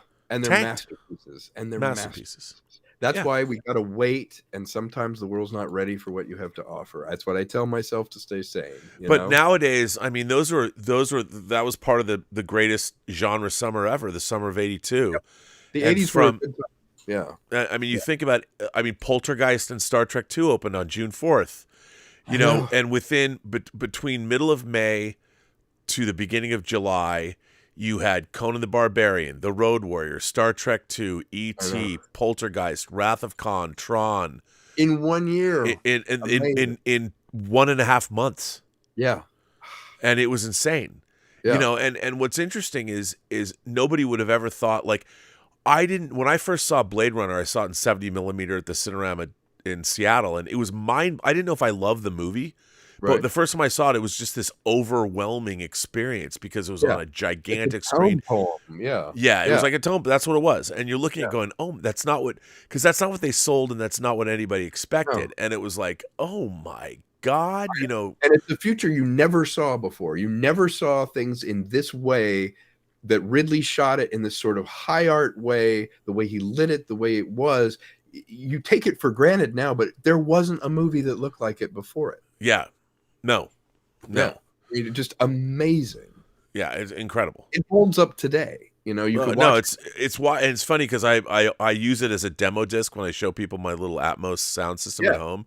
It's I'm a like, here, good- listen to this, Yeah, exactly. Yeah, because listen I to have a this. really thumping, Yeah. very very effective audio system Yeah, for That's for good. at scale for what I have. Yeah. It's very Yeah. effective, and that's good to have. Yeah, I love that. so I the Blade Runner for me, you know, I revisit it all the time for inspiration.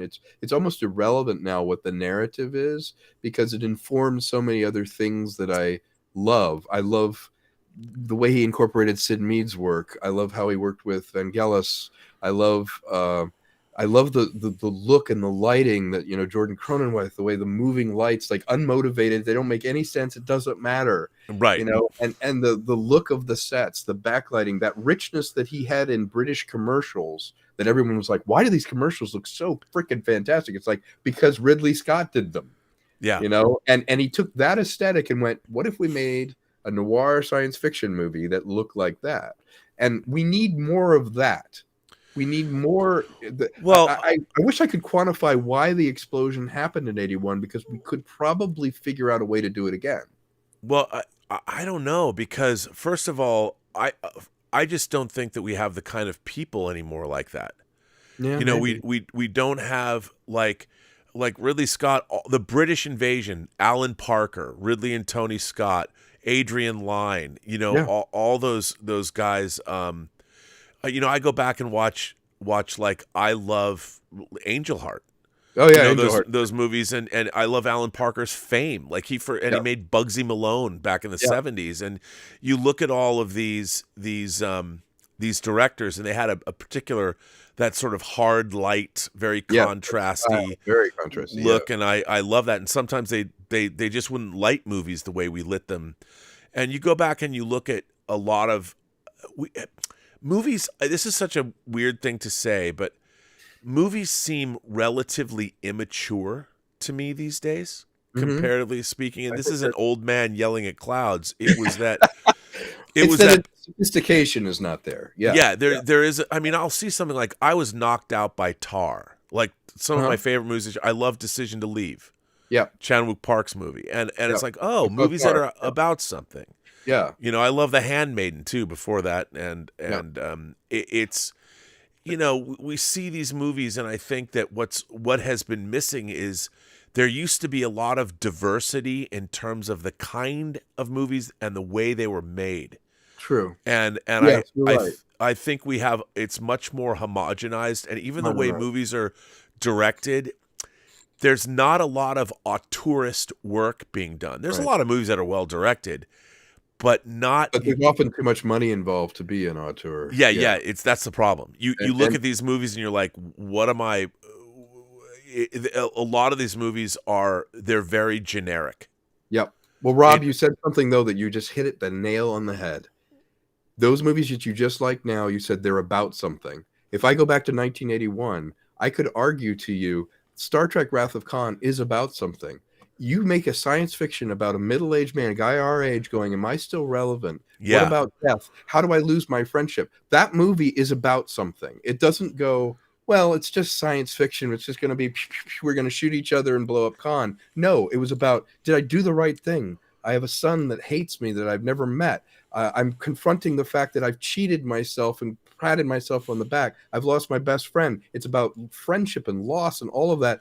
That's in a low-budget science fiction movie, Right? You know, or E.T. Yes, it's an alien invasion movie, or it's an alien out of water thing, but it's about childhood. It's about a child who's fatherless. It's fatherless child. Yes, it's about something. The Thing is about the kind of rampant paranoia that you have at that particular time. He distilled it into the primal fears that we all have, that someone is not who they say they are, and that you're confronted in a isolated place. But these were scientists. These were men of science. These were not teenagers who were like, I just got my PhD. Now you're 24 years old. There's no way you could have had that. Look at the way they tried to remake it. They're like, well, let's make it a young girl doing it. It's like, the young girl is not grizzled, you know. William F. Brimley, you know.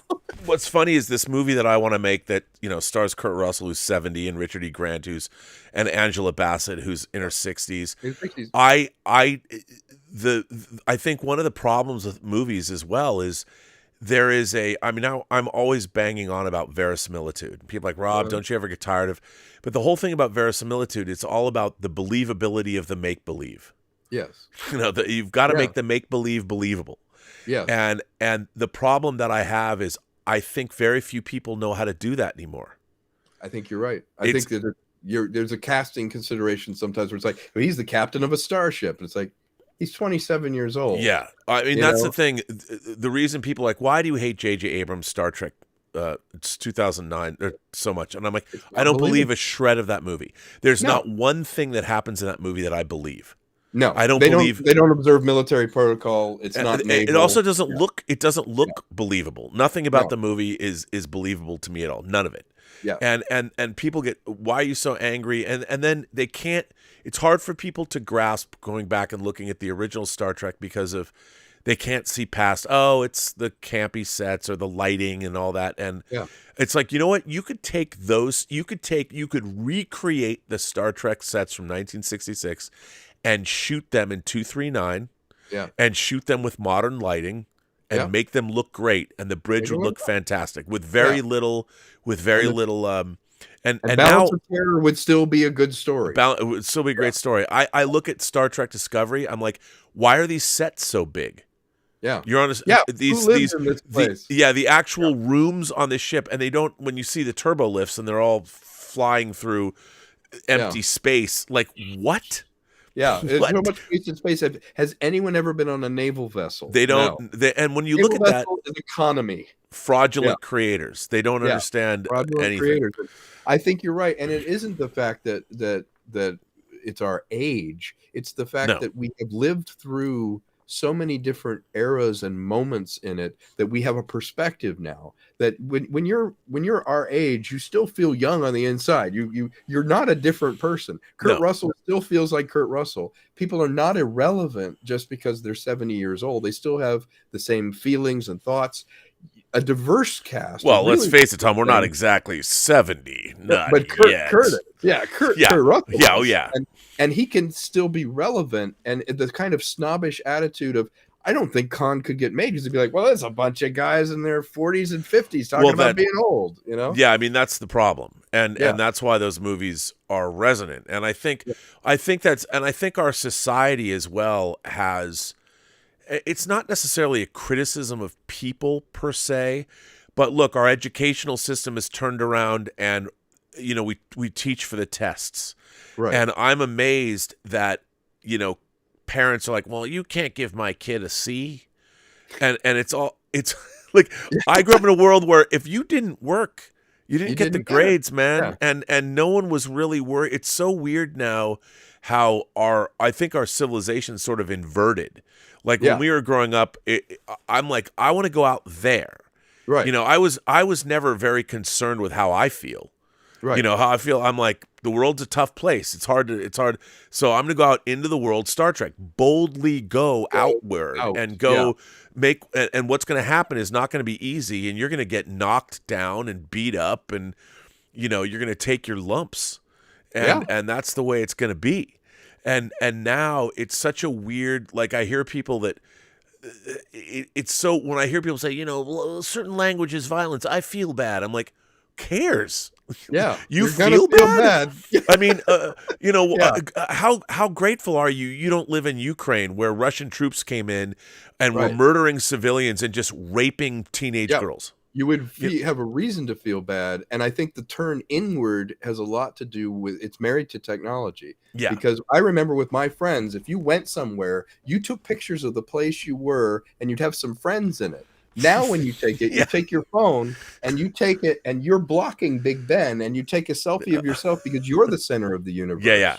And your friends are not in any of the shots. That's how everything's changed. Yeah, but that slipped into the artist's mind as well. Yep. Is that everything's turned into a self-portrait, and the problem is we used to have characters we aspired to. I'm thinking of this on the fly, so forgive me. No, but I completely agree. When I saw a Clint Eastwood movie, I didn't lament that he wasn't my age or he wasn't me, a teenager experiencing it, you would aspire to be that character. That's right. The outlaw Josie Wales. You would be, Dirty Harry, whatever. I didn't lament the fact that he was much older. When I watched Star Trek as a kid, I want to be that kind of person one day. Not, I need to see myself in them right away, or I can't relate. I have nothing to do with this because they're not 14 years old. Well, it was funny. I didn't like many movies about kids anyway. It was never really.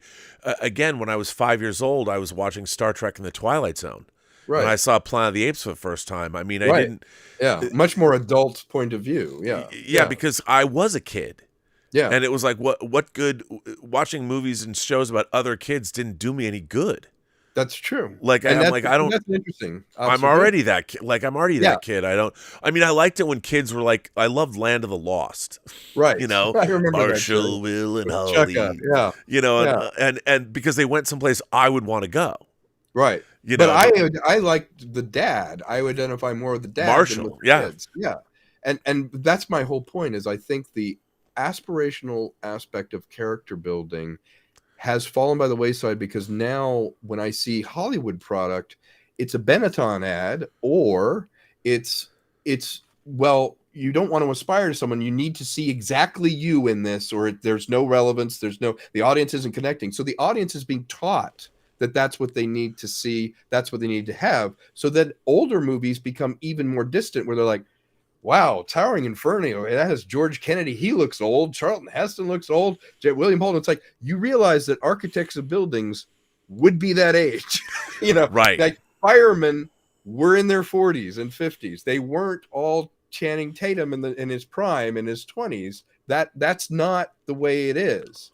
And if you look at films then, they ironically were more diverse in their casting. If you watch French Connection, and you look at somebody like Popeye Doyle character, Gene Hackman and his people, they were all different ages, but they looked like real people, and they were the right age. I got to tell you, I watched Kino Lorber sent me the 4K of The Taking of Pelham 1, 2, 3, the original that Joseph Sargent directed, and I love grungy 70s New York movies. Yes. And if you look at that, I'd forgotten, because it's a pretty sprawling movie with multiple points of view. Yeah. And everybody in it looks like just, there are no beautiful people in that movie. I think Robert Shaw is probably the most handsome person in the movie. Mm-hmm. And or Tony Roberts is like in the Woody Allen work for, and you see, and everyone looks totally authentic. It's grungy, greasy, early 74 New York. Yeah. And I loved it. British aesthetic. British shows, you'll notice they look like real people. A lot of British shows, a lot of British things. They don't have to be perfect. Well, it's funny. I always go back. I always cite like Jaws 2. And Jaws 2 is essentially a teen cruising movie, but they're using catamarans instead of cars. Right. And if you look at it, even the hot chick, you're like, oh, I could date her. Yeah, she's Ann Dusenberry. She's really, that's her name in real life. Her the actress's name. So she's a beautiful blonde, but she's totally natural and it feels gettable and real. Everything felt real, and even the John Hughes movies. You look at. Definitely. Pretty in Pink, like Molly Ringwald was no great beauty, but she looked real. In that movie, I'm like, I'd go for Annie Potts.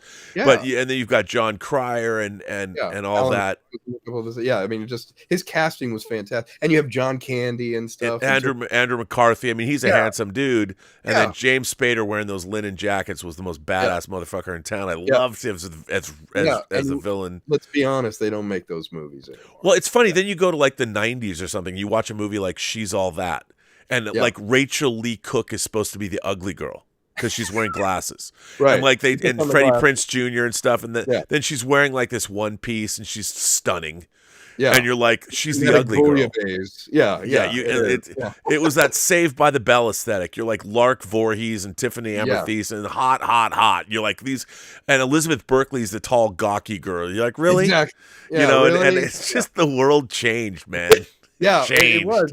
It was where people started augmenting the way they looked, but also, with Baywatch and all these other things, that they were put up into the sort of pantheon instead of being among us. It was sort of like, to aspire to it is a kind of physical perfection for a while, and you're like, no, give me the Gene Hackmans, give me those guys, and they still worked consistently through the 90s. Yeah, when you But go, I mean, Gene Hackman yeah, he was not a handsome guy, it was an everyman. but he was Yeah. but he was great. And you go and you look at him like you said, Popeye Doyle, or you look at Yeah. him in like No Way Out, Yep. you know, or Yeah. something like that. I mean, he Even was Crimson Tide. We were just talking about Crimson Tide. him and Yeah. Denzel, Yeah. they're both right at the end, you know. Yeah. Yeah. You and I think you were right about the Lipizaners. yeah, exactly. It's the Yeah, best. I love it.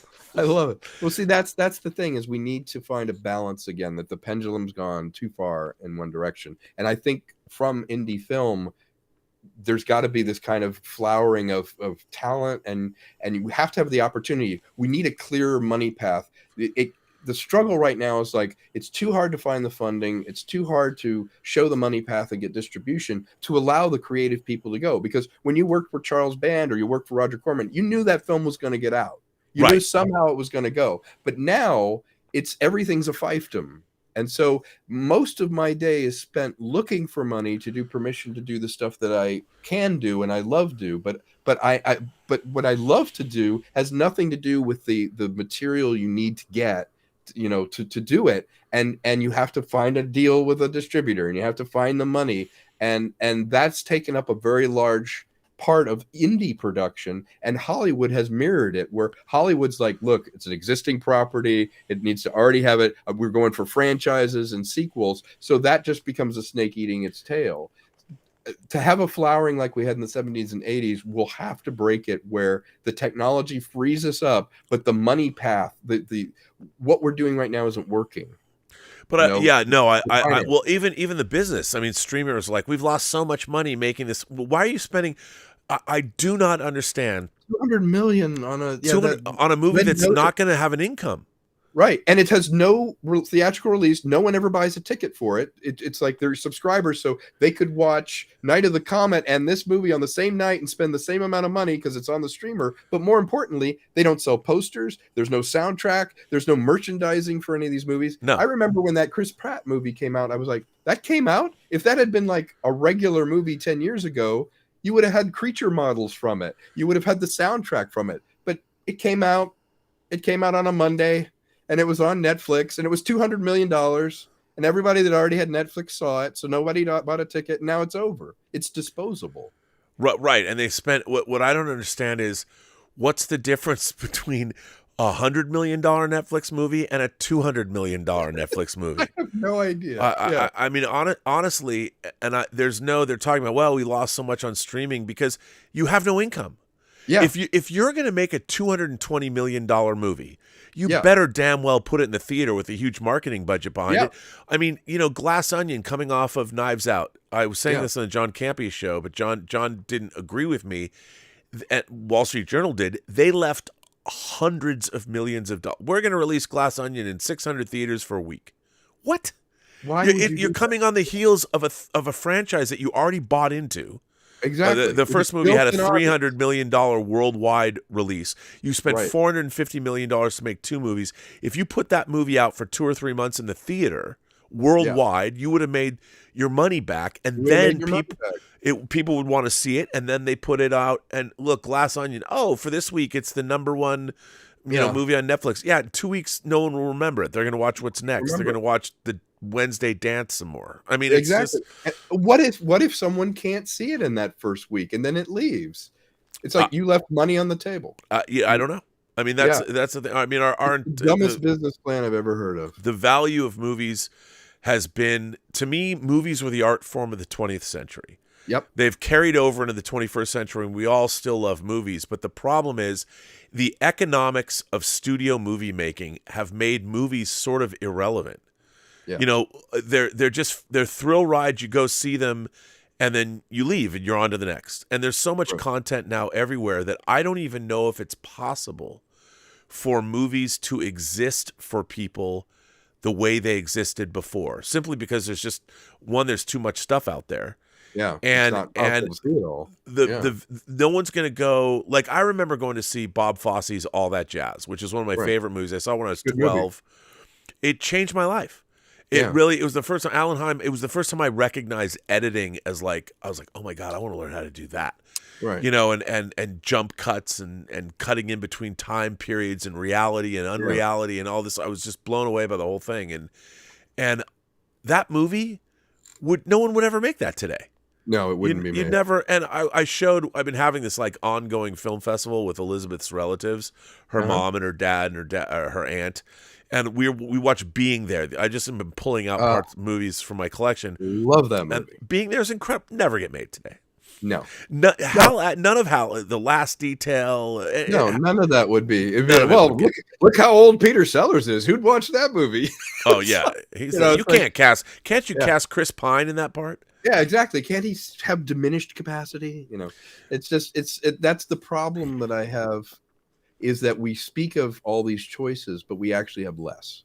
And what I mean by that is, not only are there less movies that are slotted to get a theatrical release and get made, but the illusion of variety of places to go is just that. Hulu is owned by Disney.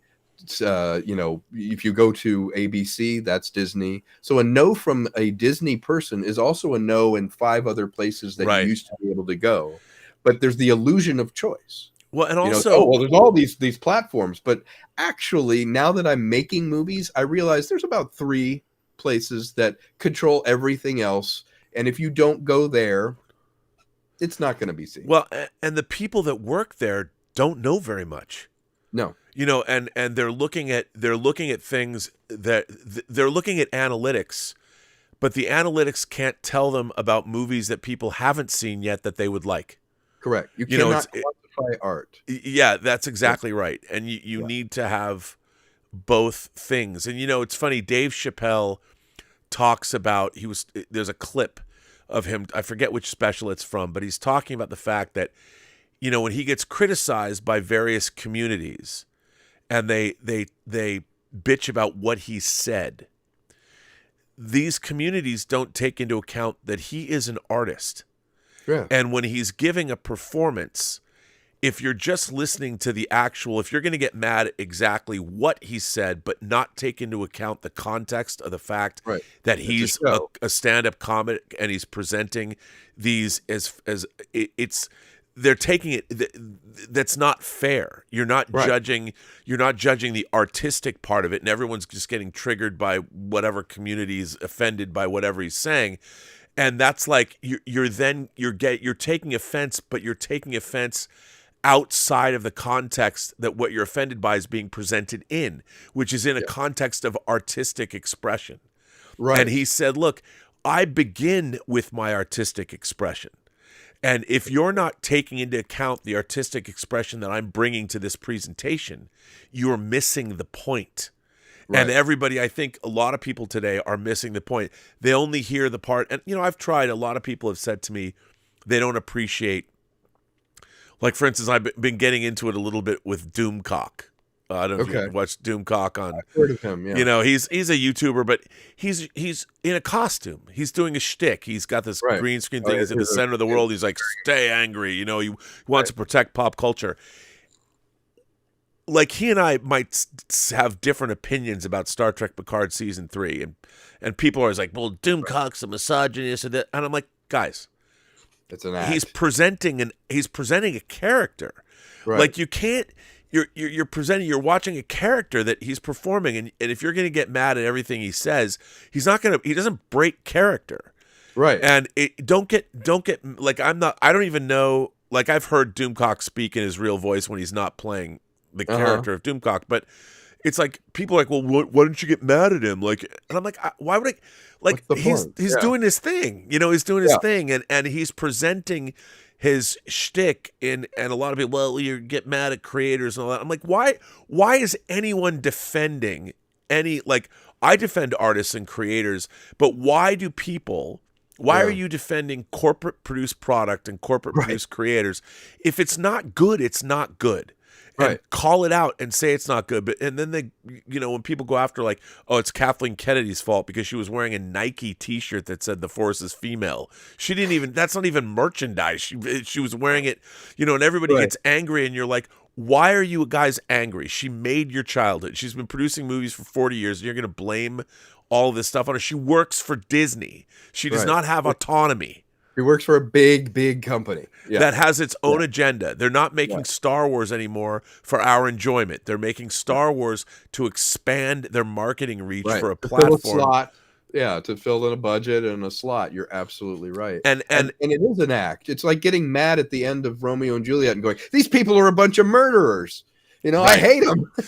Well, I mean, what I really don't like, the thing that the real thing is that the fact that the fraudulent creators keep infecting parts of the business. Like, I'll say this, you know, I listened to J.J. Abrams when he was on the press tour for Star Trek 09. He would tell everybody, I never liked Star Trek growing up. Too intellectual. Not Like, a good sign. then why the fuck were you Why are you hired, making man? it? Yeah, why are you making? Again, the guy writes good pilots, but not shows. And if you blatantly state, I'm not that interested, this isn't something I'm passionate about, I don't have an affinity for it, why would you hire that person? But why was he pitching it? Was it, I just want to touch off that Well, base because Bad Robot, you know, they looked at Star Trek as a franchise that they could exploit. They tried to get Paramount to not sell any merchandise. I saw that. Except the merchandise. And what's funny is no one bought their merchandise. Yeah, you know, because you can't it didn't resonate with anybody. No, it didn't. It didn't resonate with anyone. I mean, hell, their Starship Enterprise was ugly. Yeah. I mean, you design. How do you? You don't even want to own the ship. Yeah. How do you do that? You know, it was. It is a strange way of doing it, and with that much money at risk, they're doing the opposite of what they think they're doing, which is mitigating their risk and doing it. But art, like we say, can't be quantified, and the problem with the act of creation, that Star Trek was never planned as a successful venture. It grew to be one. And by the way, when it was first on, it was never successful. It was always one step away from cancellation. The Netflix thing, it would never have made it past the first episode. No, it wouldn't have, because although I bet, though, I do bet that it would have, people would have finished watching the first season, because the first season of the original series is really good. Oh, it's very good. So people would tune in. Good. Yeah, but I totally agree with you. I think it's the kind of negative reverse engineering of going, we want to exploit this franchise, we want it to be very successful. When you start from that, that's actually the opposite of what you should be doing, which is, what am I passionate about? What stories need to be told? Why does this need to exist? What do I love about this that I can amplify, that people, if they agree with me and they also love it, they will like it? Not, how can I destroy it? How can I subvert it? I'm so sick of this thing, but I need science fiction. I need it on my resume. I need to touch base on it. That, to me, is so hollow. It's like saying, well, I need something for my comedy base. You know, so I'll just do a little comedy. Do you do comedy? I don't know. I don't care. It's like, well, then why should we care? Well, and that's the funny thing. I mean, look, one of the things that I think people miss about Avatar, you know, the fan community is so funny to me. I listen to people for 13 years. Well, Avatar has no pop culture footprint, Rob. It's just a Fern Gully, Pocahontas mashup. Right. And I'm like, you guys are missing the point. Yeah. The point about Avatar is it's one man's vision. Yes. And he's presenting to you. And here's the thing about I thought, as a matter of fact, as much as I did enjoy Avatar Way of Water, I thought for James Cameron it was a bit sloppy. There's a lot of plot points about what was going on Earth. There's no unobtainium. What's going on? I mean, there's a lot of skating, which he usually, but I think that was because the movie was probably 8 hours long. Yeah. You know, and there's probably an explanation for everything somewhere. But the thing about Avatar is he provides exactly what you're looking for when you go to the movies, especially an experience. And what's funny is Avatar isn't cool. Yeah. And when I say that, there's no Han Solo in Avatar. People don't look at I want to be Jake Sully. They don't look at that, even though Jake Sully kicks ass. It's not cool. It's one step away, and this is just a theory, but it's one step away from being your sister's sci-fi franchise. It's got love and family and trees and let's save the animals. You know, it's not wholesome. Like it's wholesome. Yeah. You know, and it's not cool right now. Grim dark is what's well, it's like Warhammer 40K. Yeah. We hate everything. Everything needs to be destroyed. Yeah, bring your armies and we're gonna kill everyone. But then when you tell somebody, you know what? Look how diverse the idea is. when's the last time you saw a positive depiction of a father-son relationship or a father with his kids? I can't think of a major motion picture. And that's like, they killed Han Solo with his own son. Right. I mean, right. There's no positive son father, and he never got to hug Leia. Yeah. I mean, if you look at it, look, it's insane. J.J. Abrams, I've never met him. I'm sure he's a delightful man. He's a terrible science fiction filmmaker. Yeah. He's made 5 science fiction movies that I cannot. Yeah, one is worse than the next. Yeah. And he's going to end up directing the next movie, Star Trek 4, because no one will give him anything to do right now. Yeah. You know, he's getting it, but you look at like his movies are just dunderheaded. Yeah, we're gonna put 72 genetic Supermen into torpedoes, and you're gonna fire them at the Klingon homeworld. Wait, what? I'm gonna do what? Have you seen Star Trek? There's times where you just want to shake them by the collar and go, "Have you seen it? I mean, have you watched it?" It's so funny. That movie cracks me up because, you know, when Benedict Cumberbatch says, "I'm Khan," and all the characters are like, who? Yeah, because there's no setup. There's nobody knows who that is. It's so it's for the audience rather than the character, and that's the problem with JJ. He's pandering to the audience that moment of he's buying the goodwill that Ricardo Montalban and Shatner created 20 years before. When he reveals his Khan, I was like, well, these young kids, this young Spock and Kirk, have never met him before, so they're like, well, that's nice. And then the idea of Khan being the way he was, where it's like, well, we're going to use him as a super weapon. The Federation is the villain. Yeah. You know, it's like, okay, can we get more grim dark? Okay, so the army bad, people bad. You know, this incredibly young crew is all bickering, but they all ascend to the top of their rank within one movie. None of it makes a lick of sense. It doesn't make any sense. And Into Darkness is one of the worst of them. Yeah. Oh, it's Into Darkness. You know, everyone's like, but Star Trek 09's fun. Well, it's only fun if you don't stop and think about how dumb the villain is. Right. He's gone back in time. He can save his homeworld. But no. I'm gonna be petulant, and I'm just gonna stay mad. Yeah, you know, stay mad. I don't want to help people. Yeah, it's so weird. And then you compare that to the original Trek, and you're like, wow, one was about the ecology and saving whales. Another one was about redemption of getting your friend back at the great risk of giving up your career. Even the motion picture was about a concept of what makes us human, of humanity and the emotion. I saw a motion picture again, the restored version. Yeah, the new 4K. I saw it projected, and I went, you know what? This is not bad compared to what's out now. No, I'm a huge Star Trek the motion picture fan. I enjoyed it a lot, and it moved well, and it was smart. And I didn't feel like it was talking down to me. And I thought, now what is it about this? And I was like, oh right, this is made for grown-ups. Yeah. That's a big difference. Kids can go, but like Avatar. Kids enjoy it on one level, but Grandma enjoys Avatar on another level. But they used to, you know, they didn't pander to kids. To me, it's the Bart Simpson effect. You know, it became the 90s showed us shows like on Nickelodeon and Disney Plus where the kids were always smarter than the adults. Right. They showed them up. Which is Bart Simpson, you know. Right. There's nothing that we need to learn because we are whole unto ourselves. There's nothing to aspire to. We're going to show those dumb things. And it was reflected in commercials too, where the father's brushing his teeth in the toilet and they're like, oh, honey, you're such an idiot, you know. Yeah. And you know, I made a good living playing that kind of character in commercials. I did 100 of them where it was like the man-child idiot. And now films have that. And that's my problem with it. I think the reason that we resonate generationally, like even my son is 17 and he loves the original Trek way more. He, you know, I immersed him in those, and I didn't force it on him. I was just like, just watch it, just see what you think. Let me show you Spartacus. Let me show you a Kubrick film. Let me show you Star Trek. And he went, wow, these are so much better. And I went, wow, you know, coming from that, a 17-year-old realizing I want to aspire to something. I don't want to be talked down to and pandered to.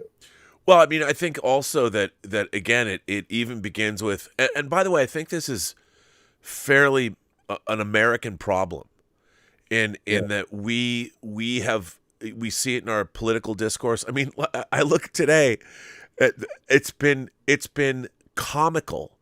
Yeah. Watching the Republicans not elect a Speaker of the House. Yeah, and it's like a reality show. I'm listening to one of the Republican guys on he was on NPR talking. Well, he will get elected. eventually.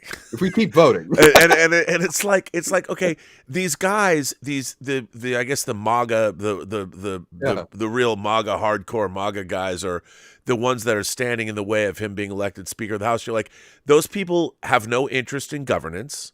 You know, they just want to disrupt. Like, right. They want to get that Instagram 15 seconds of them being cool, nominating Donald Trump for the Speaker of the House. You know, yeah, we've got serious issues. You know, we could very well be at war with China over Taiwan. Yep. We've been fighting a proxy war with the Ukrainians against Russia. Billions of dollars. There's all kinds of things going on, and we got idiots in the Senate. Like, hey, let's allow the Republicans to elect their Speaker of the House, and let's get to work. Yeah. You know, why does it take 6-7 votes? Keep now voting it's until past, eventually somebody. It's past 10 now. You know, and you look at this, and it's we are the laughing stock of the planet. Yeah. We are the laughing. We didn't used to be. No, there used to be American exceptionalism. Yeah, and not anymore. No, not anymore. We rather hate one another, and yeah. There's too much access too. I think we have too much access to the artists, too much access to politicians. I think there needed to be some stewardship and vetting. Everything's become a reality show. Everything's reduced down to that, and you can't really do that. I don't want to see that. I want, look at. If you just go back to the founding of the country, it's like, look at the great minds that were at work there. They may not have had a great TVQ, but you had Madison, Jefferson, Ben Franklin, all this, and those are the people. Oh, come on, Tom. Those are just old white cis males. What do they know? Yeah. They were the patriarchy. They were the people that They exactly. Not only did they, so what if they built the greatest democracy that's ever existed on planet Earth? Yeah. So what if George Washington turned down being They king? were all colonizers, whatever. Yeah, exactly. And people don't realize that, where it's like, well, George Washington said, no, we probably shouldn't have a king. I think that would be wrong. Now it would be like, that's going to help my viewer, on Instagram. I'm going for king, there's this very shallow and superficial understanding of how the world works now. And it's in politics, it's in the arts. And we need to turn that around because, America is a laughing stock because we've exposed ourselves to the absurdities of it, but there's nothing solid underneath it. No. Yes, there's funny process. You can have a Dr. Strangelove kind of absurd amount of bureaucracy, but if it's only that, and there really isn't the underpinnings of governance and trying to do the right thing for people, then it's just a circus. Well, that's where we're at now. One of the things I love about a well-run set is there's nothing. Here's what I love about studio filmmaking. There is nothing, and I'll tell you something, a lot of people think there's a lot of dysfunction, and because we hear about the dysfunction, what we don't hear about is the day-to-day. I mean, on these huge productions I've worked on, I have seen people who are working at the very highest level who know they're like, people like, well, there's nepotism. No one is working on a Hollywood set, especially at the studio level, that doesn't know their job backward, forward. Yeah. Everyone's great at their job. Yeah. And the most well-oiled as a series that's been on a while. A series that's been on a while, you're stepping into a machine. That machine runs. Yeah, and I love, I think, and people, it's funny because people, when I say this, people are like, how can you say that? In a way, I kind of wish a great line producer ran America because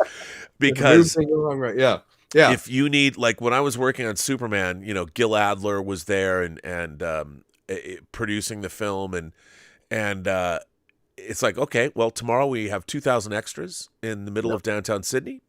We have a place we are going to put their costumes on. They all have to eat. They have to have honey wagons, places to go to the bathroom. No problem. Yeah. And you look at a shoot like that, and it's like these guys know executive producer Chris Lee, they're all working and they know, and every one of their department heads knows exactly what to do.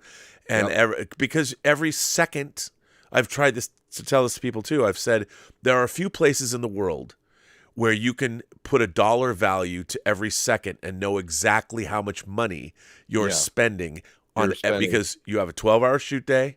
Yep. You've got whatever your budget is, whether it's 50,000, whether it's 100,000, Yep. whether it's 200,000, whatever. Per You day, can go yeah. backwards and Yeah. break it down and figure out how much money are we burning every second. And when That's you're right. working on that, and it's I mean, people laugh, but no. You can actually figure out how much every second of your shoot day costs on That's right. on a production. Yep. And when every second costs $10, Yep. I mean, if you think about it, there's 60 seconds Yep. in a It minute. starts accruing. Yeah. You know, so Yeah. what is that? $600 in a minute.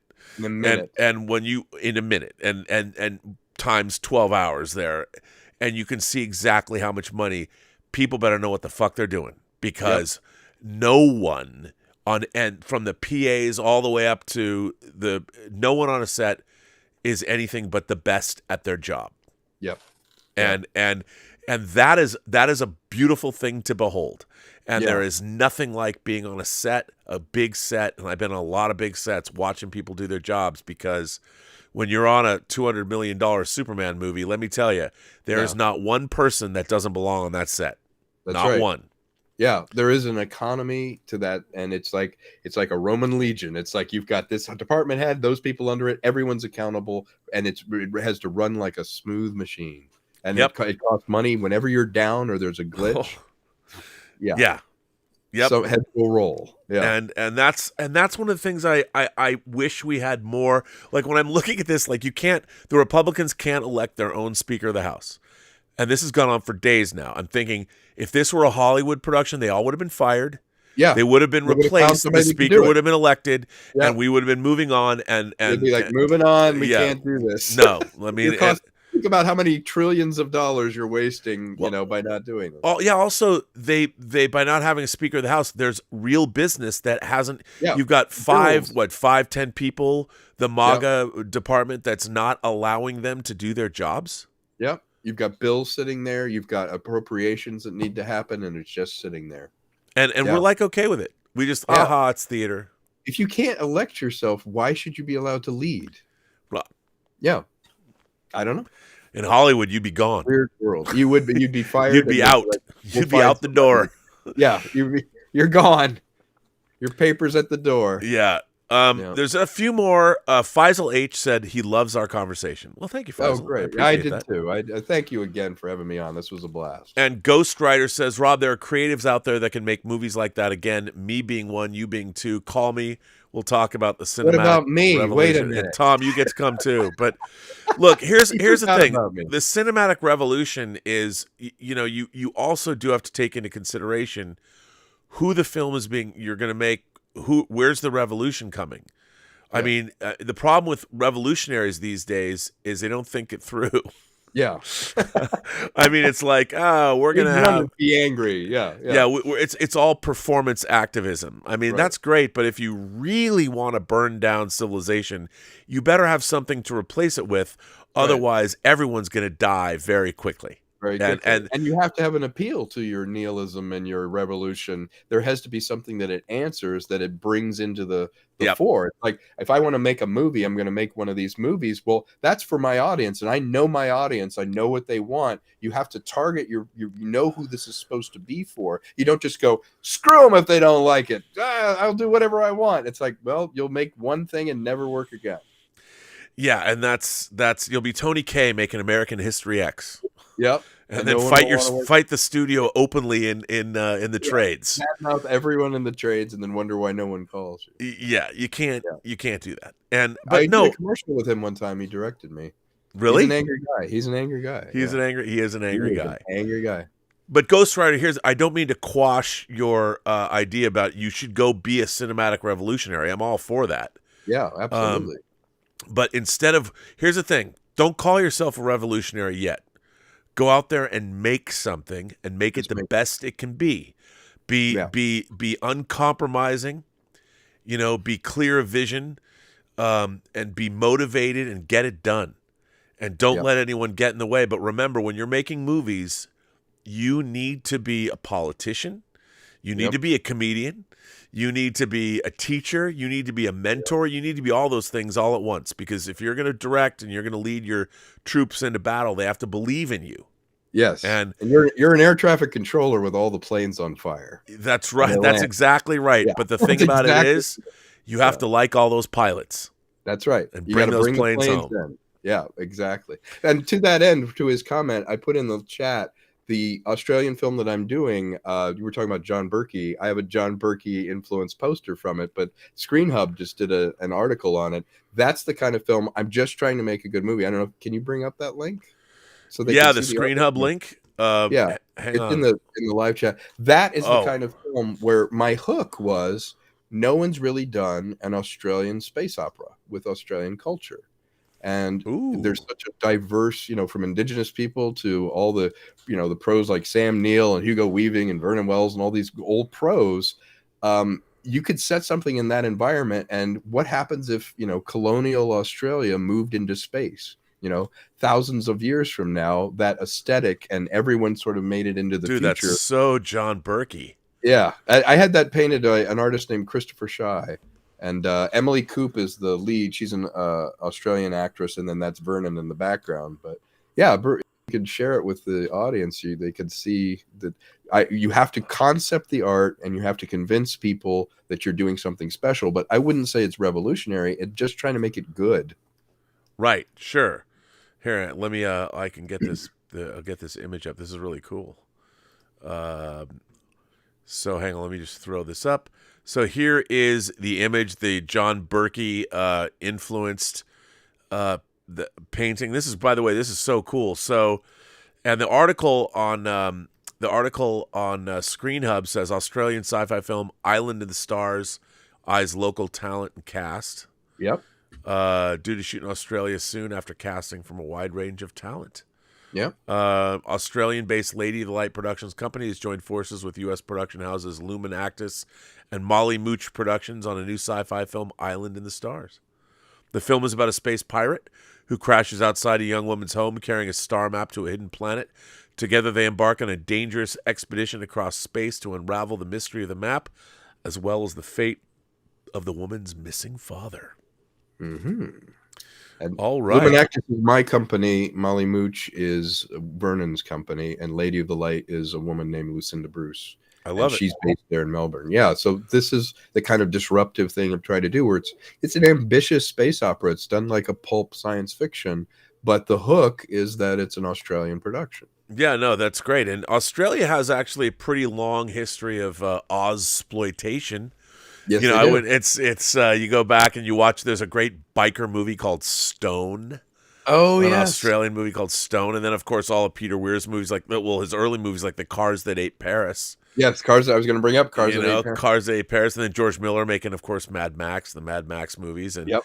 And I was a big fan of Peter Weir, whether it's Picnic at Hanging Rock or The Last Wave. Yeah, I showed The Last Wave to my 8th grade anthropology class, and they hated me.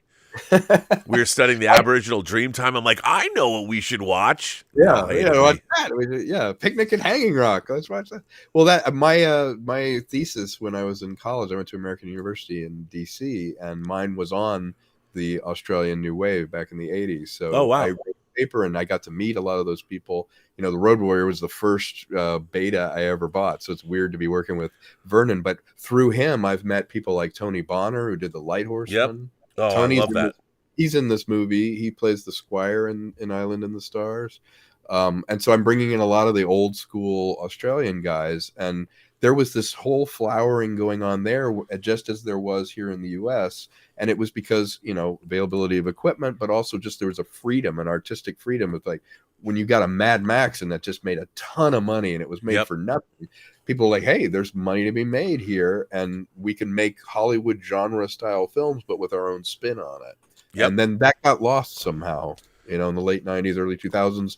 Hollywood moved there, and they kind of used Australian talent, and they used the it's called a QAPE, it's the rebates that you get. Yep. But they're just pumping out films that they could have been made here. They're just doing it because it's too expensive to make movies here. Americans have priced people let's bring production home. We've priced ourselves out of being able to bring production home. Yeah, when I did a budget for this, I was astounded the difference in prices. Yep. Like when I started doing crew prices and different, and I'm thinking, oh well, the casting director, that's got to be $30,000-$40,000, and they're like, what? we'll do it for $7. You Yeah. know? And it's like, what? But then you look at it and it's like, oh, I can get a really nice apartment for $430 a month. Yeah. You know? So there's a big difference. It's I'm excited to go down there and do this. I mean, when I was, God, it's so weird because it was what, this year, it's now 18 years. Or not 8. Yeah. Well, 2005, 2015. Yeah. 18 years since I was, no, not 18 years. It was, what is that?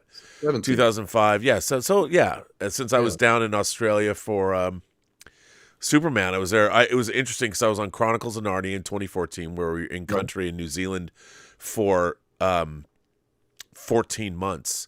Nice. And then I went right over to Australia for a year. So I was, overseas. It was wild because doing DVD special edition stuff, it was like, well, Rob, you directed one movie. Then I fell into this DVD world, but it took me to work on Lord of the Rings and X-Men 2 and Chronicles of Narnia. So I had a huge period of time in the aughts where I was working on these huge monster movies. Yeah. And it was, and you learned so much. I learned so much. And it was like, well, yeah, I did get sidetracked. But then, during that time, producing Cody Banks and Hills Run Red. And then I went on and did 3 years of working on Star Trek documentaries, which is a dream come true for me. Of course. And people are like, would you like to make movies? I'm like, yeah, but I get to make documentaries and talk to everybody who made Star Trek. So I'm like, I'm having a good time. Having a good time. It feeds a different part of my brain. Yeah. Yeah. It's great. So, thank you for showing that. I'm excited about that one. I have a low-hanging fruit film that's more of a $2 million film. It's called Test Drive, which is much more of an exploitation thing. It takes place in one car. It's dual. I always do it. It's dual meets speed, but in one car. I like it. And I use virtual production for it, so the car doesn't have to go anywhere. Right. And it really plays out between these two characters that are in the car and can't leave. And that, I think, will be the next thing I do along with Meth Gator. And once I get the ball rolling on that, I'll move to this one, which is more ambitious.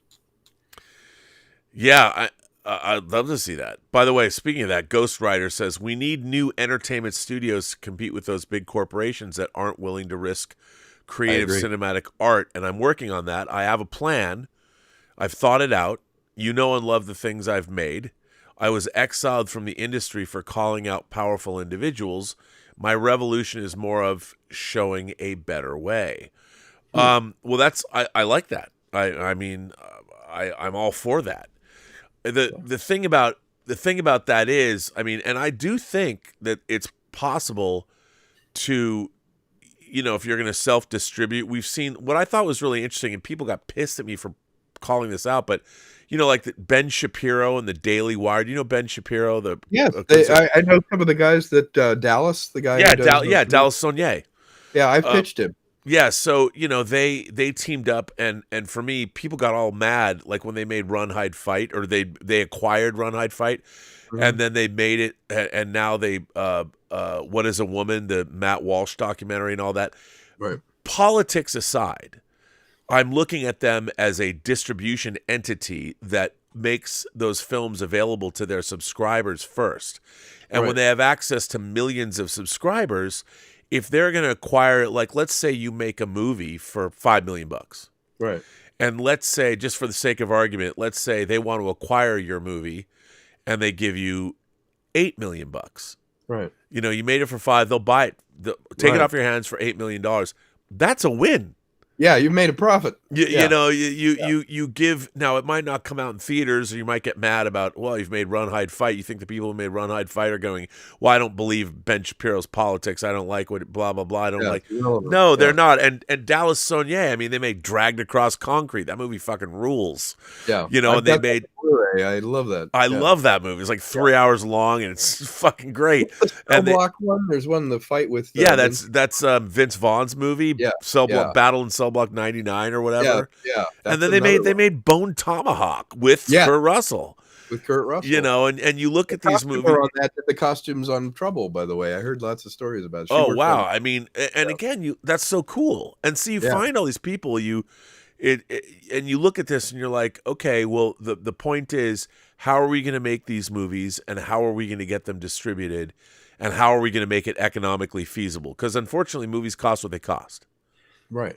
Well, the bigger question is, why did Daily Wire do it and they can do it? If your politics are the other way, why isn't there an entity making it available to the as a fund there? Why isn't there? Yeah, that's because, well, yeah, I mean that's a very good question.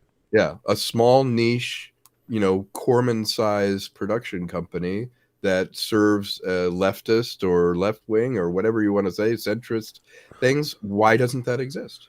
Well, that therein lies a real question. Yeah. I'll tell you something. When people come after me, it's not usually conservatives. I've never thought I'd lived in a world where the people that come after me the most are people I thought we were simpatico. I thought we were the people together here. Yeah. No. Well, that's part of the polarization you were talking about, though. There's a black and white. There's no nuance. You either believe everything on one side or nothing on the other side. Or it's you versus whatever. Well, I've seen that too. People like, you're hanging out with misogynists and racists. I'm like, guys, do you know what real misogyny and real racism looks like? I mean, it's not on YouTube in the film pundit space. I'm friends with Pauly. He's the nicest guy and not a racist at all. Oh no, that's why. So like, Pauly's the best, and I've streamed with him raising money for the Latino theater. Yeah, it's stupid to say that about them. Well, and it was really frustrating about that for me. I'm like, gosh, it's a bunch of colleagues, YouTubers that are meeting in a bar before. Yeah. And by the way, we're all going to a Star Wars burlesque show that somebody I kept waiting for someone to go, wait a minute, these white cis males went to a Star Wars burlesque show. Yeah. They were the ones exploiting them. And I'm like, I was like, that didn't happen, but I got accused of hanging out with Chris Gore, who I've known for over 30 years, and I used to write for the magazine he founded. Yeah, and someone wants to ding me for being friends with Bryan Singer because he hasn't been convicted of a crime. He's been accused of a lot of shit and I know Bryan, and let me tell you, he's not nearly what anybody thinks he is. Yeah, and like guilt by association thing, everybody he's given me a lot of work, and I'll tell you. You know what? If I was ever caught in a hotel room with a dead woman and I had a butcher knife in my hand with all of her blood on it, I could call Bryan and he would bail me out of jail. He would do so because he'd go like, "Dude, did you do it?" but he'd still bail me out. He'd still bail you out. That's the thing. Yeah, that's a real friend. Yeah, it's so funny that people want to play this gotcha game. I'm like, why are you so concerned who I'm hanging out with? Yeah, I mean, it's funny. Also, those are not horrible people, and no, I mean, they say things. Humanization that's going on. Yeah. But the real thing is look, doing real work is hard. Yeah, and making films is probably one of the hardest endeavors anybody can embark on. And I would say this: if any of you are out there, ghostwriter, or whoever, I welcome everyone. I honor all of you that want to pick up a camera and find the financing and go make movies and do all these things, because it is really, really hard. It is. It's heartbreaking, but at the same time, it's exhilarating. It is exhilarating. And I mean, I might admire Stanley Kubrick or Francois Truffaut or Kurosawa or Ozu or, Tarkovsky, take your pick.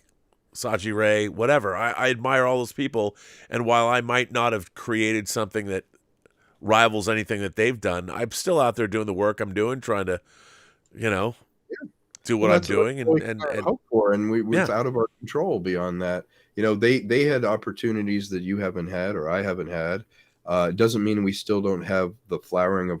I feel like the best stuff in me is way down the line that I'm constantly learning. I'm in that sort of egoless place of like, teach me. I want to learn more. I want to absorb from anyone that I can, younger than me, older than me, whatever it is, because at the end of the day, the filmmaker or the director gets credit for it. So you incorporate all the good ideas, all the things. It's garbage in, garbage out. So if you put in good stuff, you're more likely to kind of resynthesize and remix it into your own vision. But finding your voice and perfecting it is your job.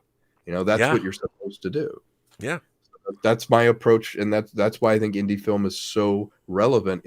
That is the petri dish, that is the kiln that talent should be fired in. Those are where the ideas and the chances should be taken that then carry out and get a bigger canvas, and that's why we can't let it die. No, and I don't think it will. And like we talked a lot about, whether it's Robert Eggers or whether it's Ari Aster or whether it's Karen Kusama, or there's lots of, for me, what I like is bring me the new voices. Yeah. Bring me the people that are going to give us great characters and great stories. The people that are going to tell tales that we have yet to hear. The voices that have yet to grace our screens and tell their tales. That's what I want. Yeah. And unfortunately, when our IPs, when Star Wars is bought by a major corporation, we just have to live with the idea that, okay, we know what Disney needs. Disney's first inclination, first of all, they don't know what a good Star Wars story is. They're Disney. No, they don't never know. created. Yeah. And it what was an indie film.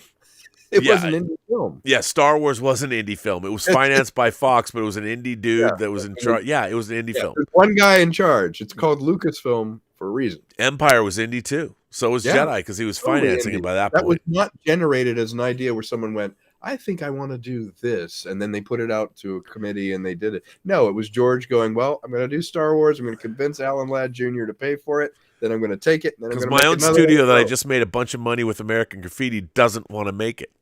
Right. And see, there's your unicorn. Alan Ladd Jr. had the wisdom to leave it alone and say, I don't understand it, but I trust you and I'm investing in you. I like that Lucas kid. Yeah. Go ahead, George. To his credit, because those are the guys you and I are looking for. We need to find just one person who goes, I get you, I understand, and I'm willing to put the money in. I'm investing in you. I understand your vision. I trust that you can do this. Let's go on this thing together. I don't need to workshop it. I don't need to backstop it. Right. I could just say yes. Yeah, I mean that'd be great. I wish the movie I wanted to make was like $7 million and some. Rob, go ahead and make it. Thanks. Yeah, exactly. Fortunately, it's $70 million, and I need it because it goes from being a very earthbound movie to going into the fabric of space-time, and it becomes a huge effects-laden hell's a poppin' journey through the mind's eye of God. That's literally what happens at the end. So hey, literally. Yeah.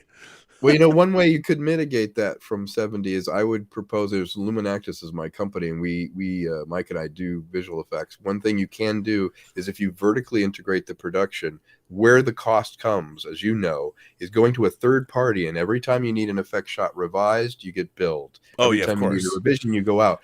But vertically integrating your company, I pay nothing for infinite revision, infinite things, because it's all in-house. You can take that budget way down. Because then approvals are in. We're doing in compositing and we're doing effects in DaVinci in the edit. Oh yeah, absolutely. Yeah. What I want to do, bring that cost down. My dream would be to go to New Zealand and do the whole thing there, and do a couple weeks shooting in LA, because the whole thing takes place. Well, it takes place in LA and in the mind of God. Right. That's the two. What are your locations? Los Angeles and the mind of God. God, let's go to New Zealand. So that's a way to scale it. Yeah, that would be a way to scale it, and maybe not partner with too many third party. No, I just want to do it at Weta Digital, Weta Workshop, and it takes place in a world that's not ours. Right. Like it takes place in a world that's slightly removed from our own. So cool. I mean, it shares our history, but it's not our world. Right. It's an alternate. It's got an alternate history to it, and all that. Did you say there was a script? There is a script. Yeah. It's sci-fi. It's not quite. I can send you the first half. Yeah, please. Yeah. You'd read it and go, "What is this?" I'll read part of it all the way through. Yeah. You part of it all the way through, or you can read part of it. You can read part of it all the way through. That's exactly. I'll send it to you. Yeah, please do. I'd love to read it. Yeah. I think you'd get a kick out of it. Yeah, it sounds like it's up my alley. There's and it is a total. It's a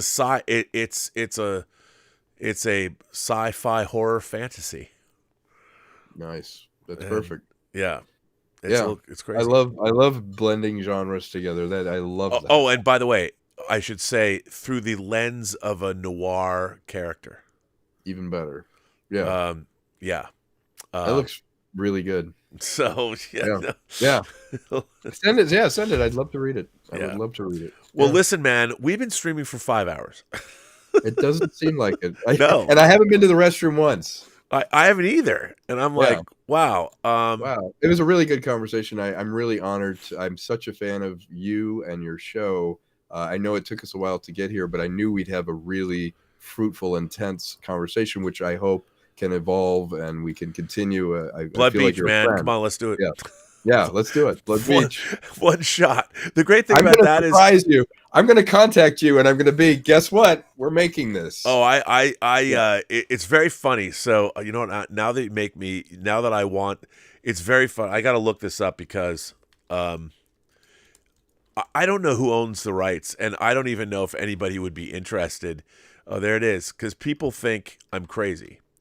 Yeah. So here, I love this poster. This is one of my favorite one sheets of all time because it's fucking hilarious.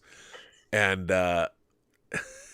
here is the poster for the original Blood Beach, and I want to say it's 1980.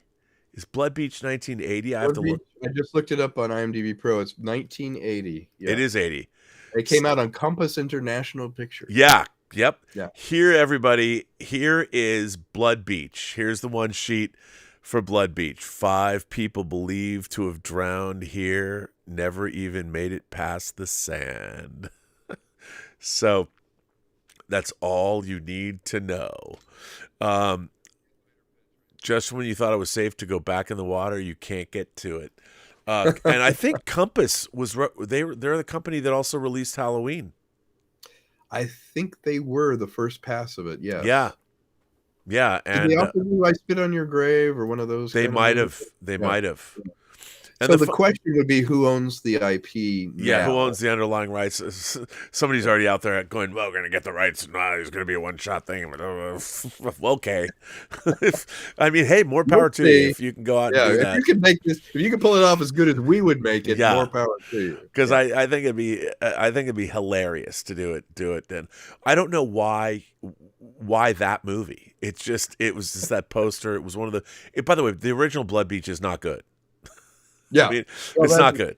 There's no point in making a really good film over again. You should take one that didn't reach its. I've always said that. I'm like, find a movie that had a terrific idea, but the execution was horrible, or they just didn't have the ability to make it. Make that movie. Don't go, well, this was a classic. Let's try and make one almost as good. You know, it's like, why would you do that? Pick a movie there's this movie called Magnetic Monster. Do you know Magnetic Monster? Oh, yeah. Yeah. See, it had a great idea, but it had no way of executing that idea. That's the kind of movie you go, you know what? That idea now would work because you have the tech to pull it off. Oh, yeah. Yeah. Well, did you hear what happened today? What they announced? Michael Giacchino, the composer, is going to remake Them, the giant ant movie from the 50s. Wow. Because, you know, he did Werewolf by Night. Thing. For Marvel, which is great. And he you know, would be a director. That's amazing. I mean, he directed films before. People didn't know it, but he was directing a lot of stuff before. Yeah. And I love what he did with Werewolf by Night. But of all the things he wanted, I love the fact that because he talks about how what Them meant to him. Them was fucking. When I was a kid, it was awesome because it was serious, even though it was about giant ants, and the sound, the sound the ants made were the greatest. Yep. I watched that about 4 years ago, and it still holds up. It totally holds up. And I remember, like, when it was on home video, it's like, you got to get the version of Them when it has the color card that says Them in the beginning, even though the movie's in black and white. I'm like, yeah. Okay. But he's doing that. And I'm like, because that's what he wanted to do. Like, he could have done, you know, he's scored everything. And he's going to do Them. And I'm like, well, that's pretty cool that, you know, Warner Brothers is like, all right. That's a pretty unconventional choice. I mean, he could have done anything. And he's like, no, man, I'm going to remake Them. And I'm like, is it going to be like, and somebody said something on the John Campea show today. It was hilarious because Them is about irradiated ants. Right. And it's like, well, it's a sequel to Oppenheimer. Christopher Nolan's Oppenheimer, which I thought was hilarious. I'm like, yeah, that's It's all practical ants. Yeah, we're I love gonna, it. and it's funny because I did joke like 2 years ago or 3 years ago. I said Christopher Nolan's gonna figure out a way to let somebody's gonna let him set off a nuke. Yeah. But he did. He found out a way to do it Found a way without to do it. actually going radioactive. I know, and I God knew bless he you, would. Christopher Nolan. I was like, Nolan, man, that guy's he's working at another level. He's one of the few auteurs where you're like, he's obsessed with the same ideas. You know, an auteur makes the same movie over and over again, the same themes but different. And he is consistent, but you could go, wow, he's on the bleeding edge of practical effects. It's amazing what he's done. Yeah. Oh, it's incredible. Although his films are I really do think he's a great filmmaker, but sometimes he perplexes me. Yeah. Like the end of Interstellar, I don't understand. Batman, The Dark Knight Rises, as much as I like it, there's so many things that don't make any sense that are so sloppy in that movie. It makes me wonder if that's the thing that he's least concerned with sometimes is emotion and character, that he's more Kubrickian, where it's the place that's the thing, or the tone. And sometimes it bites him in the butt. The more autonomous he gets without people to go, well, hang on, Chris, the more powerful he gets, the more you see that in a pure form, and you get a Tenet, or you get something where it's like, okay, you don't want it to be where it's like watching a virtuoso do math, you know, because you can appreciate it, but there's no feeling. No, I mean, it's very interesting because I read the original. Jonathan Nolan wrote the original script for Interstellar, his brother. And Spielberg, Interstellar was a Spielberg movie. Right. It's way different. The whole end was way different. And then with the Chinese and all that, and and then when Nolan made it, he literally is like, the fourth dimension is love, and let's have a father. And it just, I'm like, what, he's behind her bookshelf, and it's what's going on in this movie? Was that really different from Jonathan Nolan? Very different. Yeah, very different. And like, you know, this whole thing. What happened to the time dilation? It's. I know. Oh, you know what? Nolan became fascinated probably with the set behind the of course behind the book, and he was like, you know, because Gilliam apparently is the same way. The actors will be giving a performance, and he'll be like, that hamster is not moving in the wheel enough, you know, and. John Cleese told me a funny story. Maybe we can wrap up with this really quick story. Yeah. I did a comedy special with him about football or soccer in Europe. It was a two-hander. It was me as the foil to him, and we did A through Z sketches about it, and it would show in front of the World Cup. And I had done British comedy. They thought I was English. They hired me as a Brit. So I auditioned on the phone. I drove up to his house in Santa Barbara, and I'm working with him, and he told the best story. He goes, I remember the character I played. He goes, where I was Tim the Enchanter and I'm blowing up all the stuff and I have this great speech. And I go, yeah, I remember that in Holy Grail. And he's like, yeah. He goes, I gave the best comic performance of my life the first take of that. He's like, I'm Tim the Magician. I'm doing this. He's doing all this stuff. Everything blows up. He had the moment. He had all the laughs. And they cut. And he looks at Terry Jones, who is not paying any attention. He looks at Gilliam, and Gilliam's looking at him, and he's like, oh, I'm going to crack Gilliam up. And Gilliam goes, not enough smoke. All he was looking at was the smoke. Well, that was the thing he cared about. Yeah. I mean, it depends what you're looking at. Yeah. And the funny thing about another thing I love about movie sets is that every single person on a movie set believes and absolutely knows that their job is the most important job on the set. Yes. Yeah. And in that moment it is. Yeah. And when you think that way, you know, that means everybody's doing their best job. Yeah. It is. It is. You know, I'll leave you with a funny story. Okay. So my first job in the industry I was the art department production assistant on Texas Chainsaw Massacre, Leatherface, Texas Chainsaw Massacre 3 for New Line. Okay. And I basically I did everything. I built props, you know, I went and bought shit. I had to take food and drink up to the security guards at our sets because the whole movie was shot on location. Right. We shot up in Palmdale and we shot in the hills behind Magic Mountain. Okay. And so one day, we're in the middle of the summer. It's hot as hell.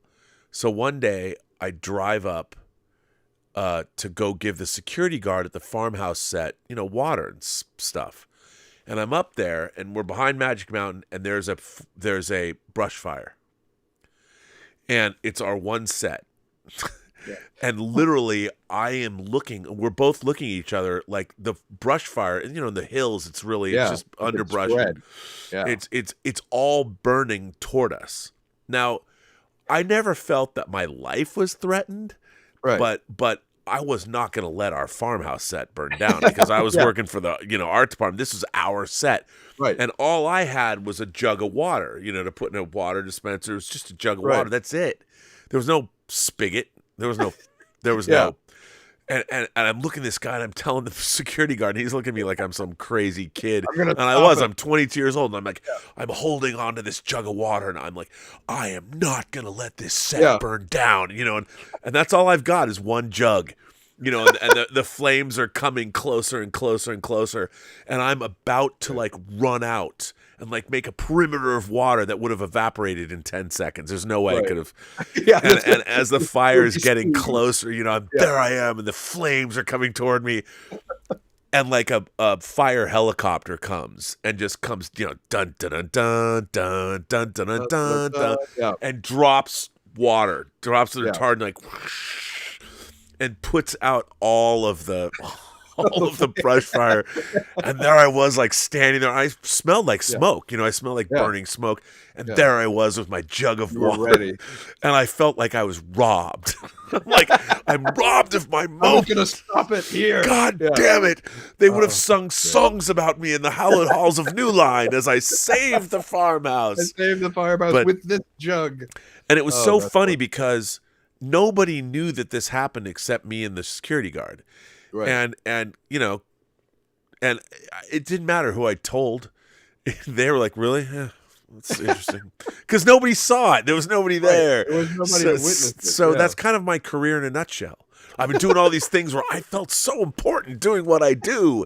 But at the end of the day, it was cool working with William Shatner 25 years ago. And then somebody sends me a Bruce Springsteen Glory Days video to take me down a peg. Right. It's like, okay, well. Thanks, Captain. They were glory days, though. Yeah. Hey, you lived it and they didn't. That's right. That's the thing. It was awesome. It's great collecting those kind of memories. It was awesome. Yeah. I wish somebody had taken a picture of me with that water jug, though. I mean, if you needed to be in silhouette from behind. With the water that's right, with the flames.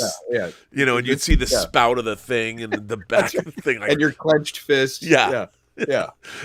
I mean, if it was not 1989, which is, and the thing is, what was really funny was the Beastie Boys album Paul's Boutique came out, which I loved. That's like all I listened to. And that album starts with Ad Rock going, this song, or maybe it's not Ad Rock, I forget who said it. He's like, this is for all the stewardesses who are flying around the world. And I think that was in my mind as I was holding this water jug. That's great. I love it. I can see that. I love it. But it's true. We have this myopic view when it's our job. It's everything. It's like this costume. That's mine. This is my fiefdom. This set is mine. And I love that kind of ownership when somebody's enrolled in the film. Then the whole crew's enrolled in it. Yeah. Yeah. And that was the funniest. It was so fun because like Mike DeLuca was like the youngest executive at New Line.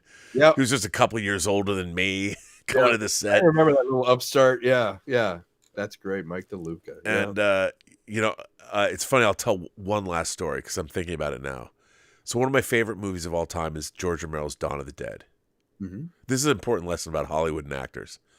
So Ken Foray, big black dude who plays Peter. I mean, he plays, Peter in Dawn of the Dead. There's Stephen, Roger, and Peter. He plays Peter, SWAT officer. Mm-hmm. He's in the movie. And I'm like the PA, but I'm like beside myself. I'm thinking, you know what? There's going to be a time, and this is my first movie I ever worked on, so what did I know? I'm like, there's going to be a moment where Ken Foray is going to meet me, and he'll know that I can recite, like, we're going to run lines, and we're going to do, like, I'll be Roger, and he'll be Peter, and, like, you okay, trooper? Like, he's going to say these lines to me, and I'm going to bro down with him, and he's going to know how much I love Dawn of the Dead, and he's going to know that I'm the biggest Dawn of the Dead fan ever.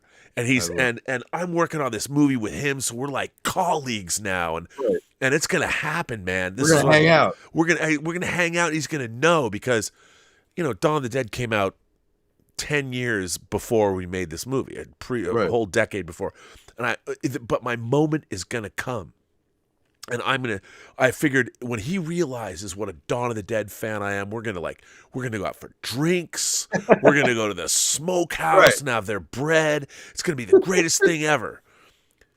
So one day at lunch, and this is by the farmhouse set, the picnic tables. It's summer. He sits down next to me, like right next to me. I'm sitting here, and he sits down right next to me. And I'm like, "This is the time, man. This is my moment." Right. And I turned to him, I tried to be cool. I'm like, Mr. Foray, my name is Robert Burnett. I'm the art department production assistant. As if that would carry any weight.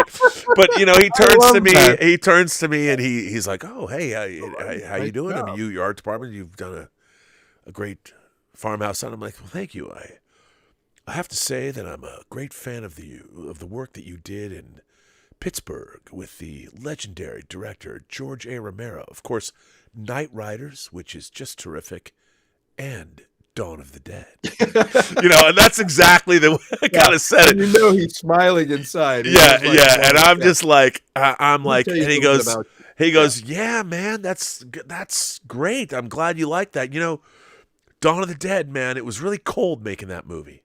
And then he turned and he went back to eating.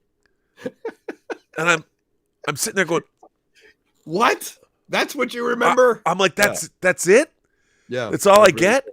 Yeah. Because he was thinking about his lines, man. He was thinking about the movie that we were making, not the movie 10 years ago that I probably had seen 10 times more than he had. Right. It was the first bootleg videotape I owned. I could recite it backwards and forwards. And it was something that he actually lived. I didn't understand when you live through making a movie, you don't sit there and watch and obsess over that movie. Right. People just don't forget. You don't do that. You don't. Yeah. It's not like and then I found out. I don't watch Free Enterprise every day. I haven't seen Free Enterprise in probably a year, 10 years, something like that. You just don't do that. And it was there. I was, and I remember feeling tremendous disappointment in him. Like, how could you not? I mean, I did everything I could to make you convinced. Why aren't you as into you as I am? Yeah, that's funny. But it's true of your own stuff. Like, I will admit, when we said we were going to talk about Trouble as my business, I brought up the IMDb so I wouldn't forget some of the people and the stuff that work on it, because you work on that, you meet so many people, and you do stuff that the experience of living it, as an end user, as an audience member, is so different than making it. You almost deny yourself being able to enjoy it for a while. Like, it took me a year or two to put it away and then look at it and go, "Oh, I like this. I can see why I wanted to do this. And there's little things I like in it. I see the mistakes, but I like that. And I feel like enough distance is there." And whenever you meet someone that's done it, you're right. Often they'll be like, their experience of it was, "Man, I had to go to the bathroom," and you're like, now that moment with the urgency in your eyes, like, "Yep, still had to go to the bathroom." That's so funny. It is very, it's very subjective, because, one thing, and I'll wrap with this thought, is one thing you don't realize is my memory of anything that I'm in is now only from the outside perspective. So if I'm behind a desk talking to a character, my memory isn't me sitting in the desk talking to the person in the time that I made the film. The only way I remember it now is how it looks in the camera looking at the two of us. I can't remember the other direction. Like the way I was looking him right in the eye, but I only remember it from the side now. Yep. Oh no, I it's so funny when you edit, when you edit movies, as you know, you get stuck on lines of dialogue and performance issues. Like there are times when you find things where people did something before cut was called or after action was called, and or before action was called and after cut was called. Funny things that you just look at and they stick in your mind. And then when it's, because you work on you work on these things so intensely, when you're done, you kind of get rid of them. Yes, you have it goes out of your mind. Like, I worked on Tango Shalom on and off for 5 years, and there were times when I remember cutting things. Like, I'd tell game to go away and come back in an hour and I'll have this thing and show you Right. and you just then you get rid of it all. Like once you've done it, it goes away. And what's the great joy is when somebody randomly calls you. Like the other day on Twitter, somebody randomly sent me a picture of my credit from Agent Cody Banks. Yeah. Well, that movie came out in 2003. It's 20 years old this year.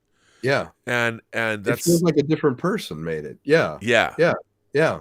I know exactly how you feel. It's a out of the body experience for a lot of the stuff, where you look at it and you're like, I remember the experience of making it, but I remember it now more from the end user point of view than being in it in the moment. It's like, I remember the cut and the edit, but I don't remember the tail or the head of the shot and what was happening before. No. Yeah. It's weird. And it's funny also being an online pundit, you invite, and I interact with a lot of people on social media. So as much shit talk as people, as much trash talk as you hear about people talking about whatever, J.J. Abrams, they'll talk to you too.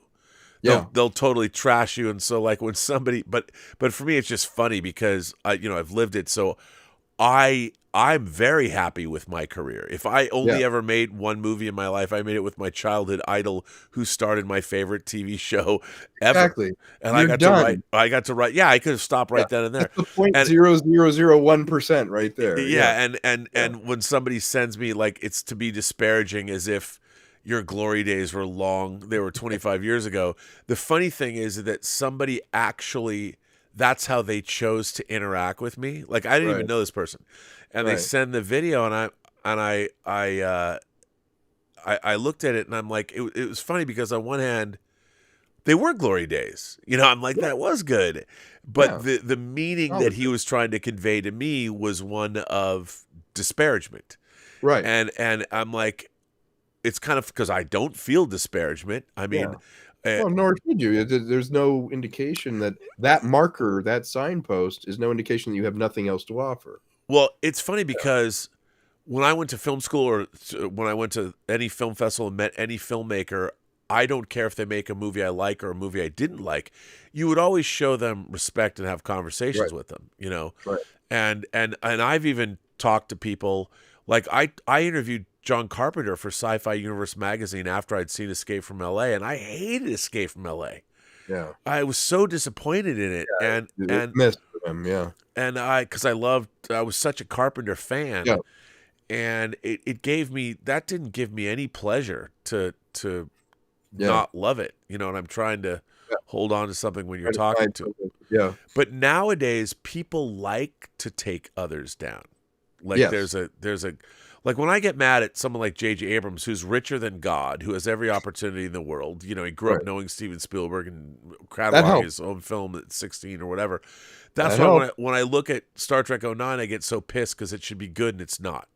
Right. That's why I get legitimately every opportunity. Yeah, it's like there was the barriers to making it good were much lower, and he had every he could have worked with the best and could have honed it and made it as good as possible. So you're mad about squandering an opportunity? Yes, and when I hear him say, "I never even liked Star Trek," I'm like, "Yeah, I can tell."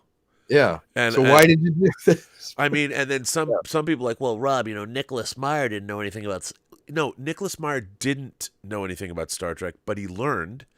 And he said he loved it after he watched it. Yeah, and because he's a classicist, because he was a novelist and a playwright and a filmmaker, he looked at this opportunity and said, oh, I understand. Star Trek comes from Horatio Hornblower. There's a nautical feel to it.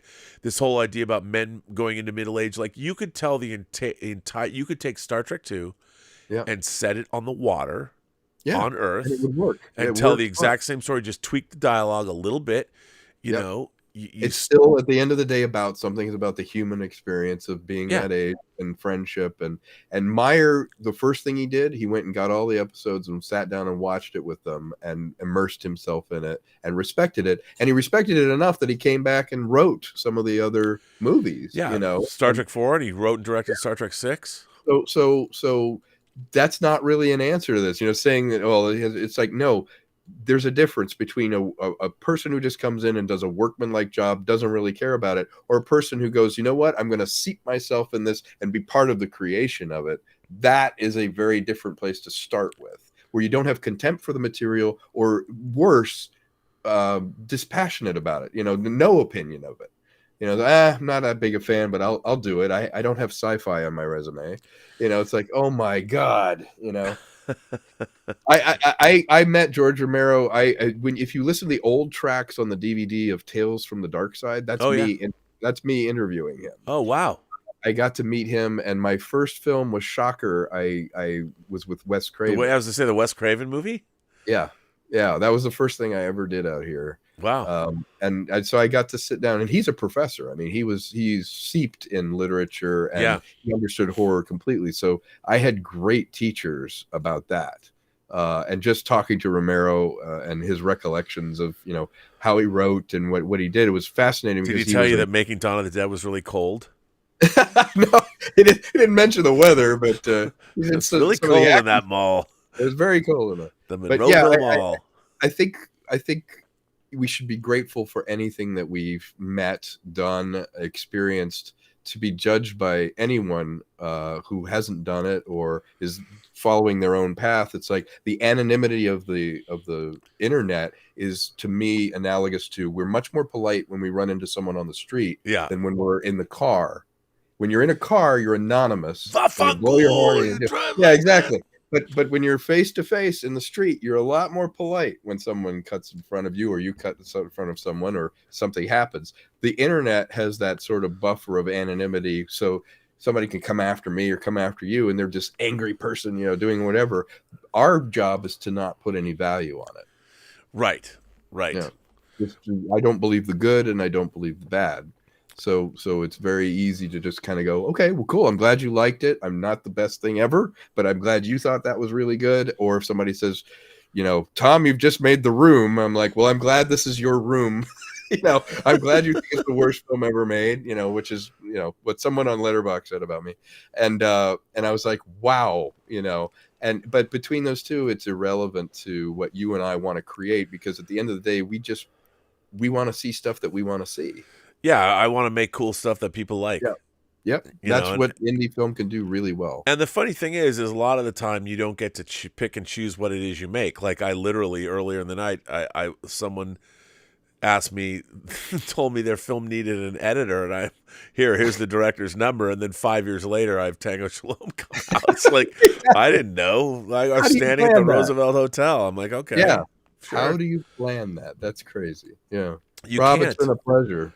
Tom, where can people find you on social media? You have at Tom KONKLE there on Twitter. You could definitely shoot me a message there. Troubleismy.biz is the film, and there is an email on that. It's The Real Deal with Tom KONKLE on YouTube. You can see during the pandemic, I got bored creatively, so I started creating audio fiction on Zoom in real time. So I did an original comic take on Scrooge and Dracula and Flash Gordon. You can see all that stuff on there, and you can see literally it being created in one take. So check out my stuff there, and I'd love to hear from anybody, especially people with money. You can send me messages, and I really am grateful for being on the show. This is a dream come true too. Oh, this is great. Well, I want everyone to remember that Tom KONKLE and I are interested in producing a one-er remake of Blood Beach from 1980. It's on this show. We've decided, I don't know who has the rights or whatever, but we're going to do it. My dream of making Blood Beach. Yes, as we a will one-er. Manifest Blood Beach. Yes, it's kind of like Russian Ark. Yes. Russian Ark meets. Yeah. Or that movie Boiler Room or whatever, the British movie about the cooking. It's going to be one shot. I'm not kidding about this. One shot. We're going to shoot it over a 2-mile radius on the beach. Yep. And starting late afternoon into the night. Late afternoon, yes, there you go. Late afternoon into the night. So we get mad. The whole thing it's all going to be shot at Magic Hour. Right. All golden just hour. like Days of Heaven. It's going to be great. The whole movie. Meets Blood Beach. I like that. Yeah, it's going to look like the sunset scene where Kurt Russell and Mel Gibson are on the swing set in Tequila Sunrise. It's going to be awesome. Right, fantastic. With blood. With a creature, with creature effects. I love it. I know Beach. some people that would jump all over this. Well, there you go. Let's sell it to them. Of course, right now somebody's already got the rights. They've got KONKLE, Burnett, $1 million. $1 million for this. No. Well, what we can do is we can all buy into Cineworld stock, which was selling at 3 cents, 3 cents a share, and then meme it up. We'll all invest as much money as we can, turn it into a meme stock, and sell high. Let's sell high and finance the film. Finance Blood Beach. I like how you think. Let's do it. Let's do it. I'm in. Tom, it has been great to have you here. Thanks very much. And I want to thank Rob. everybody for being here. Thank you to Tom Jr. Jackson and S. Beam, who are moderating. They're still here. Thank you, Tom. Oh, wow. Tom is, of course, Tom Jr. Jackson is Goof Emeritus here. I keep saying Goof Emeritus. The word's emeritus. It's such a malapropism, you know. Yeah. I hate malapropisms. But thank you, Tom. You're Goof Emeritus. And S-Beam, one day I'm going to send you detailed pictures of this jacket so you can make my 6-scale action figure complete. Perfect. I want to thank everybody that generously supports this channel via Super Chats and tips. And yes, this Saturday, you members, we're having our member chats. They probably won't be as long as this chat has been, but we have member chats every other week. It'll be the first chat of the new year, so thank you for being members. Thanks for sending in, generously supporting the channel via chit tips and Super Chats. And I got to go to bed because I got to get up at 7 o'clock, feed the dogs, take Sophie to work, and go be on the John Campea show. Oh, my God. I'm doing a very Hollywood thing. I'm having lunch with Ben Browder from Farscape. Oh, my God. Yeah, he Claudia Black came to my house once. Claudia Black is going to be in my Island in the Stars movie. Oh, as well she should be. I'm trying to convince Ben to be in a movie. I've got to talk to him about this, but I think he'd be great. So I'm having lunch with him tomorrow. So I need to go to bed as well. Well, I will let you go, Tom. Okay, thank you for having me. Absolutely, thanks for being here. Absolutely. I have no idea. I will log you out. I will take you home. Wait, I got to find the screen that can log you out. I'm still talking over this end thing. People can hear behind the curtain. I'm like, wait a minute. Yeah, it's pretty cool actually. I just need to find the actual. Here, I'll tell you what I'm going to do. Here's how I log you out.